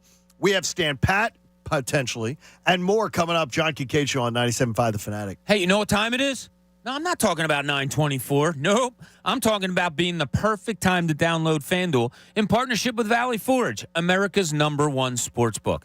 New customers get a no-sweat first bet up to $1,000. That's free bets back if your first bet doesn't win. All you have to do is sign up with promo code Bob, and then you have the chance to bet your favorite things like money lines, point spreads, and the ultimate favorite, player props. I can combine bets for a chance at an even bigger payout with a same-game parlay. And now with live betting, we all get updated odds on games that have already started. And most importantly, when we win, we get paid fast. All on an app that's safe, secure, and super easy to use. So sign up with promo code Bob for your no-sweat first bet. That's promo code Bob. Make every moment more this season with FanDuel, official sportsbook partner of the NFL. 21 plus and present in Pennsylvania. First online real money wager only. Refund issued as non-withdrawable free bets that expires in 14 days. Restrictions apply. See terms at sportsbook.fanduel.com. If you have a gambling problem, call 1-800-GAMBLER. The John Kincade Show. For someone who's super, super hot, you're really cranky. On 97.5 The Fanatic. Philadelphia. 8 seconds to go. The Sixers with the ball. Harden to Harris. Harris down the lane. He jams it. Tobias Harris with his stuff. Sixers Bulls tonight at 7 on your home for 76ers basketball. 97.5 The Fanatic. Philadelphia. Sixers basketball is brought to you by Corona, proud sponsor of the Philadelphia 76ers. Hey, it's Jen Scordo for CNC Heating and Air Conditioning. The hustle of the holidays is over, and we're officially settling into winter. And your HVAC system, is it up for the challenge? Don't get stuck with an old HVAC system that leaves your home feeling drafty and cold. One call to CNC Heating and Air Conditioning will ensure that your home is warm and comfortable all winter long. Residents of Bucks or Montgomery County, trust your home to CNC Heating and Air Conditioning. Family owned for 50 years, CNC delivers honest, reliable service that you can count on for consistent and reliable home comfort. Not sure if your system is up to snuff? Schedule a tune-up. Think you need a new system? Get an honest estimate. Visit cc-hvac.com or Google CNC Heating and Air Conditioning, and CNC will send out one of their qualified associates to assess and assist the way that only CNC knows how. That's cc-hvac.com or Google CNC Heating and Air Conditioning. Let their family help you take care of yours. Texting enrolls you into recurring automated text messages. Consent not required to purchase. Message and data rates may apply. Dan, haven't seen you around the gym. You used to be the strongest guy in Philly. Yeah, I've really fallen off. Since I turned 40, I just don't get the results I used to get. Could be lower testosterone. Lower T. Now, once you hit 40, your body has less free testosterone. I got Nugenix Total T, and it's made a huge difference. I've seen that on TV. Is it for real? Oh, yeah. The patented key ingredient is called Testafin, which helps boost free and total testosterone levels to help you trim up and stay lean. I feel like I'm in my 20s again, at work, in the gym, and in the bedroom. Hey, are they still giving out complimentary bottles for people in Philly to try for themselves? Yeah, you just need to send them a text. Guys in Philly, text RIP to 42424 right now for your complimentary bottle of Nugenix Total T, the #1 selling testosterone booster at GNC. Plus, text now and we'll include a bottle of Nugenix Thermo, our most powerful fat incinerator ever, to help you get back into shape fast, absolutely free. Text RIP to 42424. That's RIP to 42424. Cashback is not available on gas in New Jersey and Wisconsin. Hey, good morning. You're heading to the airport, right? Yep, thanks for checking. I like the car. How long have you been a rideshare driver? About 3 years now. I really enjoy it. Isn't it hard to make money these days with the price of gas being so high? Not for me. I use Upside, the free app that gives you cash back for every gallon of gas you buy. Wait a minute. Are you saying you actually get real money back when you get gas with the Upside app? Yep, I get real cash back every time I get gas. Does that actually add up to anything? I'll make around $200 to $300. Wow, that's serious extra cash. I'm downloading the Upside app now. Download the free Upside app now to earn real cash back every time you buy gas. Use promo code CAR for an extra 25 cents a gallon bonus on your first tank. You can cash out anytime right to your bank account, PayPal, or a gift card for Amazon and other brands. Just download the free Upside app and use promo code CAR for a 25 cents a gallon bonus on your first tank. That's code CAR. Are you ready? Stock up and save big now, store-wide at the Lowe's Truckload Event. For a limited time, save up to 50% on select tools and accessories from the brands you trust. And buy a DeWalt 12-inch dual bevel miter saw and get an adjustable stand for free. Plus, get deals on appliances, bath, and more. Head to your local Lowe's or visit Lowe's.com to shop the Truckload Event today. While supplies last, selection varies by location. Valid 12/29 through 1/11. By now, you know that sound. It's the sound of the Home Depot. But what about that sound? You're listening to a set of GE appliances, complete with all you need to keep food fresh, dishes clean, and everything else stress-free. Making this the sound of savings on top brand appliances. The Home Depot. How doers get more done. Get up to 25% off select GE appliances right now. Offer valid January 5th through January 25th, 2023. U.S. only. See store or online for details. Sal's Barbershop, voted best barbershop in children's haircuts 7 years in a row. Sal has 9 locations in the Philly suburbs. Sports talk, great service, free drinks, and snacks. When it comes to your hair, trust the award-winning barbers at Sal's Barbershop. Sal's Barbershop is experienced in all styles. Whether you're looking for a modern or classic haircut, you will love the way you look. Check out their thousands of 5-star reviews online. Book your appointment now at salsbarbershopsvip.com. That's salsbarbershopsvip.com. There are more than 550 miles on the Pennsylvania Turnpike, every one of them clearly marked. And each of those bright green mile markers is a key to safety. Let's say the unexpected happens and you dial star 11 for emergency assistance. They need to know if you're at mile 243 or mile 324. So remember the mile markers on the PA Turnpike and don't forget the keys to safety. Sponsored by the Pennsylvania Turnpike Commission. Hello? Whether you're at home or on the go, listen to 97.5 The Fanatic on Odyssey on your smartphone, Roku, LG Smart TV, Waze, and more. That's Odyssey, AUDACY. Check it out now. Now, back to the John Kincade Show on 97.5 The Fanatic, Philadelphia.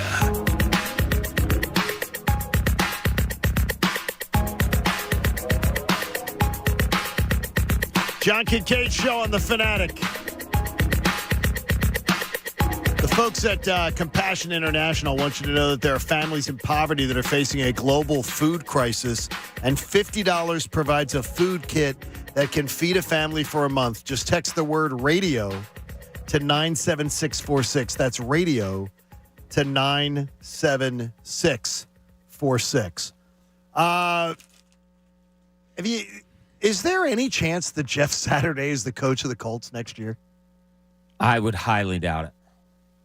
I think so. Yeah, I think so. You really do? Yeah.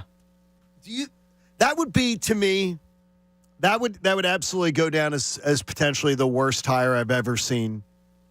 The most ridiculous hire I've ever seen. Well, here's where you're caught between a rock and a hard place if you're Robert Irsay, which is weird because that guy's life is between a rock and a hard place. But, you bring in the local star legend and you throw him into a situation that's kind of unfathomable.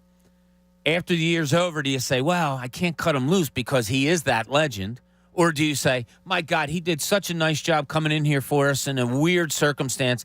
Thank you, Jeff, but we don't want to put you through this anymore. A buddy of mine, Ken Carmen, who does mornings in Cleveland, put out a tweet, and he's like, Jeff Saturday must be a really, really good guy, because anytime anyone is even remotely critical of him, the media swarms on them like they're his helicopter parents. Oh, really? God, Jeff Saturday, when he got hired, and people were, defending him, then when he won his first game, it was like, see, look, he knows what he's doing.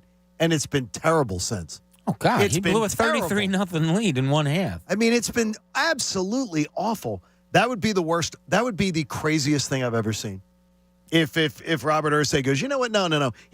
Because to me, if my owner stands in front of me, they say, I brought in, here is the best guy available for the job. That's what you're saying to me. When you hire a new coach, we looked at all the available options that are out there. We hired the best available guy for the job. And by the way, when Andy Reid was hired, I raised my hand. I doubted it. When Doug Peterson was hired, I doubted it.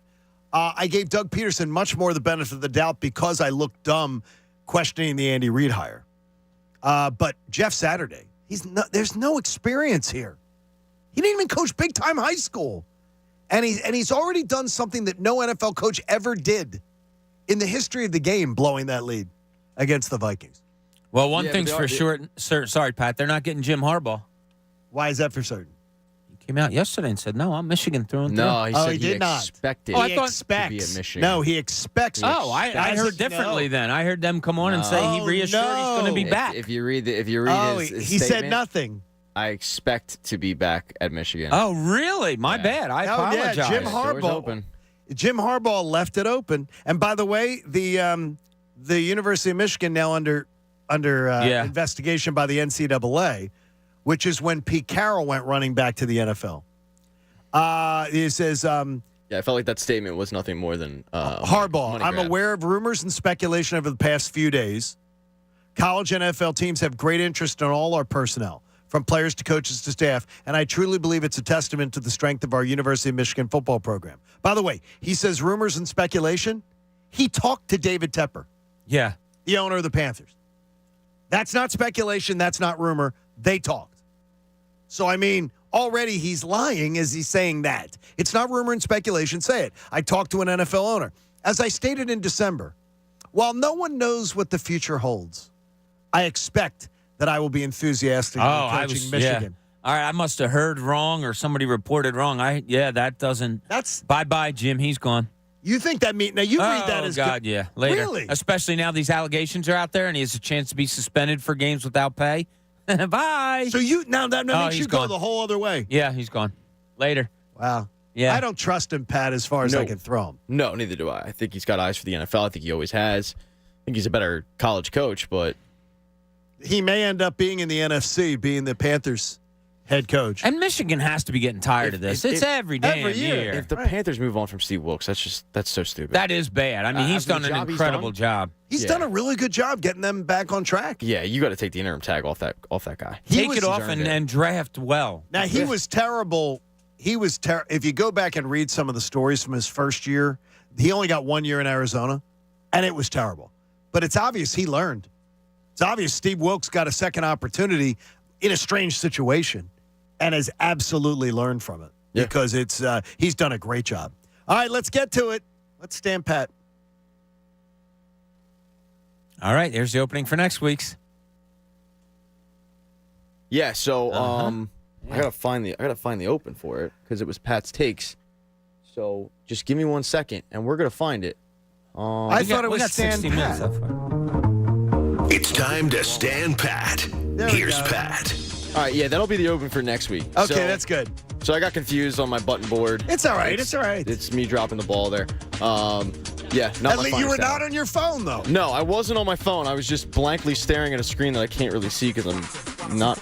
You really are. wearing my glasses. Yeah, you're Velma. We're gonna just call you great. Velma. It's not great. But earlier today, we had a discussion about being on your phone, being distracted, and Coach decided to share some insight. But I think we found out a little bit more about Coach with this clip. You guys know I have a TV in my office, right? Yes. When people walk into my office, if they have, obviously they have something, nobody comes in there just to, shoot the you-know-what. Right. Well, yeah, because you have a tarp and a GIMP mask in there. Exactly. And there's spiders in there. So when people walk into my office, either the TV, I turn it off if it's on. Coach over here, jackass, right? You two are going to fight today. Yeah, we are. We're going forward. Take your pants off and we'll fight. Hasn't happened yet. We haven't fought. We also haven't kissed and made up. Okay, Why would you tell someone to take their pants off and then fight? So they can be more flexible, you idiot. I know don't how hard it is to fight in jeans? No, I don't. You No, feel I don't. What kind I've of never jeans are you fought. wearing? I've never fought naked. Connor jeans? I'm telling you. Okay, so hear me out here. You're at a bar, okay? Some guy starts some crap. He wants to throw down with you. You don't know why. He's just Don't drunk. take my pants off. Can I finish, please? Sorry. Thank you. God. Anyway, so this guy wants to fight you for whatever reason, and you take your pants off, and you've just got your tail hanging out. You think that guy wants to fight you anymore? No, he's thinking you're probably more. He's thinking you're crazy. Exactly. That is the best technique for winning a fight. Take your pants off. Because he thinks you're crazy. But if Coach takes his pants off, I ain't scared of him. So me saying to him, take your pants off, it's saying, all right, let's go. And I'm ready. What's the spiders thing, Bob? I don't know. Coach has these two huge. They're not plastic. What are they made of? Black Widow spiders sitting on one of the chairs in his luxurious office over there. Why do you have that? They're like 4 foot, like fuzzy spiders, where the feet kind of bend and everything. Because when we had Fan Fest this year, our beach was the haunted beach. Yes, it was. And these two huge spiders were sitting on the haunted beach. And when our promotions department gave them back to me, I didn't take them home. I left them in my office. So Coach is stealing again. No, they're mine. Yeah, okay, bud. Okay. But why aren't you taking them? Where did they come from? Where did they come from? I bought them off of Amazon. Oh, you bought them. Okay, well then they're yours. Do you think the spiders scare away the mice? Don't tell me there's mice in there.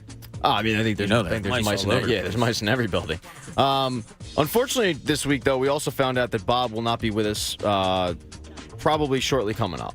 Really? Bob is on the way out of the John Kincade show. It's breaking news. We didn't know it was coming. He sandbagged us, but here's what happened when we returned to the show on Monday. The Morning Mindbender this morning, 15% of Americans say their New Year's resolution is to acquire one of these. And 50% of Americans want to acquire a new job in the new year. Really? Oh, what? Yes, a new job. Oh. They want a new job. A few moments later. I put it out there again to some guys throughout the league a couple of weeks ago. And I said, man, I wish somebody would hire me to teach a matchup zone for an NBA team. He's putting feelers out. You're right, Pat. You caught me. He did. That was. Red-handed, you caught me. You did go. You think you can do better than me and John and Coach? I didn't say better. I just said different. Different. He's maybe. I didn't say better. Maybe he wanted a new challenge. So you're John Harbaugh. You're putting feelers out. No, Jim Harbaugh. Or Jim Harbaugh. You're putting feelers out, and now you're walking it back. I don't appreciate it. That's crazy. All I can say is I expect to be here next week.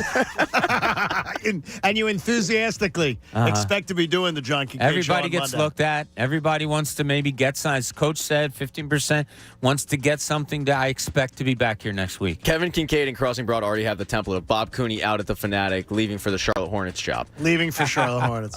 We also found out that every once in a while you just need a distraction from a crappy week of sports. All right. Okay. It hasn't really been that bad of a week, but it was a bad Monday after the Eagles lost to the Saints, and you kind of look for a distraction any way you can, and a great distraction is ice cream. Here's what happened. You handle wins and losses the same. Garbage. You handle a win like it's Friday Night Lights. Like everybody's going to pile into the station wagon and go over to the Dairy Queen. Love that show. Good show. Love that show. Quality show. What was it Quality called? You got to go to the Dairy Queen Friday Night after Lights. a game, right? Yeah, and the show was the Alamo Freeze. But Alamo we all Freeze, know right? it was the Dairy Queen. Yeah, I haven't been to Dairy Queen in quite some time. I could go for some Dairy Queen now. What are we talking? Dairy Queens? Yeah. Yeah, one of my sons we're worked trying- at a we're Dairy trying to Queen get our for a little mind bit. off of it. Trying to get our mind off it. No, seriously, though. Dairy Queen's good. They have good burgers. There you go. Did we have to talk about Dairy Queen in that moment? Did we have to rattle on with it for 2 minutes? No. But you know what it did? It distracted the people from the fact that the Eagles blew a game they should have won against the Saints. Yes. It reminded people that sometimes there's things out there that can make you forget. And they're delicious. We used to go to the Dairy Queen over near O'Hara. Yeah, I know it. Yeah, it's still, They had the still one- there. And it is still there? I've driven by there a million times. My mom's buried right around the corner. I've never even looked for it. So it is still there. Wow. That used to be a big deal getting to go to the Little Dairy DQ? Queen. Oh yeah. What's your go-to at DQ? Blizzard. Has to be the Blizzard. A Blizzard? See, I would get just the regular cone with the dip? just the vanilla ice cream. That's it? Yeah. Dude. And Wow. maybe sometimes I am mad and some disappointed. Jimmy's. Maybe some Jimmy's. Wow. It's That'd be it. horrible. Yeah. I feel bad for you. Yeah, I'm not an ice creamsman though, like you guys. Like a Blizzard, I'd be ripping them for 5 hours afterwards if I had a Blizzard. It would make me feel terrible in the tummy, and it would not be good for you. You'd be ripping them for hours. Terrible yes. in the tummy. It would not be good for you, Bob, if I had it. If I had a Blizzard at 5 a.m. You're looking to fight a fight you're going to lose. I know, but okay, so all right, so you blow up a I bathroom. don't need no for a Blizzard minute. either. Not blow up a bathroom. If you're blow gonna up blow this up room. a bathroom, you do it. You go all out. You don't get a vanilla cone like a soy boy. You get a Blizzard like a man. I can't work with this guy, dude. Vanilla cone. Yeah, I don't like ice cream that much. Just I not know. an I ice tried cream to fan. buy it for you before, You and, did. and you said I don't need your money. But No, guess it's- what, Pat? well, You that's and how I I had feel. a blast, didn't we? There you go. All right, We were singing. I ended yesterday's. I didn't end yesterday's show, but in the middle of the show, I was having a good show. It was unlike today's show. Yeah, which okay. has been really and you good. guys shouted me out for it. Probably just should have called out sick today and stayed home because today I've been dog crap. But yesterday we ended on a high note. I think his best asset is he hires people that he trusts and he trusts their opinion. I find way too often owners, like the really bad owners, if you notice, they meddle a lot. Bosses. Yeah, right. They meddle too much, and they don't trust the people that they hire to do the It's a good job point, they hired Pat. them for. And I Pat, think you Jeffrey's are a- good Pat, today. I'm out. Pat, hang up. Thanks, guys. It's not getting any better. I'll see you This later. segment was really good. And then, of course, I stayed, and we had the Stan Pat fiasco to start. Yes. So, Well, the that's for highs and next week. lows, the You were highs and looking lows. towards next week. You were already looking ahead to next week, saying, "I want some good piece to get it started next." John, after that, I don't know if there'll be a next week. Who knows? I don't know if there'll be a Monday. Who knows? I know this Monday will be a celebration. But in Cooney's Corner, Bob wants to know what the answer is to this question as we wrap up on Friday. Now, let's see what's in Cooney's Corner. Pat, did you read the show sheet? And don't look at it now if you didn't. No. Okay, good. So I asked He was you on guys. his phone, or he would have. Yeah, well, I don't want him to, and we'll see if I'm right here. I want you, and I'm going to go to Pat first on this, if Okay. you don't mind, Good, no, John. do it. All right. Pat, what do you need? And I put need in capital letters. What do you need to see out of the Eagles on Sunday? I need to see Jalen Hurts' timing and mechanics and deep ball all look good. After that? I need to see them get out with injury. Okay. I should have had you go first then, John. I put down on the show sheet that you were going to say nothing but a win. I'm fine. Nothing. No, Nothing. I'm good. If they win 22-20 or 23-20, I'm going to be sitting there like probably worried. Because if they won 23-20 against primarily backups, then that means Jalen Hurts did not play well. Yes. That is not going to be good enough. Yeah, so what do you need to see, John? Is it similar to what Pat said? I need to see a fluidity, a Lego game late in the third quarter. I need Pat putting out a picture of him and Jack breaking out the Legos in the third quarter. I can't see this game. Better not sure as hell be close. That's all I'm saying. It better not be close. There's no excuse for it. If it is, there's absolutely no excuse for it. I wonder how many people out there, if we did a poll or whatever, and we said, do you need to see something? I wonder how many people would say, no, I'm fine. They're going to win the game. I don't need to see. I know what Jalen Hurts can do. I know what this and that and the other. I'm surprised that neither one of you said nothing, that you really don't need anything. I will tell you. Just a win, and that's it. I will tell you right now that there is nothing that could happen, though, on Sunday that is going to make me predict a loss in their first home playoff game. I don't think there's anything that's going barring to get me injury. Barring a exactly. catastrophic injury. I believe that they are going to put a can of whoop ass on whoever they play in the first round at home. Wow. I think it is going to be went all water boy on us. It's going to be a huge, huge night for them whenever they play. And by the way, I think that will be Sunday, January 22nd. Will be the date of the game. That would be my guess. Interesting. I'd rather have a Saturday game. I think it's going to be the Sunday because of Dallas. Monday night. Probably playing Monday night if they're the 5 seed. If they're the 5 seed on Monday, oh my gosh. I mean, the air raid sirens need to go off. If they end up being the 5 seed, it's... Yeah, it's not a good way to go into the postseason. No, it's terrible. No, because you're going in on a huge downer. I don't see that happening. I don't think there'd be any reason to pick them to win either, even in Tampa. I know, Pat, you and I disagree on that. Yeah, I could easily see them going down and having Brady kick their ass. No, I think they are so cooked. Wow. Brady, by the way, the NFL's second leading passer.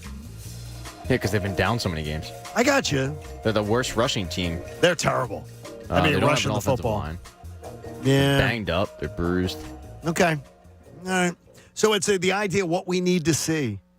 It's just, I can't believe it's come to this.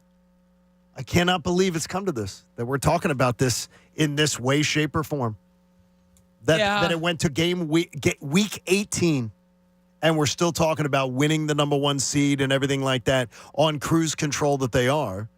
And a gentleman said, John, you're sounding whiny about that Bears game. But it all comes back to that Sunday for me. It all comes back to the decisions that were made on that day that didn't need to be made. Well, as much as we want to say it or not say it, it also comes back to this. The Dallas Cowboys are 12-4. I didn't expect them to be 12. The Eagles are 13-3. Had Dallas lost another game, which we expected, I didn't expect Dallas to be a 12-13 win team this year. See, I sort of did. I picked the Commodes to be second place. Yeah, I just don't. That was dumb. We can't help that there's other teams right up the Eagles' asses that are playing so well. That's the way it came down to. So as much as, I wish the Eagles would have clinched one of the last 2 weeks, the fact that a team is still right behind them isn't so much on the Eagles as it is, that's the way it played out this year, in my book. That's all. So the fact that they still have a chance to wrap up the number 1 seed, even though it's the last week of the season, I'm fine with it. As long as they get that number 1 seed, I'm fine with it. I know this, on the ride home on Sunday night from the stadium, I will be dreaming of the Super Bowl. I'll be dreaming of Super Bowl 57 if they win. Because the 2 games, it's just the NFL. I think it does it the most beautiful way in all of sports, making it where you get a real advantage for being the number 1 seed. They set it up for you beautifully. All you got to do is win 2 home games. We keep trying to tell you, stay in the moment, John. Don't look at Super Bowl. Stay in the moment. Think of that first playoff game. That's all we're going to allow you to think of. Think of the first playoff game. Yes. That I've already told you by gut instinct, I think it's going to be a whoop-ass game. Like, I don't care who's coming in. Cowboys come in for it. What do you say, Pat? Come and get some? Oh, yeah, everyone can get it. Yeah, everybody can get it. Come on in. Get on after that one, because that is going to be a great night when that happens. I love that. And it is looking ahead. But, Bob, I've been there since November. Since they were like 9-1, 10-1, I've been there. Thinking this is the best team in the NFC, and they've got a real chance to not only get the number 1 seed, but to have a real easy path to cruise into the playoffs. I've been there. So to me, asking me not to be there is hard. Because I think every fan was, if you're honest, every fan was there when they were 11-1, 12-1. Every fan was dreaming of, man, this is a year they're going to the Super Bowl. Whether they want to believe it or not, whether they don't want to, they don't want to articulate it. And say the words. I think from where they came last year, there might have been a little hesitancy of Super Bowl. I think it was more.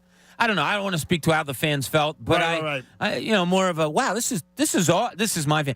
This is awesome. This team could go to the Super Bowl. They can get a number 1 seed. This awesome. is great. I never went to the.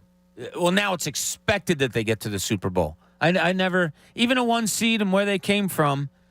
I can't go expect. How about this? When they're a number 1 seed at home with 2 games to go to the Super Bowl, I will absolutely be. I think I'm going to be a little disappointed if they don't.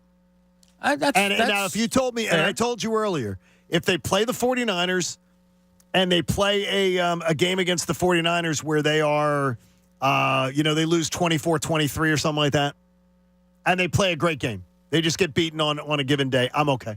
I guarantee you I won't be okay the morning after, but I'll be okay in the long term. I'll look back and I'll say, damn, what a great year for Nick Sirianni. As long as you're okay. That's it. I'm glad you're looking out for me. Yes. Glad you're looking out for me, Bobby. Long-term picture, as long as you're okay. And long-term is what I'm looking at with this team one way or another. And the only thing that could really put a crapper on it would be the 5 seed. And the 5 seed, I'm going to look at this. Well, I almost said it. I'm going to look at this season as a disappointment. Huh? If they're a 5 seed, I'm going to look at this season as a disappointment. Pat? I can't say that yet. I can't say it yet. If they blow this division lead? Not until I see how it turns out. Okay.